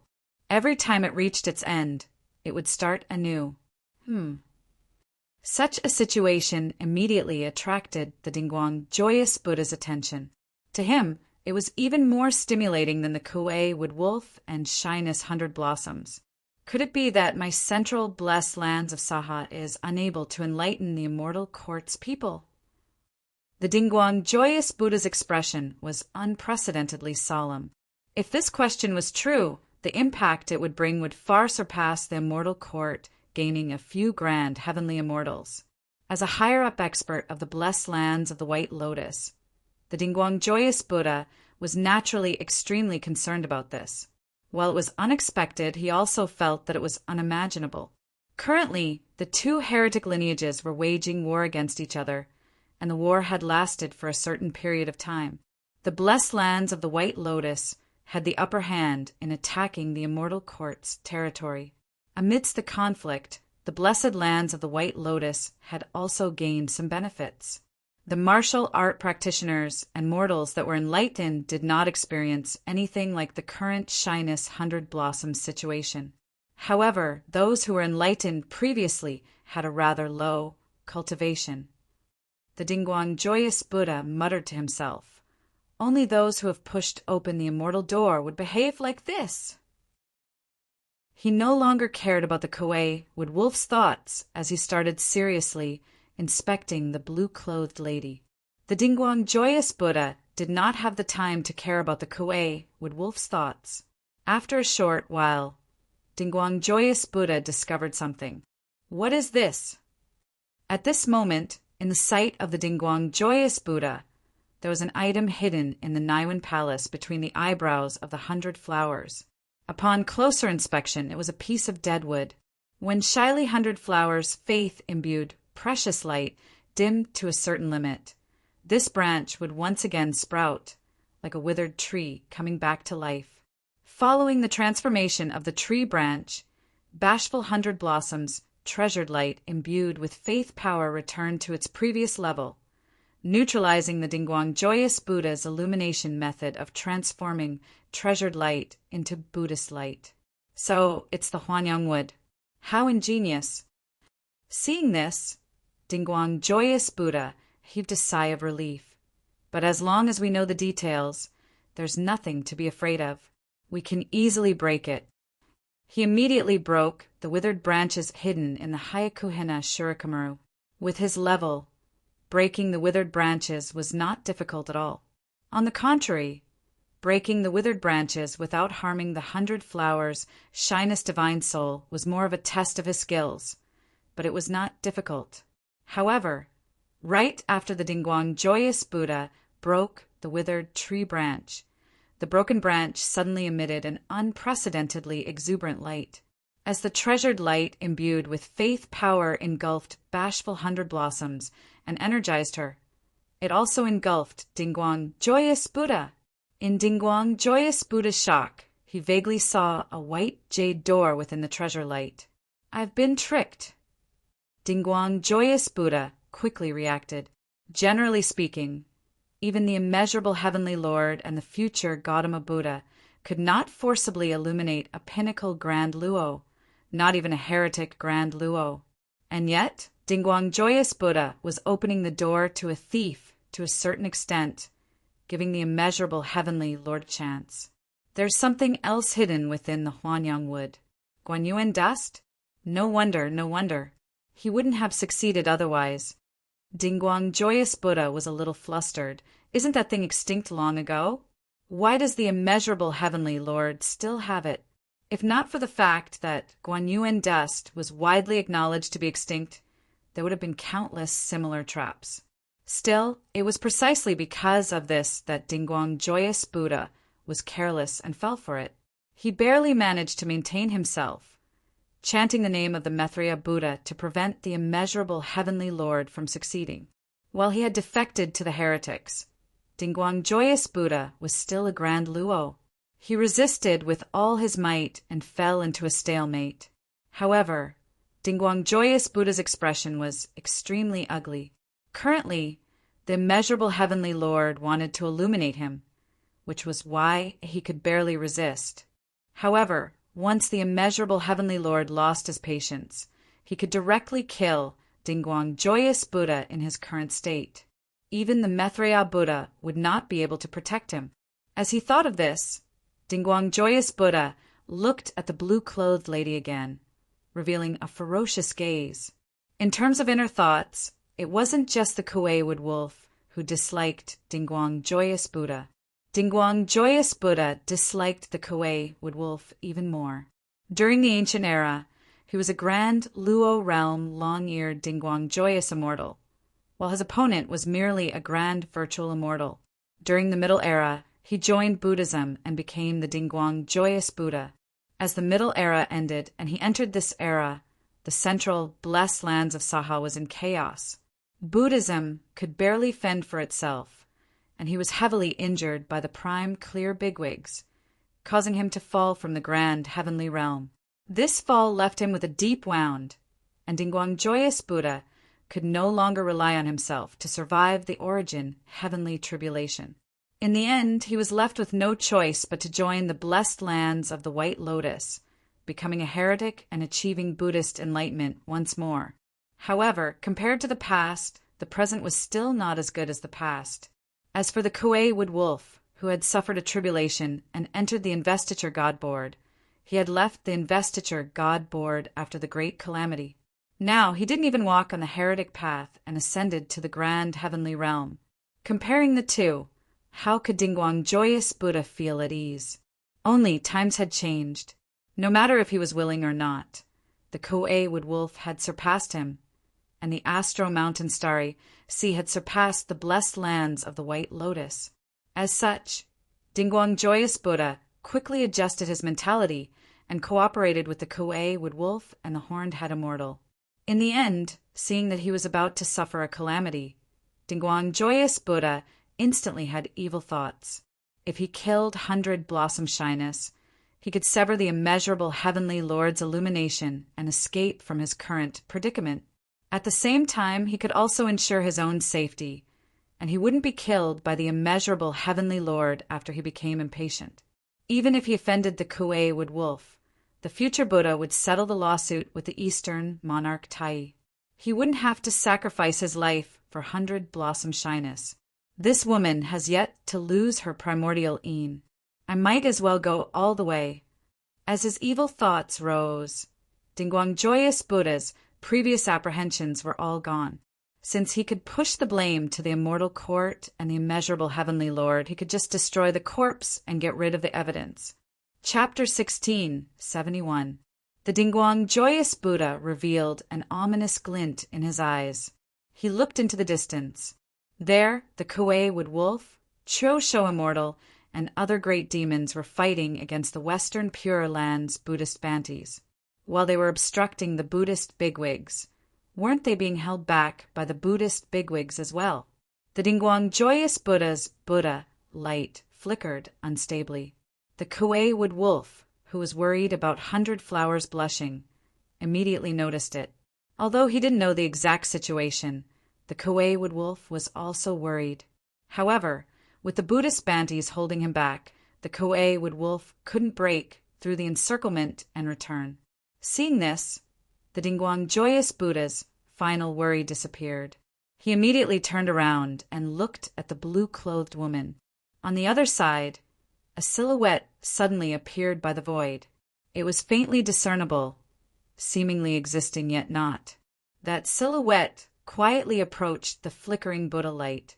However, at this moment, Yen Zhaoga's North Ocean clone appeared and obstructed the silhouette. Yen Zhaoga looked over and saw a Taoist wearing a crimson robe. His face was blue, and his hair resembled cinnabar. 3 eyes were opened wide on his forehead, and he was riding on a golden-eyed camel. This Taoist held a sword and had 3 heads and 6 arms. His appearance was similar to the Grand Sui Heavenly Lord, Yin Jiao. After seeing his appearance, Yin Zhaoga came to a realization. So it's the pestilence demon, vast heavenly emperor. I've long heard of you. That Taoist's name was Lu Yu. During the ancient era, he was a bigwig of the prime clear lineage. He established his own residence on the 9 Dragons Island, and his name was rather resounding. He possessed various treasures such as the tangible heavenly seal, the plague bell, the fixed plague banner, the plague finger sword, and many others. His strange divine abilities were sharp, and he had made a name for himself during the ancient era. During the investiture of the gods' battle, Lu Yu suffered a calamity and entered the investiture god board. He entered the heavenly court's divine palace and became the lord of the pestilence demon, vast heavenly emperor. During the great calamity, he left the investiture god board. After the Immortal Court was established, Lu Yu and the Smallpox Division's righteous god, Yu Huolong, entered the Immortal Court. He was one of the Immortal Court's first cornerstones. Currently, he was the Immortal Court heretic's oldest grand heavenly immortal. He had experienced many battles against the blessed lands of the White Lotus, and his achievements were outstanding. Yan Zhaoge was a little surprised to see him here. After all, the Immortal Court was currently facing immense pressure from the blessed lands of the White Lotus. The blessed lands of the White Lotus had the spare time to send the Dingguang Joyous Buddha over. If the Immortal Court wanted to send Lu Yu over, it would be much more difficult. After all, they were the ones at a disadvantage. At this moment, not only did he not take the opportunity to reverse the situation, but he also divided his forces. Lu Yu personally came here. It could be seen that someone had been planning this for a long time. This person was most likely Lu Yu. However, being blocked by Yan Zhaoge, Lu Yu's face that was suffused with a blue light now had an ugly expression on it. Currently, the North Ocean clone did not transform into his demonic form. Instead, he displayed his original appearance. While he was not as famous as Yan Zhaoge himself, his appearance was widely known. Seeing the Northern Ocean clone's appearance, Lu Yu naturally recognized him. Seeing Yan Zhaoge's clone, Lu Yu knew that things were bad. However, with the arrow already knocked on the bowstring, he had no choice but to release it. He jumped down from the golden-eyed camel beneath him and commanded it to spit out thunder fire in an attempt to block Yan Zhaoge's North Ocean clone. Meanwhile, Lu Yu continued rushing towards the Dingguang Joyous Buddha and the 100 Blossom Shyness. However, the golden-eyed camel was completely unable to block the North Ocean clone. The North Ocean clone bowed slightly, and the demon monkey tattoo on his right shoulder radiated with golden radiances. In an instant, it manifested into a gigantic demon monkey. The golden body of the great sage was in the grand virtual realm. However, it still retained many miraculous aspects, especially the true great sage equaling heavens, who was proficient in shifting techniques. Although it was hard for him to be omnipresent like a grand heavenly immortal, when facing against a grand heavenly realm opponent, he would be able to counteract many of the miraculous aspects of a grand heavenly realm opponent. The demon monkey's body shook, causing Lu Yu to be unable to shake him off. Lu Yu snorted coldly. He raised one of his 6 arms, which held a long banner, and waved it towards the golden body of the great sage. The golden body of the great sage formed by the North Ocean clone paused for a moment. As if a person was sick, a strong sense of weakness attacked the golden body of the great sage. It corroded his body, weakened his strength, and slowed down his movements. The sense of weakness was not strong at first. However, it continued to accumulate and gradually became significant. In the end, it became a situation where it was difficult to turn back. When the wave of weakness erupted, it would be completely incurable. This accumulation was not only in terms of degree, but the speed of accumulation was also increasing. The momentum was getting stronger and stronger. In the past, Lu Yu relied on this demonic divine ability to dominate everywhere. He rarely met a worthy opponent in the same realm. Even if his opponents were stronger than him, they would still be defeated by him in the end if he avoided them and continuously weakened them. It was difficult for a grand virtual immortal to harm a grand heavenly immortal with their celestial essence. However, Lu Yu's plague erosion could corrode many grand heavenly immortal experts. Although it could not break through the Yuan-Tian realm and could not cause real damage, it could cause weakness to a certain extent and affect grand heavenly immortal experts. Such a strange and domineering divine ability was rare and could be considered as a legend. Being able to become the Heavenly Court's Divine Palace's Plague Division's Lord, Golden Spirit Divine Mother, and Thunder Division's Lord, Wenzhong, Lu Yu naturally had astonishing skills. Unfortunately, he was still a heretic, grand heavenly immortal. He couldn't compare to orthodox Taoism's grand heavenly immortal of the same realm. Yet his opponent was one of the strongest existences in the same realm. Even without the earthly essence stone's support, even if he was only in the grand virtual realm. The monkey's physique was already strong enough to defeat countless opponents. The stronger the physique, the better it would be against Lu Yu's plague. To a certain extent, it could be considered as his nemesis. Lu Yu had already passed the origin, heavenly tribulation, and he was still a grand heavenly immortal. That was why he could affect Yan Zhaoge's golden body of the great sage.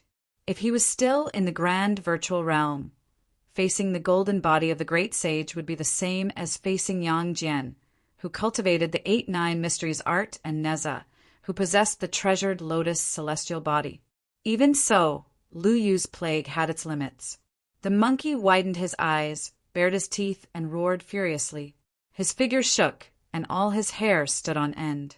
His pores were like fountains, spewing out blazing, masculine blood qi. In an instant, it was as if countless suns had risen together. Under such blazing blood qi, it forcefully resisted against Lu Yu's plague technique. Upon seeing this, other than waving the localizing plague banner, Lu Yu also unleashed his plague finger sword and other treasures, hoping to get rid of Yan Zhaoge's North Ocean clone as soon as possible. At that moment, Lu Yu's pupils shrank slightly. Within his vision, within the universe where the Dingguang Joyous Buddha and 100 Blossom Shyness were, a silhouette suddenly appeared. He was even more familiar with this silhouette than the North Ocean clone. Yan Zhaoge himself. No matter what arrangements you've made, I'll thank you first. Yan Zhaoge leisurely ran over to pick up the peaches and waved his hand at Lu Yu. Chapter 1672. When the Kuei Woodwolf finally made a move and saved the blue-clothed woman from the blessed lands of the White Lotus's Buddhism martial art practitioners' attacks, Yan Zhaoge, who had been paying attention to it, noticed that the opportunity was about to arrive. The Kuei Woodwolf's attention was on 100 Blossom Bashfulness. When this attention finally evolved into actual action, while it was still hard to determine how the situation would develop, with Yan Zhaoge's elimination, the situation would definitely escalate. Under such circumstances, he naturally had to raise his reserve level accordingly.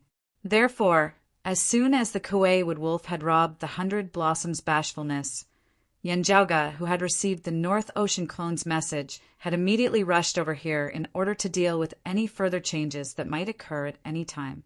As expected, the Kuei Woodwolf and the Qiu Shou Immortal found the blessed lands of the White Lotus Buddhas to enlighten the 100 Blossoms' Bashfulness. However, during the process of enlightening them, a series of unexpected events occurred. First, the experts from the Western Pure Lands caught up to them. Then, an accident happened to the Buddha who purified 100 Blossoms Bashful. Feeling that his chance had arrived, Yan Zhaoge approached as well. In the end, Lu Yu of the Immortal Court appeared. Fortunately, Yan Zhaoge's main body had already arrived. The North Ocean clone went to block Lu Yu's path, while Yan Zhaoge's main body took the chance to go to the Dingguang Joyous Buddha and 100 Flowers Bashfulness. Looking at the Buddha light that flickered unceasingly, Yan Zhaoge didn't hold back at all. He raised his hand and struck out with the palm. As he executed the heaven-opening book, his arm turned into something that looked like an axe, yet wasn't an axe, and it looked like a banner, yet wasn't. His palm split the heavens and earth, directly breaking the Buddhist light. A white lotus appeared in the Buddhist light. On the lotus platform, a golden Buddha was sitting in the lotus position. His 2 hands were in the shape of an embrace, and between his palms there was a multicolored hazy ball of air that was faintly being held in his arms. Inside the ball of air, the blue-clothed woman's face was filled with confusion. Her eyes were lifeless, and she had lost the will to resist. Although the precious light imbued with the power of faith was shining around her body, and even covered the surface of the Buddha's body, it was unable to obstruct the multicolored hazy mass of air. Dingguang Joyous Buddha. Yan Zhaoge immediately recognized the Buddha's appearance. Looking at the other party's actions again, Yan Zhaoge instantly rolled his eyes. Although he could tell that the Dingguang Joyous Buddha seemed to have run into some trouble in order to purify 100 flowers blushing. However, looking at the other party's current appearance, it was clear that he was going to use the technique he had learned to pluck the 100 flowers bashfulness. This is really... Yen Zhaoge's expression was strange. Looking for you to illuminate 100 flowers into the Buddhist heretic Tao. Yet in the end, you want to plant a green grassland on the head of the Kuei wood wolf. Upon seeing Yen Zhaoge's appearance, the Dingguang joyous Buddha was greatly shocked. Not bothering to reply, he grabbed the 100 blossoms' shyness with one hand, pushing out with the other towards Yen Zhaoge. Yen Zhaoge's vision blurred as the scene before his eyes seemed to have suddenly changed. Orioles sang and swallows danced, and the fragrance of cosmetics drifted in the air. The world in front of him seemed to turn pink, and the chanting of the Buddha disappeared in his ears. Instead, all that was left was the sound of decadent music. The voice wasn't very loud, but it was intertwined and pervasive, drilling into the depths of one's heart. An irrepressible desire arose, causing one's heart to heat up. Yen Zhaoge smiled, still executing the heaven-splitting halberd, immediately breaking apart the pink world before him. The Dingguang joyous Buddha had a huge headache. Moreover, from the corner of his eyes, he could clearly see a yellow-colored demonic wind getting rid of the green lotus golden lamp's entanglement and rushing towards him. Evidently, the yellow-robed great sage, the Kuei wood wolf, noticed that something was amiss. He finally got rid of the Western Pure Lands Buddha and hurriedly returned. At this moment, the Dingguang joyous Buddha became anxious. He stared at Yen Zhaoge, and his expression became extremely solemn. "My Buddha is merciful," the Dingguang joyous Buddha chanted, and the Buddha radiance on his body became extremely strong. The glaze-like radiance combined with the 5-colored Qi mass, manifesting another incarnation of the Dingguang joyous Buddha. As the radiance circulated, an even larger Buddha statue appeared. Only this Buddha statue looked rather strange. 2 bodies were hugging each other, facing each other. The Buddha's face was ferocious. His eyes were filled with anger, and the flames of indignation were lingering around him. The woman in his embrace was naked. Her facial features were extremely beautiful, and her figure was curvaceous and exquisite. Just by looking at her, one's blood would boil, and his heart would burn with anger. However, the woman's expression was clear and solemn. While the two's actions seemed like they were hugging, other than the flames of lust rising, a feeling of emptiness arose within one's heart. Even with Yen Zhaoge's capabilities, his mind was still in a trance, showing signs of wavering. The Buddha and the beauty who were hugging each other turned their bodies towards Yen Zhaoge. Then one of them extended his left hand, while the other extended his right hand, and both attacked Yen Zhaoge. One seemed majestic and solemn, yet violent and ferocious. The other seemed to captivate one's soul, yet it was pure and empty. As the laws and principles intertwined, their intents merged, transforming into a torrent, a whirlpool, and a wave, wanting to drown Yen Zhaoge within. As expected of someone who had ascended to the grand heavenly realm. Not only that, he also cultivated in Buddhism, combining the strengths of both. Even if he had fallen into the heretic path, he shouldn't be underestimated. Yen Zhaoge calmed his mind and praised. At the same time, his actions weren't slow either. The splendor of divinity converged above his head, letting out the sound of a bell. The jade clear's primordial earlier heaven, 3 scriptures combined into one, displaying the profundities of the primordial chaos and the beginning of the world. Boundless profundities and peerless power manifested together. The chaos opening origin went straight towards the Dingguang joyous Buddha's delightful nature emptiness grand palm seal. Even the red Inferno Dhamma Lord who had attained enlightenment of Buddhism had to focus all his attention towards Yen Zhaoge's attack. How could the Dingguang joyous Buddha, who was currently being disturbed by the treasured light imbued with the faith power of the immortal court, block it? It was as if the opening of the primordial chaos and the beginning of creation were reenacted, shattering the palms of the Buddha and the beauty, shattering their arms, then shattering their bodies.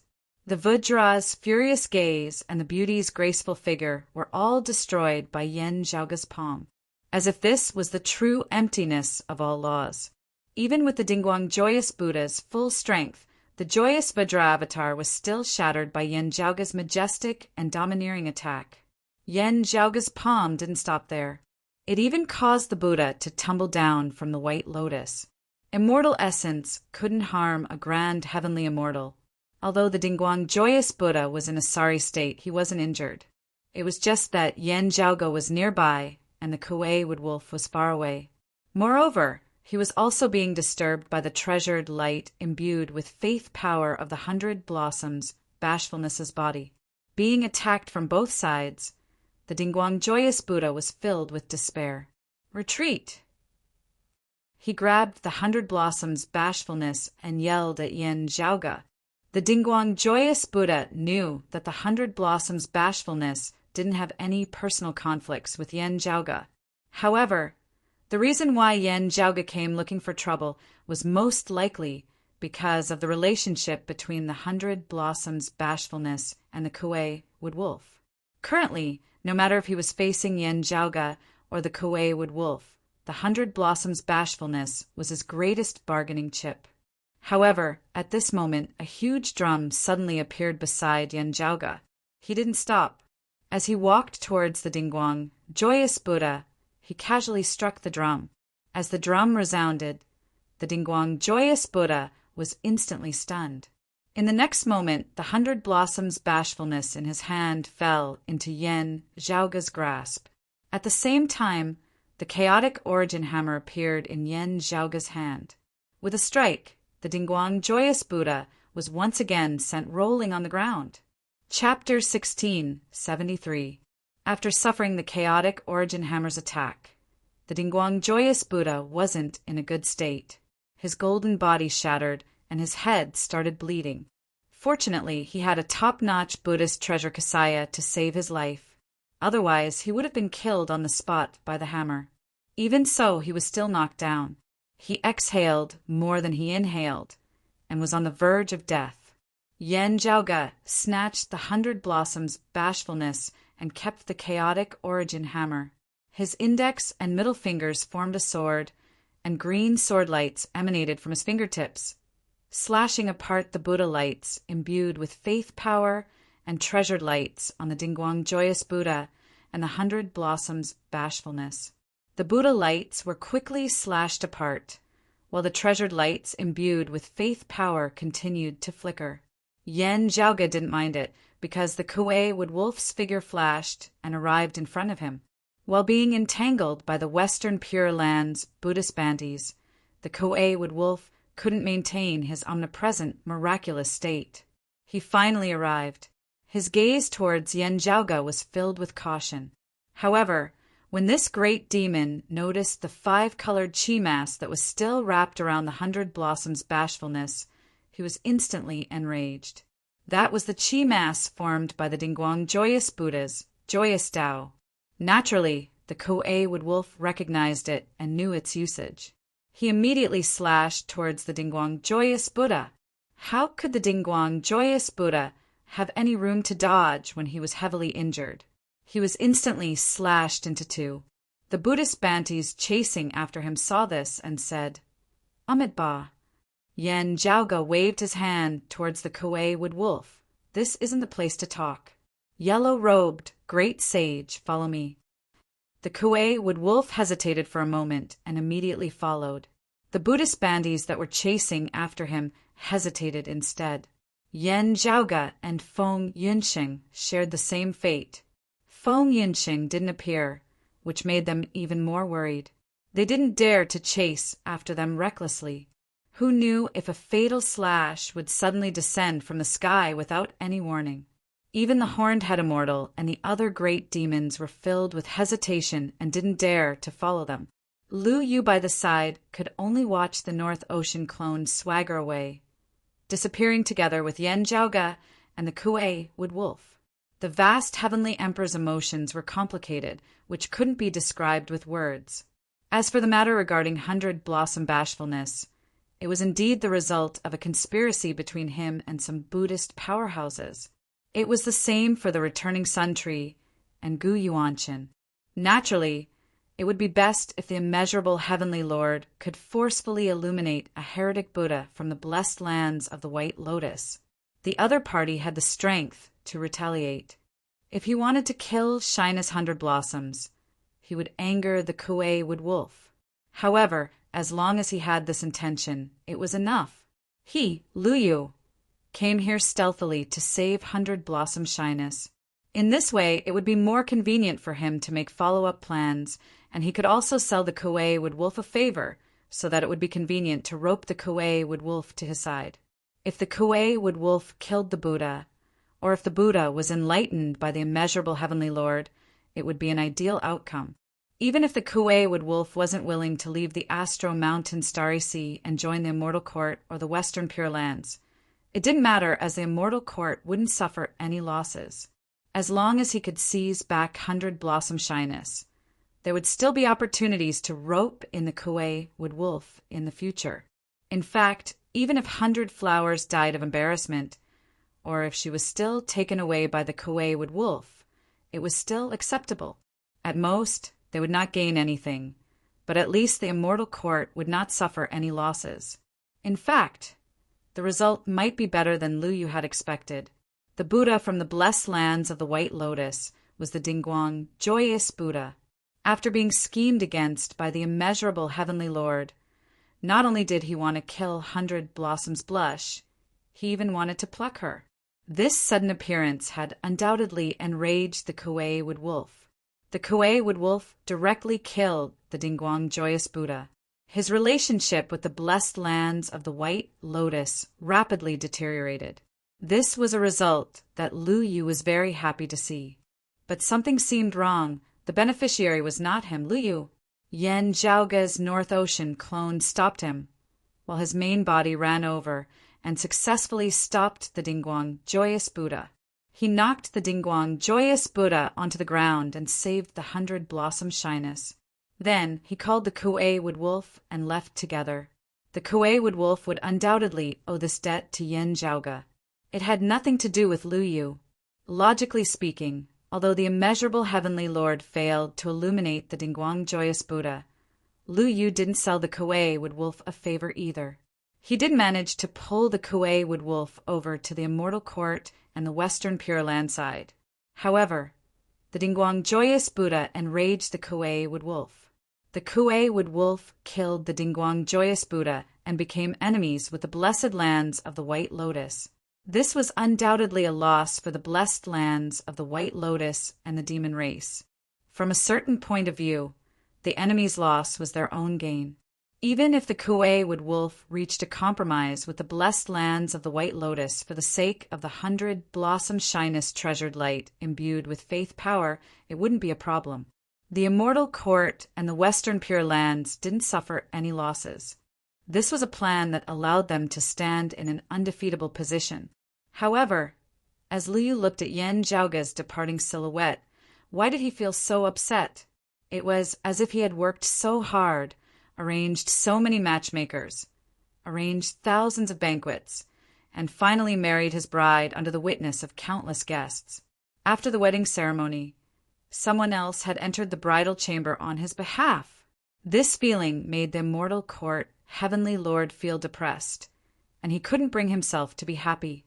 On the other hand, Yan Zhaoge was very happy.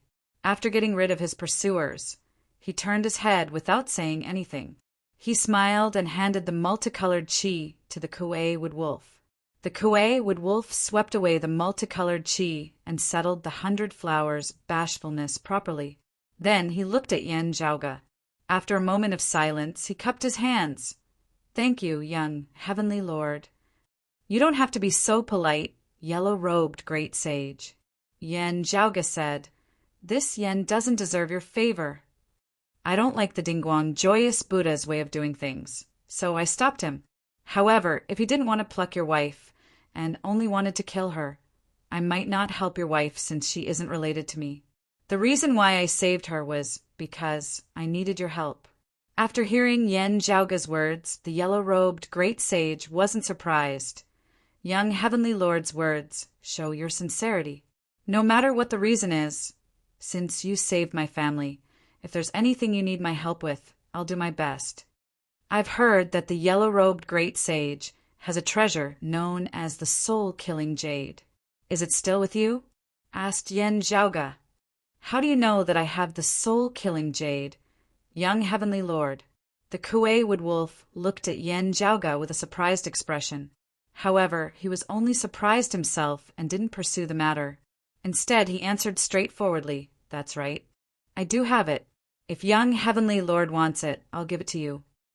Then he touched his sleeve and took out a dark purple jade, handing it over to Yen Zhaoge. Yen Zhaoge received it and confirmed that it was the soul-killing jade that he had been searching for many years. He let out a sigh of relief. Previously, he was worried that the Kuei Woodwolf wouldn't have any more stocks left, which would cause some problems. From the looks of it now, everything was settled smoothly. With that, Yu Ye's side was completely free of worries. Chapter 1674. After keeping the soul-killing jade, Yen Zhaoge looked at the Kuei Woodwolf, asking, "Your wife has now already entered the Immortal Court's external Tao. I wonder what you intend to do next." When the Kuei Woodwolf heard this, it immediately fell silent. He naturally didn't want to see the 100 flowers shamed into the outer path. No matter if it was the Immortal Court heretics, Buddhism heretics, or the blessed lands of the White Lotus, it was the same. Only, comparatively speaking, the blessed lands of the White Lotus were slightly better off. After all, the Kuei Woodwolf was currently residing in the demon race, while the blessed lands of the White Lotus and the demon race were allies. Both sides were on the same side. Moreover, as long as the Astro Mountain Starry Sea held the upper hand and maintained a dominant position, the blessed lands of the White Lotus would not pose a problem to the Kuei Woodwolf. The blessed lands of the White Lotus would not use this to deal with him. That was why he agreed to summon the blessed lands of the White Lotus Buddha to enlighten the 100 blossoms. But in the end, he killed the Dingguang Joyous Buddha. For the outer Tao, they couldn't afford to lose a Buddha that had ascended to the golden heavenly realm. The reason why the Immortal Court was suppressed by the blessed lands of the White Lotus for so many consecutive wars was due to Sua Mingzhang and Yen Zhaoge killing a large number of Immortal Court heavenly lords. After checking 100 Blossom Shy Soul, Kuei Woodwolf also knew that to a certain extent, Dingguang Joyous Buddha, whom he had found to purify 100 Blossom Shy, was actually the one who had been deceived. Hence, he killed the Dingguang Joyous Buddha. Even if the demon race was stronger than the blessed lands of the White Lotus, the Kuei Woodwolf was in the wrong. Of course, the Dingguang Joyous Buddha's intention to pluck 100 flowers to shame made the Kuei Woodwolf somewhat reasonable. The final outcome would most likely be an argument between the two sides. In fact, the blessed lands of the White Lotus might even admit that they were unlucky. After all, compared to the entire alliance formed by the two sects, the Woodwolf of Kuei, the great sage of the demon clan, had a higher status than the Dingguang Joyous Buddha. He could still bring the 100 Blossoms' bashfulness back to the Astro Mountain Starry Seas and mend his relationship with the blessed lands of the White Lotus. He could also request other bigwig Buddhas from the blessed lands of the White Lotus to enlighten the 100 Blossoms' bashfulness once more, eliminating any future troubles from the Immortal Court. With his current situation, barring any major accidents, he wouldn't be forced to abandon the demon race and join the Western Pure Lands and the Immortal Court. Unless the demon race and the blessed lands of the White Lotus couldn't resolve the issue of 100 Blossoms. However, if there was a way for 100 Blossom Shyness to leave the heretical path, Kuei Woodwolf certainly hoped that she could return to the orthodox path. Hearing Yen Zhaoge's question, the great demon's heart suddenly moved. He turned his head to look at Yen Zhaoge and asked straightforwardly, "Previously, I avoided meeting my Hun family. Now, she's ignorant and entered the Immortal Court heretics, which greatly affected her future. It's too late for me to regret it. What's done can't be undone. How can I make up for it? If young Empyrean has a way, please don't be stingy. I will definitely repay you. The immortal court heretic Dao has caused great trouble to our Dao sect. Yan Zhaoga answered, I, along with the other seniors and fellow Daoists, have all been carefully researching it these past few years, hoping to set things right. He paused for a moment before replying, Now, although I have some gains, the gains are still limited. I can't say that I already have a method, so I can only explore. Hearing that Yan Zhaoga didn't dare to guarantee it, the Kuei-Wood Wolf instead believed his words to be true. But this also extinguished most of the fire of anticipation in the heart of the yellow-robed great sage. Gains are limited, which meant that he wasn't confident. Exploring meant that 100 Flowers' bashfulness was equivalent to an experimental subject. The Kuei-Wood Wolf sighed. Please forgive me, young heavenly lord. If it's me, I'll just take the risk. However, I can't let her take the risk. It's understandable. Yan Zhaoga nodded and didn't force it. He only needed to finish his sentence, and it would be enough.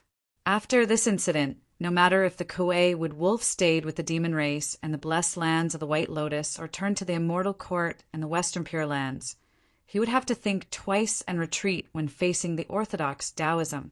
Who knew if he would beg Yan Zhaoga and the 3 clear lineage for the sake of 100 Flowers' bashfulness?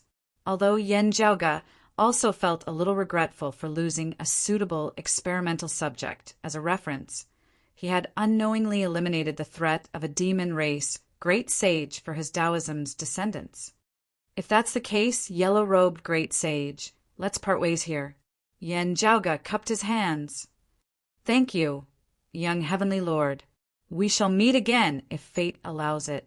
The Kuei-Wood Wolf also politely bowed towards Yan Zhaoga. The two went their separate ways.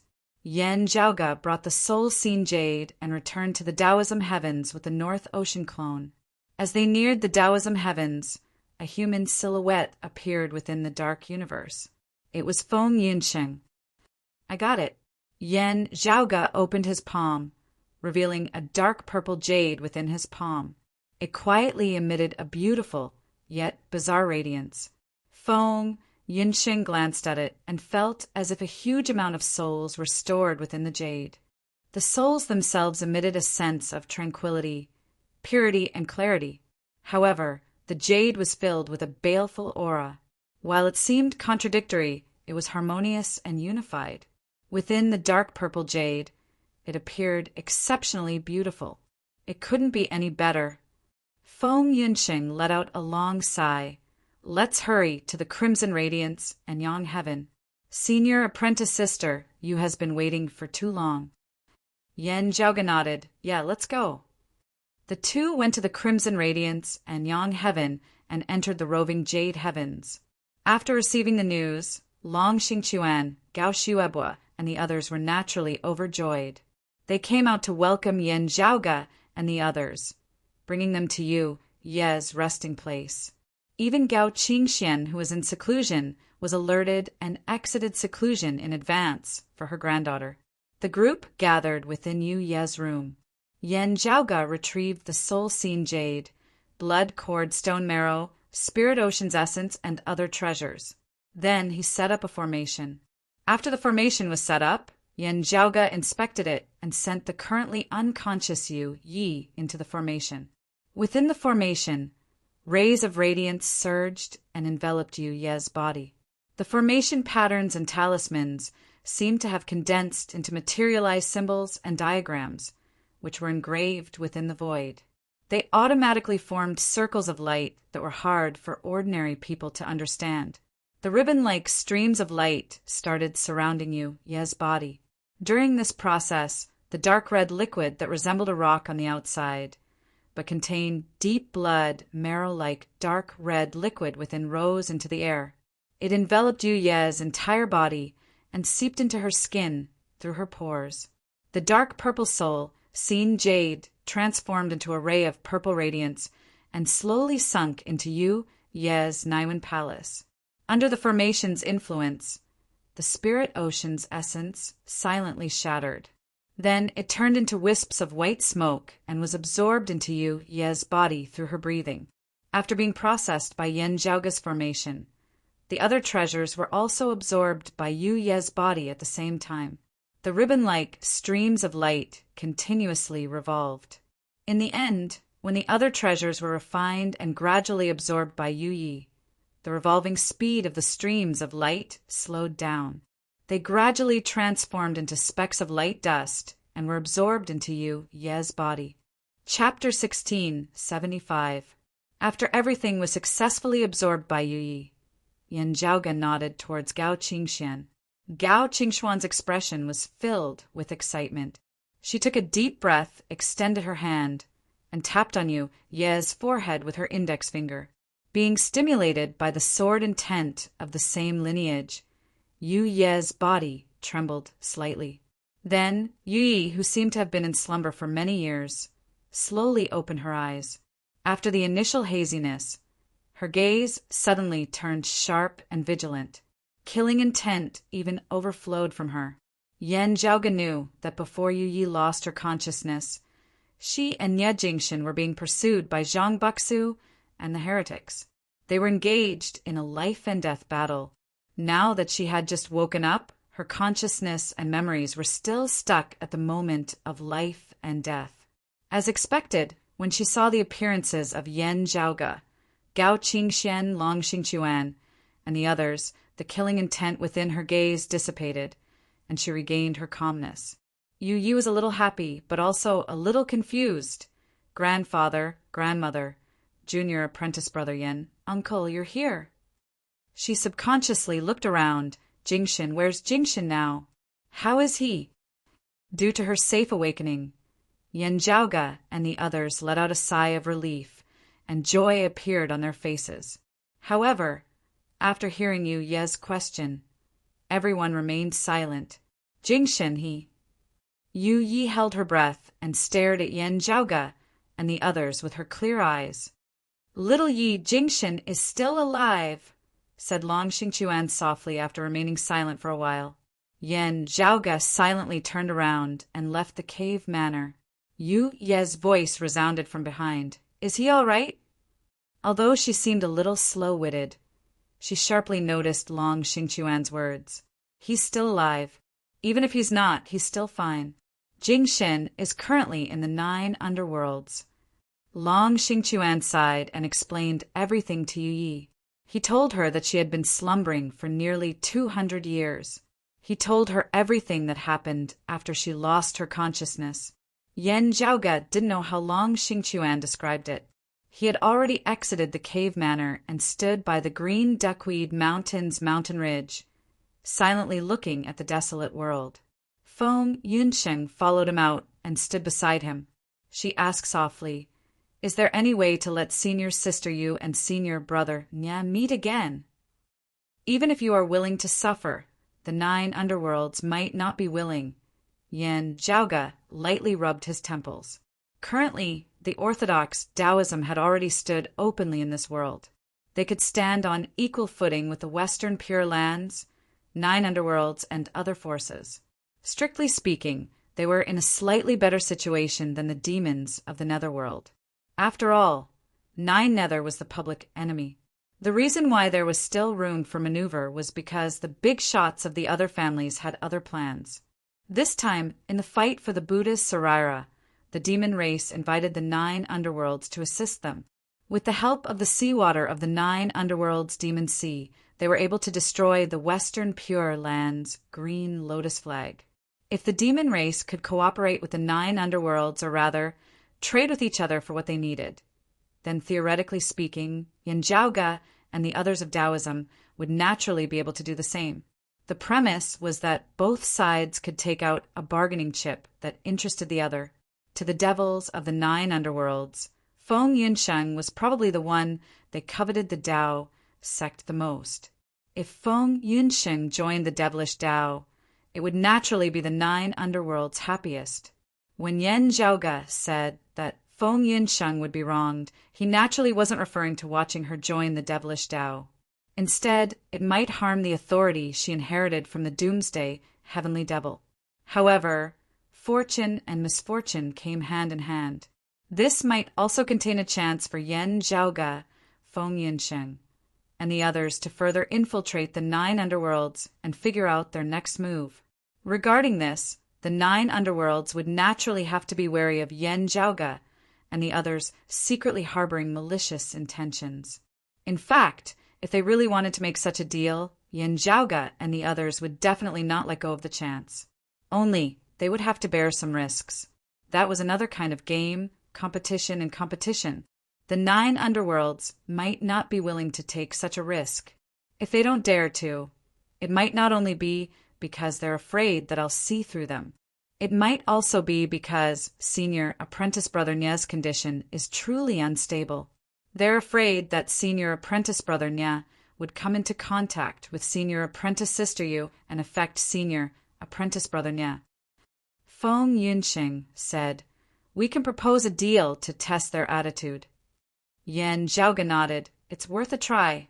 Still, to be safe, let's take a look at Senior Apprentice Sister Yu's situation first." He sighed. "I hope that Senior Apprentice Sister Yu won't blame herself for Senior Apprentice Brother Nye's matter. If such thoughts run too deep and cannot be resolved, we should instead try our best to prevent her from coming into contact with the devilish Tao." It was not just desire, greed, viciousness, hatred, and other evil thoughts. Overly stubborn thoughts, if they continued to deepen, could also form devilish thoughts, ultimately leading one to fall to the dark side. Generally speaking, those with high cultivation bases would have stable mental states and firm wills. However, conversely, they could also be said to be more stubborn and persistent. Once a certain belief was formed, it would be harder for it to be shaken. It was not that people could not have stubborn thoughts or evil thoughts. However, the control of one's limits had always been a test. Heart devils existed everywhere. Theoretically speaking, it had nothing to do with one's cultivation base. At most, it was just a matter of probability. Otherwise, traveling monk son's heart devil would not have manifested in the form of the 6-eared macaque, whose cultivation base was the same as his, while the yellow dragon cultivated deity had fallen to the dark side and become the yellow dragon devil lord. Such negative examples were too numerous to enumerate. Of course, there were also positive examples. To a certain extent, the 3 clear lineage's successors who had experienced the darkest era after the Great Calamity could still maintain their hearts despite facing such a difficult and despairing environment. They could all be considered as positive examples. They were once glorious, but had fallen to the bottom of the abyss. Under such a huge drop, negative emotions such as self-pity, resentment, hatred, numbness, and despair would easily arise.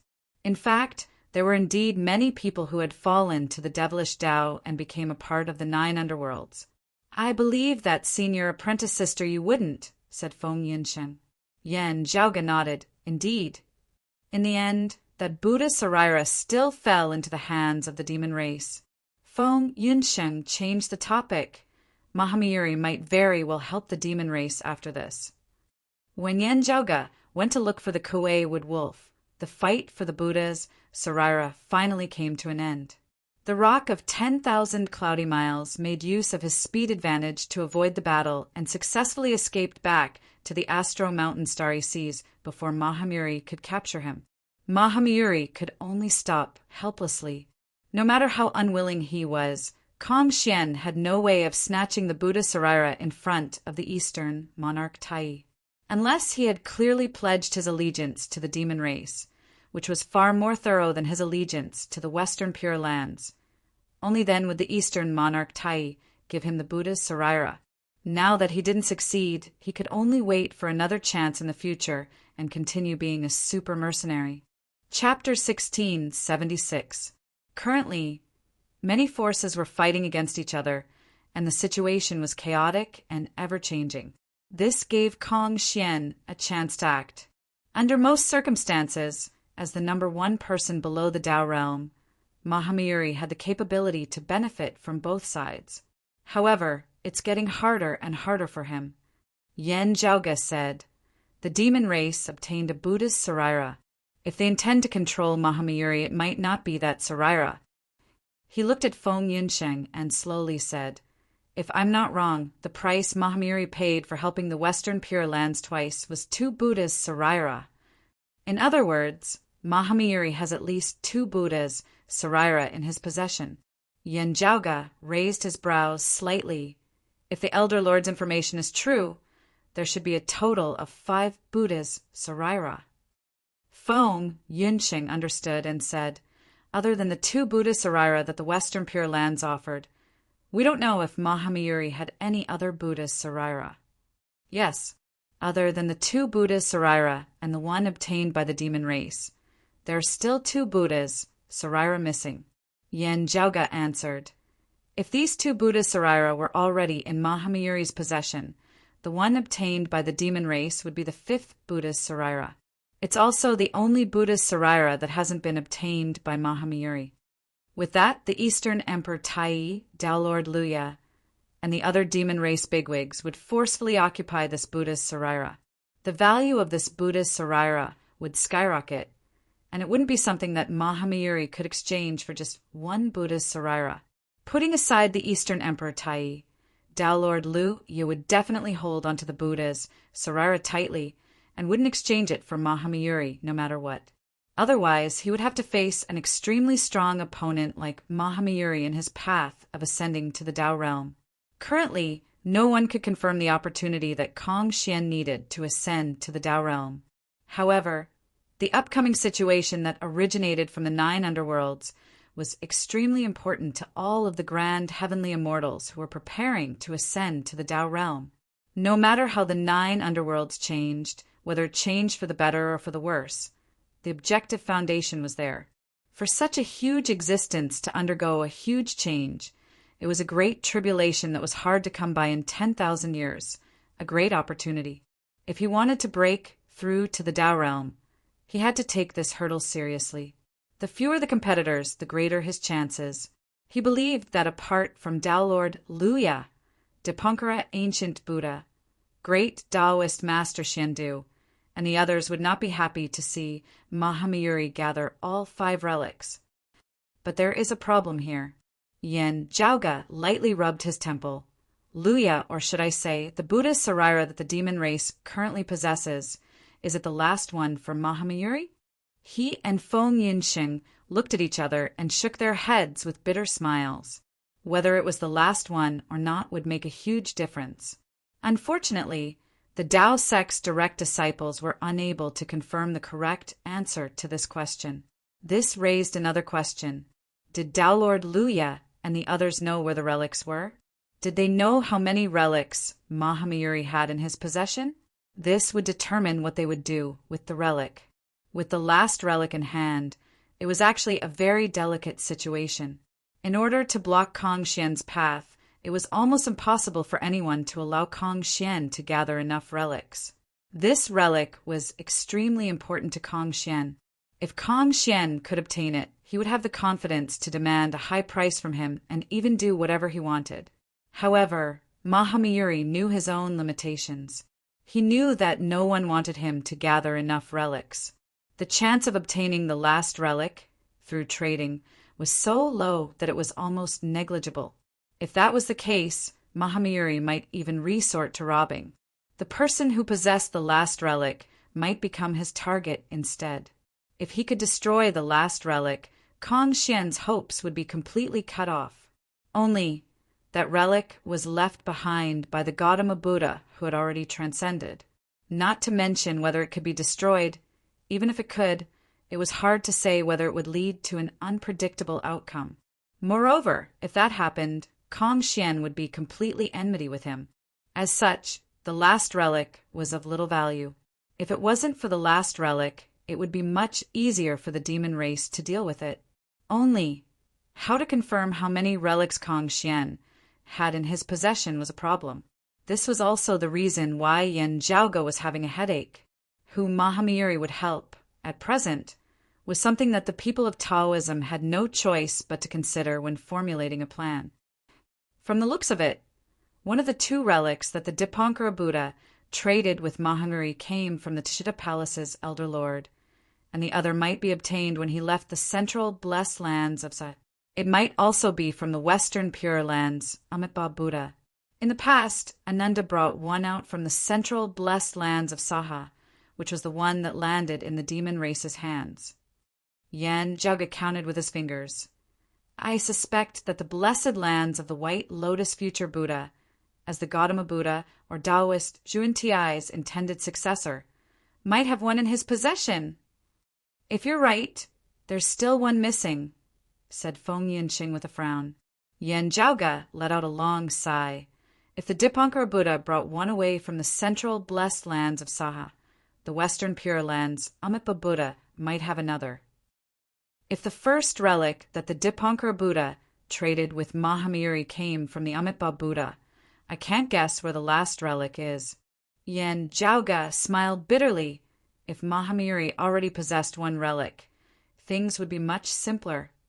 If that's the case, he would have at least 3 relics in his possession. Feng Yinxing asked, if your initial guess is correct, the remaining 2 relics are in the demon race and the blessed lands of the White Lotus, respectively. Yen Jiaoge slapped his forehead. I'm afraid that only the person involved would know. After discussing for a while, the two suddenly turned around. Long Xueji walked out. As time passed, Long Xueji had already surpassed the pure profound tribulation and achieved the duo chi's fused aura, achieving the tranquil, profound, immortal body. It wasn't easy for sword cultivators to improve. Long Xueji's speed was already shocking. Senior apprentice Uncle Long. How's senior apprentice sister you? Asked Yen Jiaoge. Long Xueji said slowly she's a strong child to begin with. However, on the surface, she's calmer than we expected. However, at this point he paused for a moment. Yen Jiaoge and Feng Yinxing frowned. On the surface, remember the mobile website. M. Chapter 16, 77. Although she usually seemed a little slow, Yu Ye's willpower wasn't weak. Just as Long Xueji, who watched her grow up, had said, she was much stronger than most people.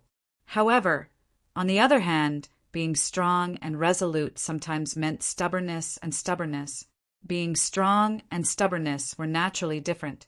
However, under certain circumstances, the boundary between the two might be blurred. Although Yu Ye's personality was calm and casual in her daily life, she had always been firm and unyielding when it came to learning martial arts and practicing the sword. She was able to endure loneliness and was able to endure hardship. She didn't care about many things. However, whenever she did, her heart would always be deeper than others. For example, she possessed the heaven-containing purified soul. Although she seemed to be daydreaming, she would be extremely focused when practicing martial arts. As such, the calmer she appeared, the more worried Long Xueji, Yen Jiaoge, and Feng Yinxing were. With Yu Ye's personality, it would only signify intense waves within her heart. Let's go take a look. Yen Jiaoge sighed. Long Xueji nodded silently and brought Yen Jiaoge and Feng Yinxing back to the cave manor. Currently, Yu Yi was sitting quietly. She asked Gao Qingxian, Grandmother, is the Divine Mother currently in charge of the Immortal Extermination Formation? That's right, Gao Qingxian answered. The Divine Mother and Cloudy Sky Queen have been taking turns in charge of the Immortal Extermination Formation, in exchange for our Taoism's freedom. Yu Yi nodded slightly. When she saw Yen Jiaoge and the others walking in, she said, Junior apprentice brother Yen, thank you for helping me all these years. Don't be so courteous, senior apprentice sister you, said Yen Jiaoge softly. Yu Yi looked at him. Grandfather and grandmother have just told me about what happened during these years. They mentioned junior apprentice brother Yen and Yunsheng. Previously, did you too? As she said that, ripples finally appeared within her originally calm gaze. Yes, we met senior apprentice brother Nya. Yen Jiaoge remained silent for a while. However, he still nodded. I've heard from grandfather about how his earlier heaven-nascent form would affect his transformation into an extinct devil. Yu Ye's voice was very soft. How? How does he look like now? It's hard to tell, Yan Zhaoga explained, with the primordial heart devil and other great devils around. Even if there's something special about it, it wouldn't easily reveal itself. He looked at Yu Yi, then at Long Xingquan, Gao Qingxian, Long Xueji, Gao Xuebua, and the others. He pondered and said, "Actually, I was just talking to Yunsheng about how we could interact with the 9 underworlds and probe them." "Oh." Yu Ye's eyes suddenly lit up. The expressions of Gao Qingxian, Long Xingquan, and the others immediately turned solemn. While observing Yu Yi, Yan Zhaoga briefly discussed his plans. Finally, he looked into Yu Ye's bright eyes and said softly, "Even for you, Senior Apprentice Sister Yu, you'll have to take some risks. If you really come into contact with him, you'll be facing a grand, heavenly realm devil lord." The so-called risk did not mean that Nie Jingshin might hurt her. Instead, she might face the bewitchment of a demon sovereign. The slightest flaw in her mind might be magnified. "I understand." Yu Yi took a deep breath and slowly said, "If I'm not prepared, I won't go." She turned her head and looked at Feng Yunsheng. "Only I feel bad asking Yunsheng to bear the risk for me." "Don't worry, Senior Apprentice Sister Yu." Feng Yunsheng smiled. "Between the 9 underworlds and me, it's still uncertain who's riskier. Instead, the other party might not agree to it." Yu Yi let out a long sigh and closed her eyes, calming her emotions. "Once you're prepared, we'll contact the 9 underworlds." Yan Zhaoga nodded and said, the other party had just woken up. After receiving so much information, she needed time to analyze it. Yan Zhaoga then took his leave. Long Xingquan, Gao Xuebua, and Long Xueji left with Yan Zhaoga and Feng Yunsheng, leaving only Gao Qingxian to look after her granddaughter. After exiting, they looked at each other and let out a sigh. Although Senior Apprentice Sister Yu is willing, I, Yan Zhaoga, only hope that Senior Apprentice Brother Nie can repent. I might have acted rashly, so please forgive me. Yan Zhaoga cupped his hands. His words were mainly meant for Gao Xuebua and Long Xueji. To Yan Zhaoga, Yu Yi, and the others, Nie Jingshin might hold a different meaning. However, to the roving Jade Heaven's Jade, clear lineage, he was an outstanding Jade, clear successor. No matter what, Yu Yi was still their blood relative. Nie Jingshin saved Yu Yi and fell into darkness to save her. Naturally, Gao Qingxian and the others would be grateful for this. It wasn't a problem for them to return the favor. However, they wouldn't be willing to risk their lives to return the favor after saving Yu Yi. Nie Jingshin and Long Xingquan could be considered as fellow disciples. However, Gao Qingxian and her son weren't on the same level. Not to mention, there was still the matter regarding the Vine Sovereign, Liang.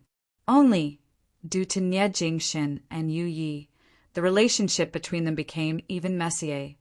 "What are you saying, Zhaoga? We're all responsible for little friend Nie's matter." Gao Xuebua sighed and said, "Now we can only hope for the best." Yan Zhaoga nodded silently.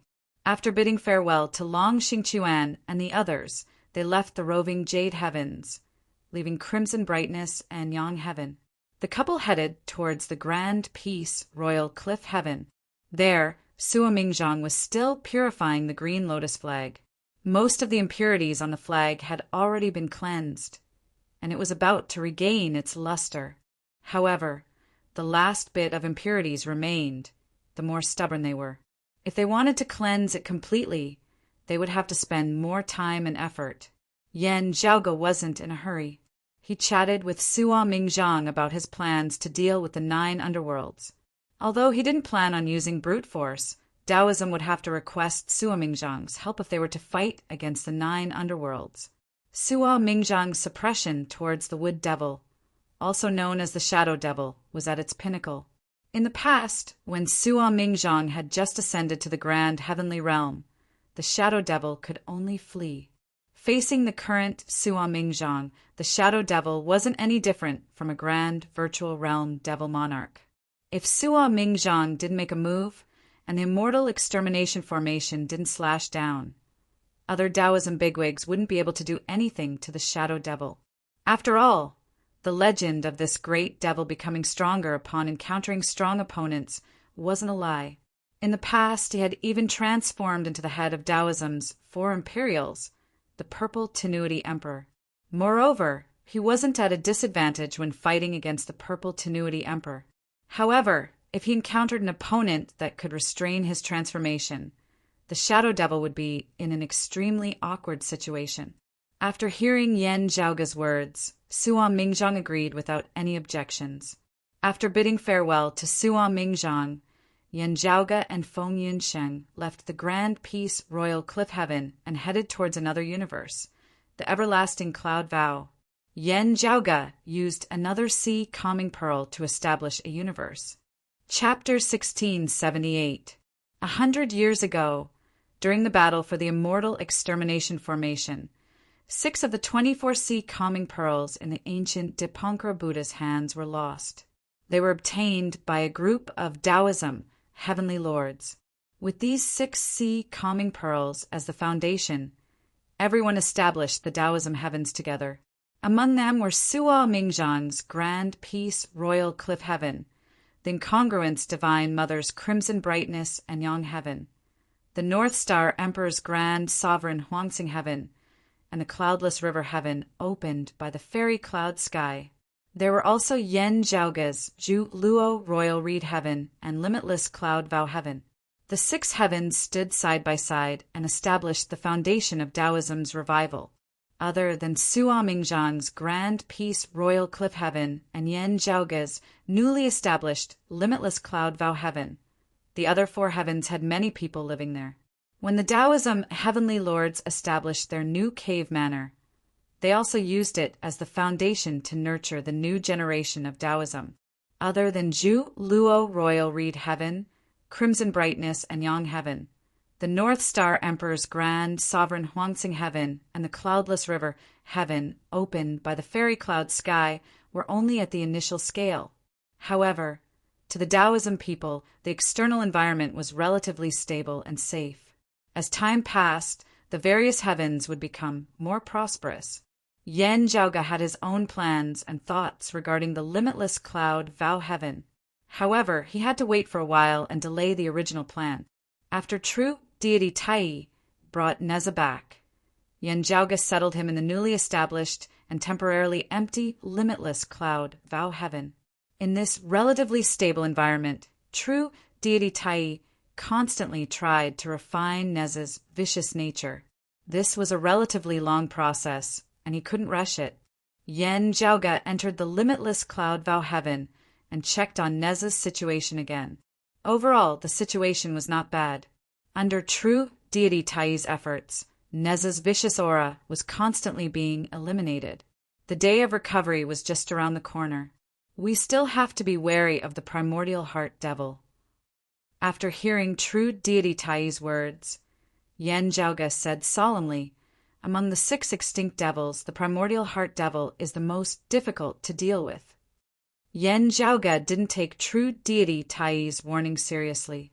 Long before the Great Calamity, the Taoism bigwigs, the Tai spiritual master included, especially the Jade Clear Lineage's direct lineage experts, had once fought a great battle against the 9 underworlds.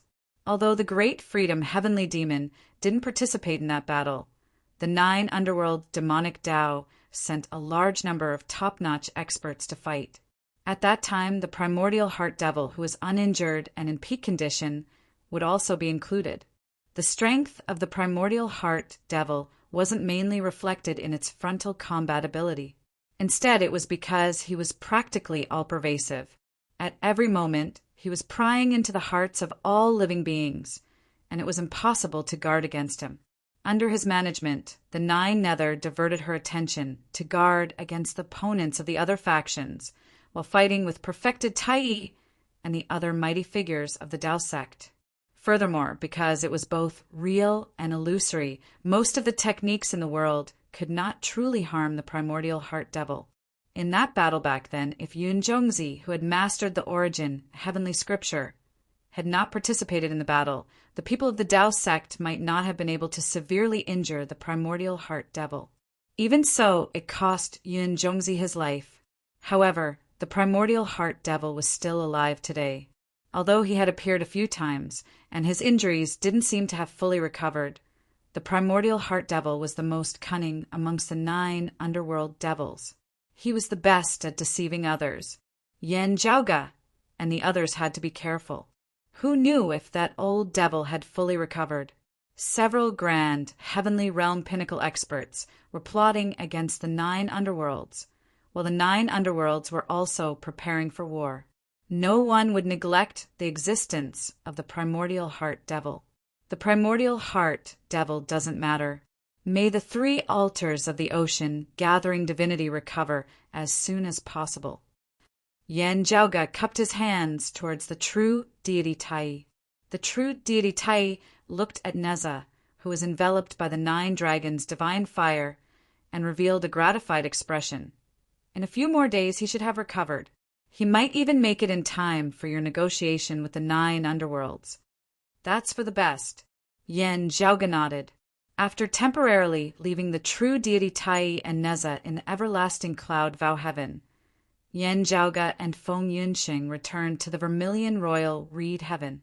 Everyone on the broad Creed Mountain let out a long sigh of relief after receiving the news of Ye's awakening. It's good that senior apprentice sister Yu is fine.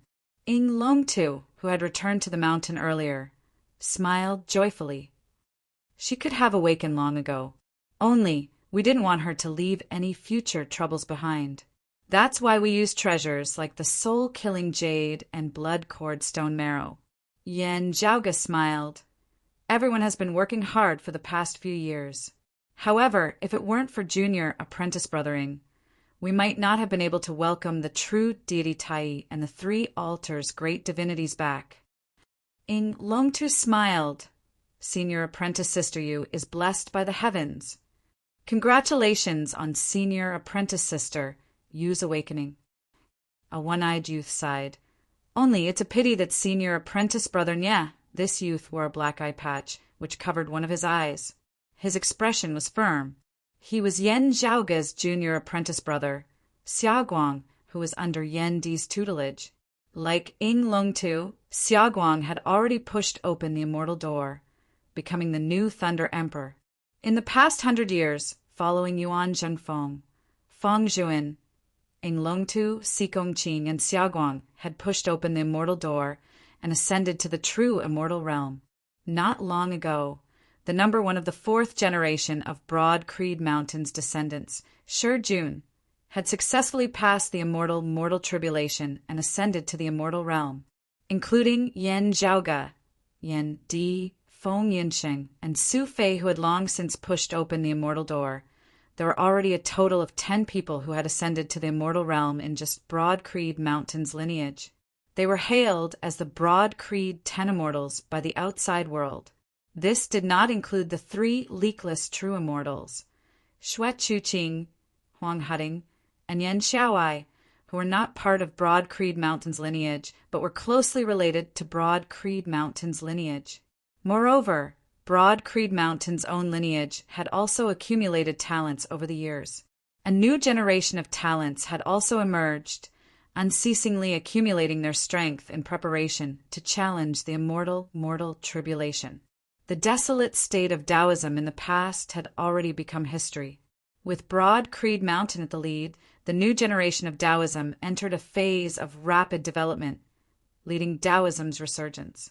With Xiaoguang's current cultivation, it was no longer difficult for him to heal his injured eye that year. However, due to some unknown considerations, he had still kept his injured eye until now. Although he had already stepped down from his position as the first seat of the disciplinary hall, and even his successor, Shi Jun, had already passed on his position to his new successor, Xiaoguang's current prestige in Broad Creed Mountain's lineage had always been outstanding. His juniors were all in awe of him. However, towards Yan Zhaoga, he was still as respectful as before. He was also much more casual in front of Yen Zhaoge and spoke in a straightforward manner, just like that reckless and impatient youth in the past. The situation regarding senior apprentice brother Nie's side is still hard to predict. We can only try our best for now. Yen Zhaoge said, "After a while I'll go to Jade Capital Crag again and meet senior apprentice Uncle Yu." Previously, when he returned, he had already met Yu Jinbei regarding his encounter with Nie Jingshin. Now that he planned to contact the 9 underworlds, he naturally had to inform Yu Jinbei about it. Chapter 16, 79. When Yen Zhaoge arrived at Jade Capital Crag this time, he first encountered an old acquaintance. Golden Court Mountain's Chao Jie's disciple, Shadow Mountain's Sword King Long Hanhua, also happened to be a guest at Jade Capital Crag. Upon seeing Yen Zhaoge, Long Hanhua said happily, "I've received news that Yu Yi is finally fine." "That's right." Yen Zhaoge similarly nodded gratifyingly. Long Hanhua was Long Xueji's son, while Yu Ye's mother, Long Xuening, was his paternal aunt. He and Yu Yi were cousins. In the past, Long Hanhua had assumed the name of Lin Hanhua and returned to the world beyond worlds in place of his father Long Xueji and grandfather Long Xingquan, entering Chao Jie's lineage. Afterwards, his identity had been exposed, and the enmity between the world beyond worlds and the roving jade heavens had been rather deep, as Long Hanhua had been forced to leave the world beyond worlds. Although Long Hanhua's family background was profound, he had always respected his master, Chao Jie and Golden Court Mountain. As time passed and the situation changed, he was able to return to Chao Jie's tutelage. Over the years, Long Hanhua had been cultivating on Golden Court Mountain, only occasionally returning to Crimson Light and Yang Heaven to visit his relatives in roving Jade Heaven. Because of Long Xingquan, Long Hanhua often visited the Jade Capital Crag when he was in the sky beyond heaven. He was on good terms with Wang Pu and the others. Currently, Long Xingquan had yet to push open the immortal door and was still in the mortal exalt realm. This was related to the fact that he had always been concealing his edge and nurturing his sword. From this aspect, the path he walked was completely different from his father, Long Xueji. Instead, he followed the path of his eldest uncle, Gao Xuebua. His niece, Gao Xuebua's granddaughter, Gao Qing, was also similar. Long Hanhua's state of mind was very calm. He was neither arrogant nor rash, even though Golden Court Mountain had just produced a new true immortal emperor not long ago. Chao Jie's final disciple, Long Hanhua's junior apprentice brother, Tang Yonghao, who had once hailed from the 8 Extremities World's Sacred Sun clan, had painstakingly cultivated unceasingly, his radiance growing increasingly dazzling as he surpassed countless seniors of his generation, successfully pushing open the door to immortality. In the past few years, the broad Creed Mountain was almost the only major power in the sky beyond skies. Following closely behind were Jade Capital Crag and ingenious flying peaks Red Lotus Cliff. Below them was Golden Court Mountain, which had 2 perfected immortals and stood out as one of the top powers. Recently, its reputation had even gradually overshadowed that of Jade Sky Peak's Cold Wave Monastery, which had been keeping a low profile for many years. While Long Hanhua seemed to have been surpassed by Tang Yonghao, those who were familiar with the prime clear lineages, Sheath Edge and Nurture, Sword Secret Arts, all knew that he was currently laying low for the sake of accumulating strength for the future. Speaking of Tang Yonghao, Yen Zhaoge thought of Mengwan.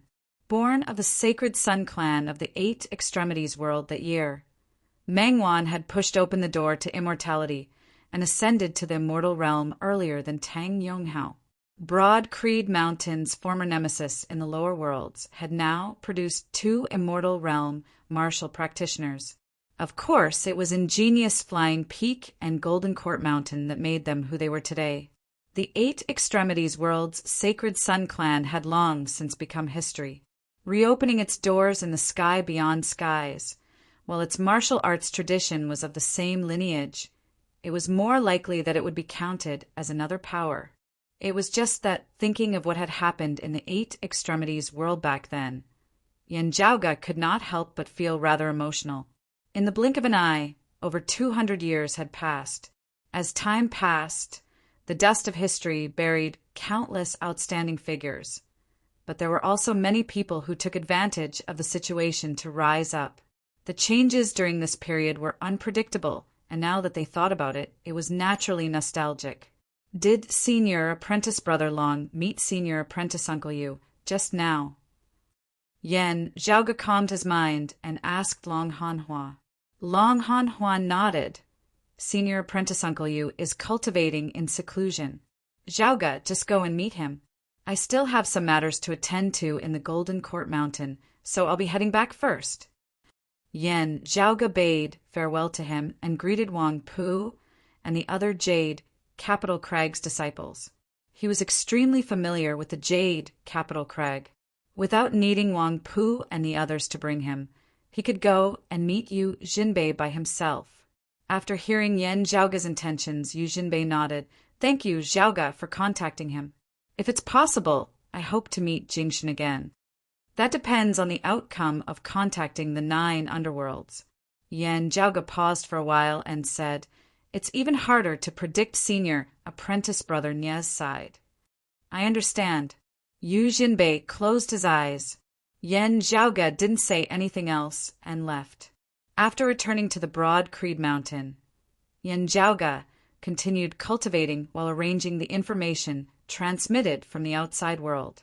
Previously, regarding 100 Blossom Shyness matter, the Astro Mountain Starry Seas demon race and the blessed lands of the White Lotus Buddhism heretics had some conflicts. Yen Zhaoge's understanding of the situation was limited. However, as time passed, the demon race and the blessed lands of the White Lotus came to a compromise. 100 Blossom Shyness was enlightened by the blessed lands of the White Lotus Buddhism heretics and converted to the future Buddha. Her treasured lights, imbued with faith power, transformed into Buddha lights imbued with faith power, freeing her from the immortal court heretics. This time, the blessed lands of the White Lotus was prepared. They were wary of the peculiarities within 100 Blossom Shyness soul and didn't give the immortal court and the immeasurable heavenly Lord the chance to cause trouble. Although 100 Blossom Shyness converted to the future Buddha, she didn't enter the blessed lands of the White Lotus. Instead, she was brought back to the demon race's Astro Mountain Starry Sea by the Kuei Wood Wolf. Now that the blessed lands of the White Lotus and the immortal court were in a heated war, she didn't need to participate in it. However, the blessed lands of the White Lotus might be happy to see her converting to the future Buddha and entering the Astro Mountain Starry Sea. As for how she would interact with the Kuei Wood Wolf without any memories, Yen Zhaoge didn't know.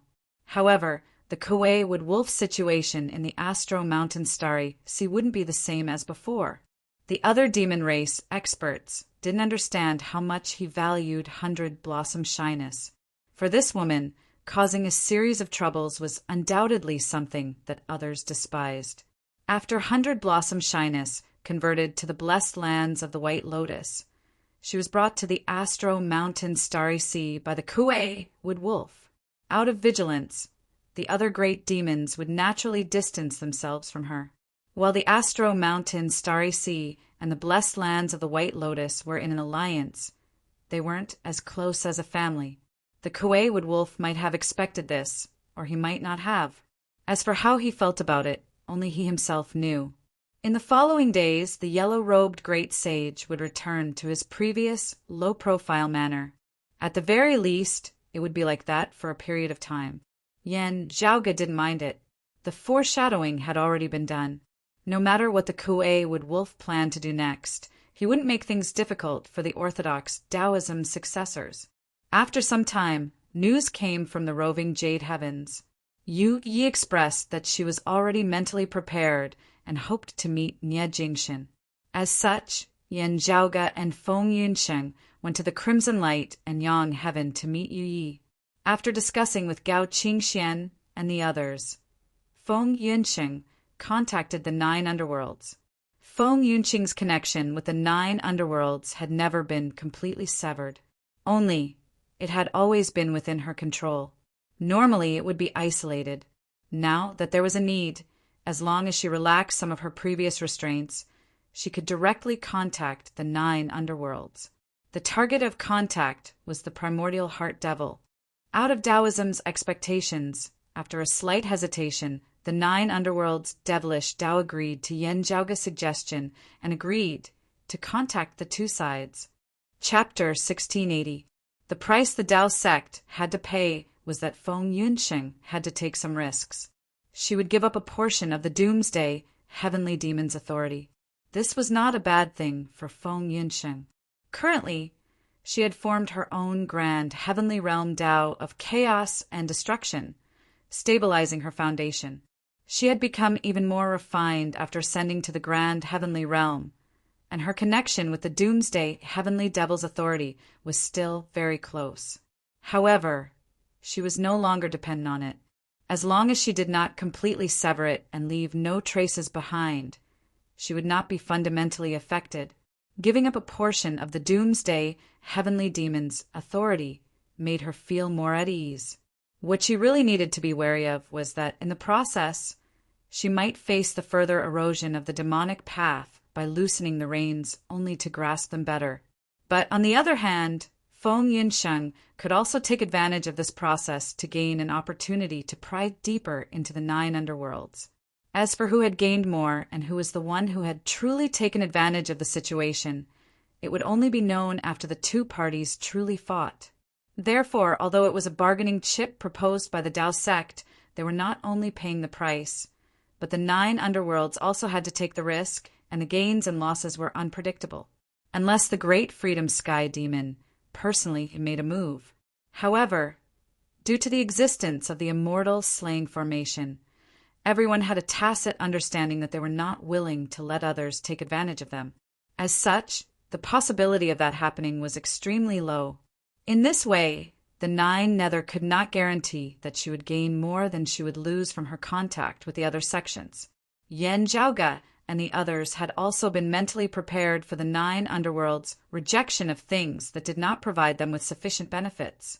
However, to his surprise, the primordial heart devil agreed after a brief consideration. This caused the hearts of Yan Zhaoga and the others to shiver slightly. If it wasn't a bluff, it meant that the situation on Niejingshen's side wasn't optimistic. That was why 9 Nether's side was so fearless. At least they had the confidence to ensure that nothing would go wrong on Niejingshen's side.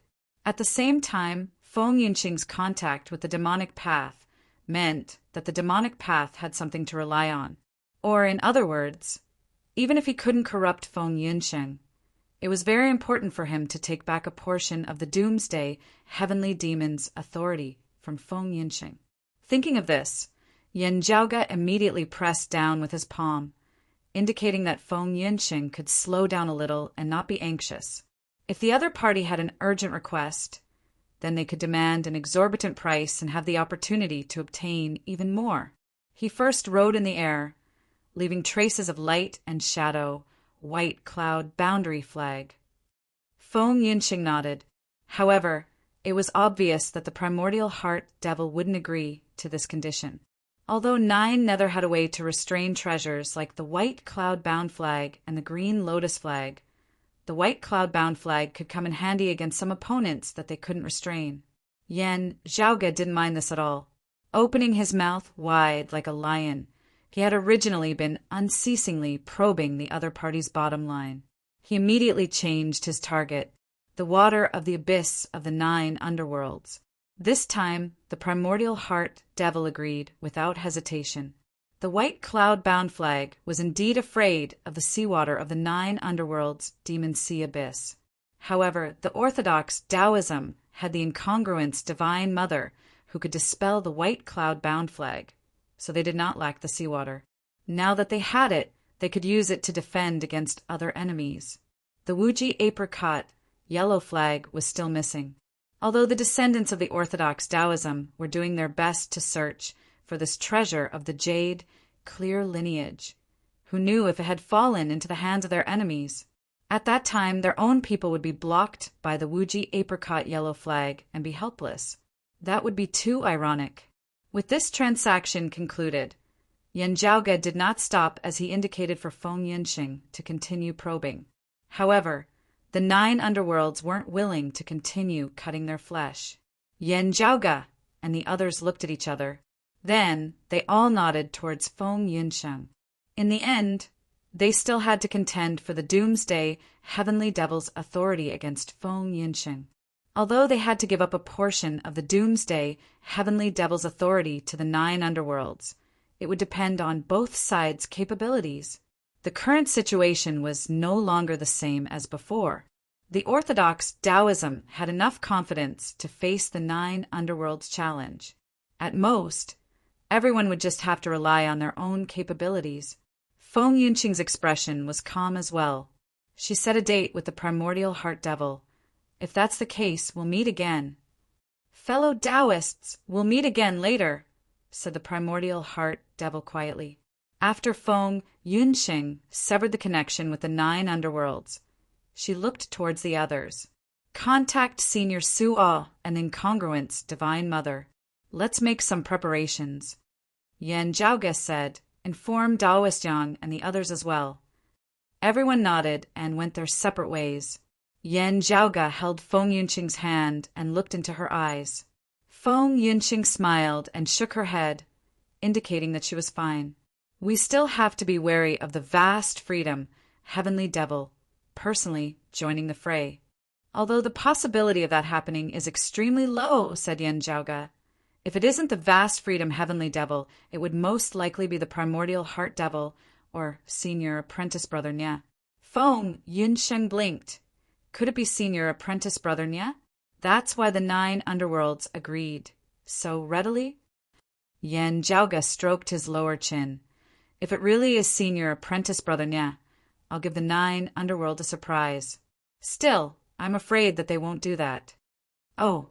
Feng Yunxing raised her brows and turned to look at Yan Zhaoge. Yan Zhaoge smiled. When I asked you to bid against them for the white cloud-bounded flag, it wasn't just a bid. Your goal was the seawater of the 9 underworlds' devilish sea abyss?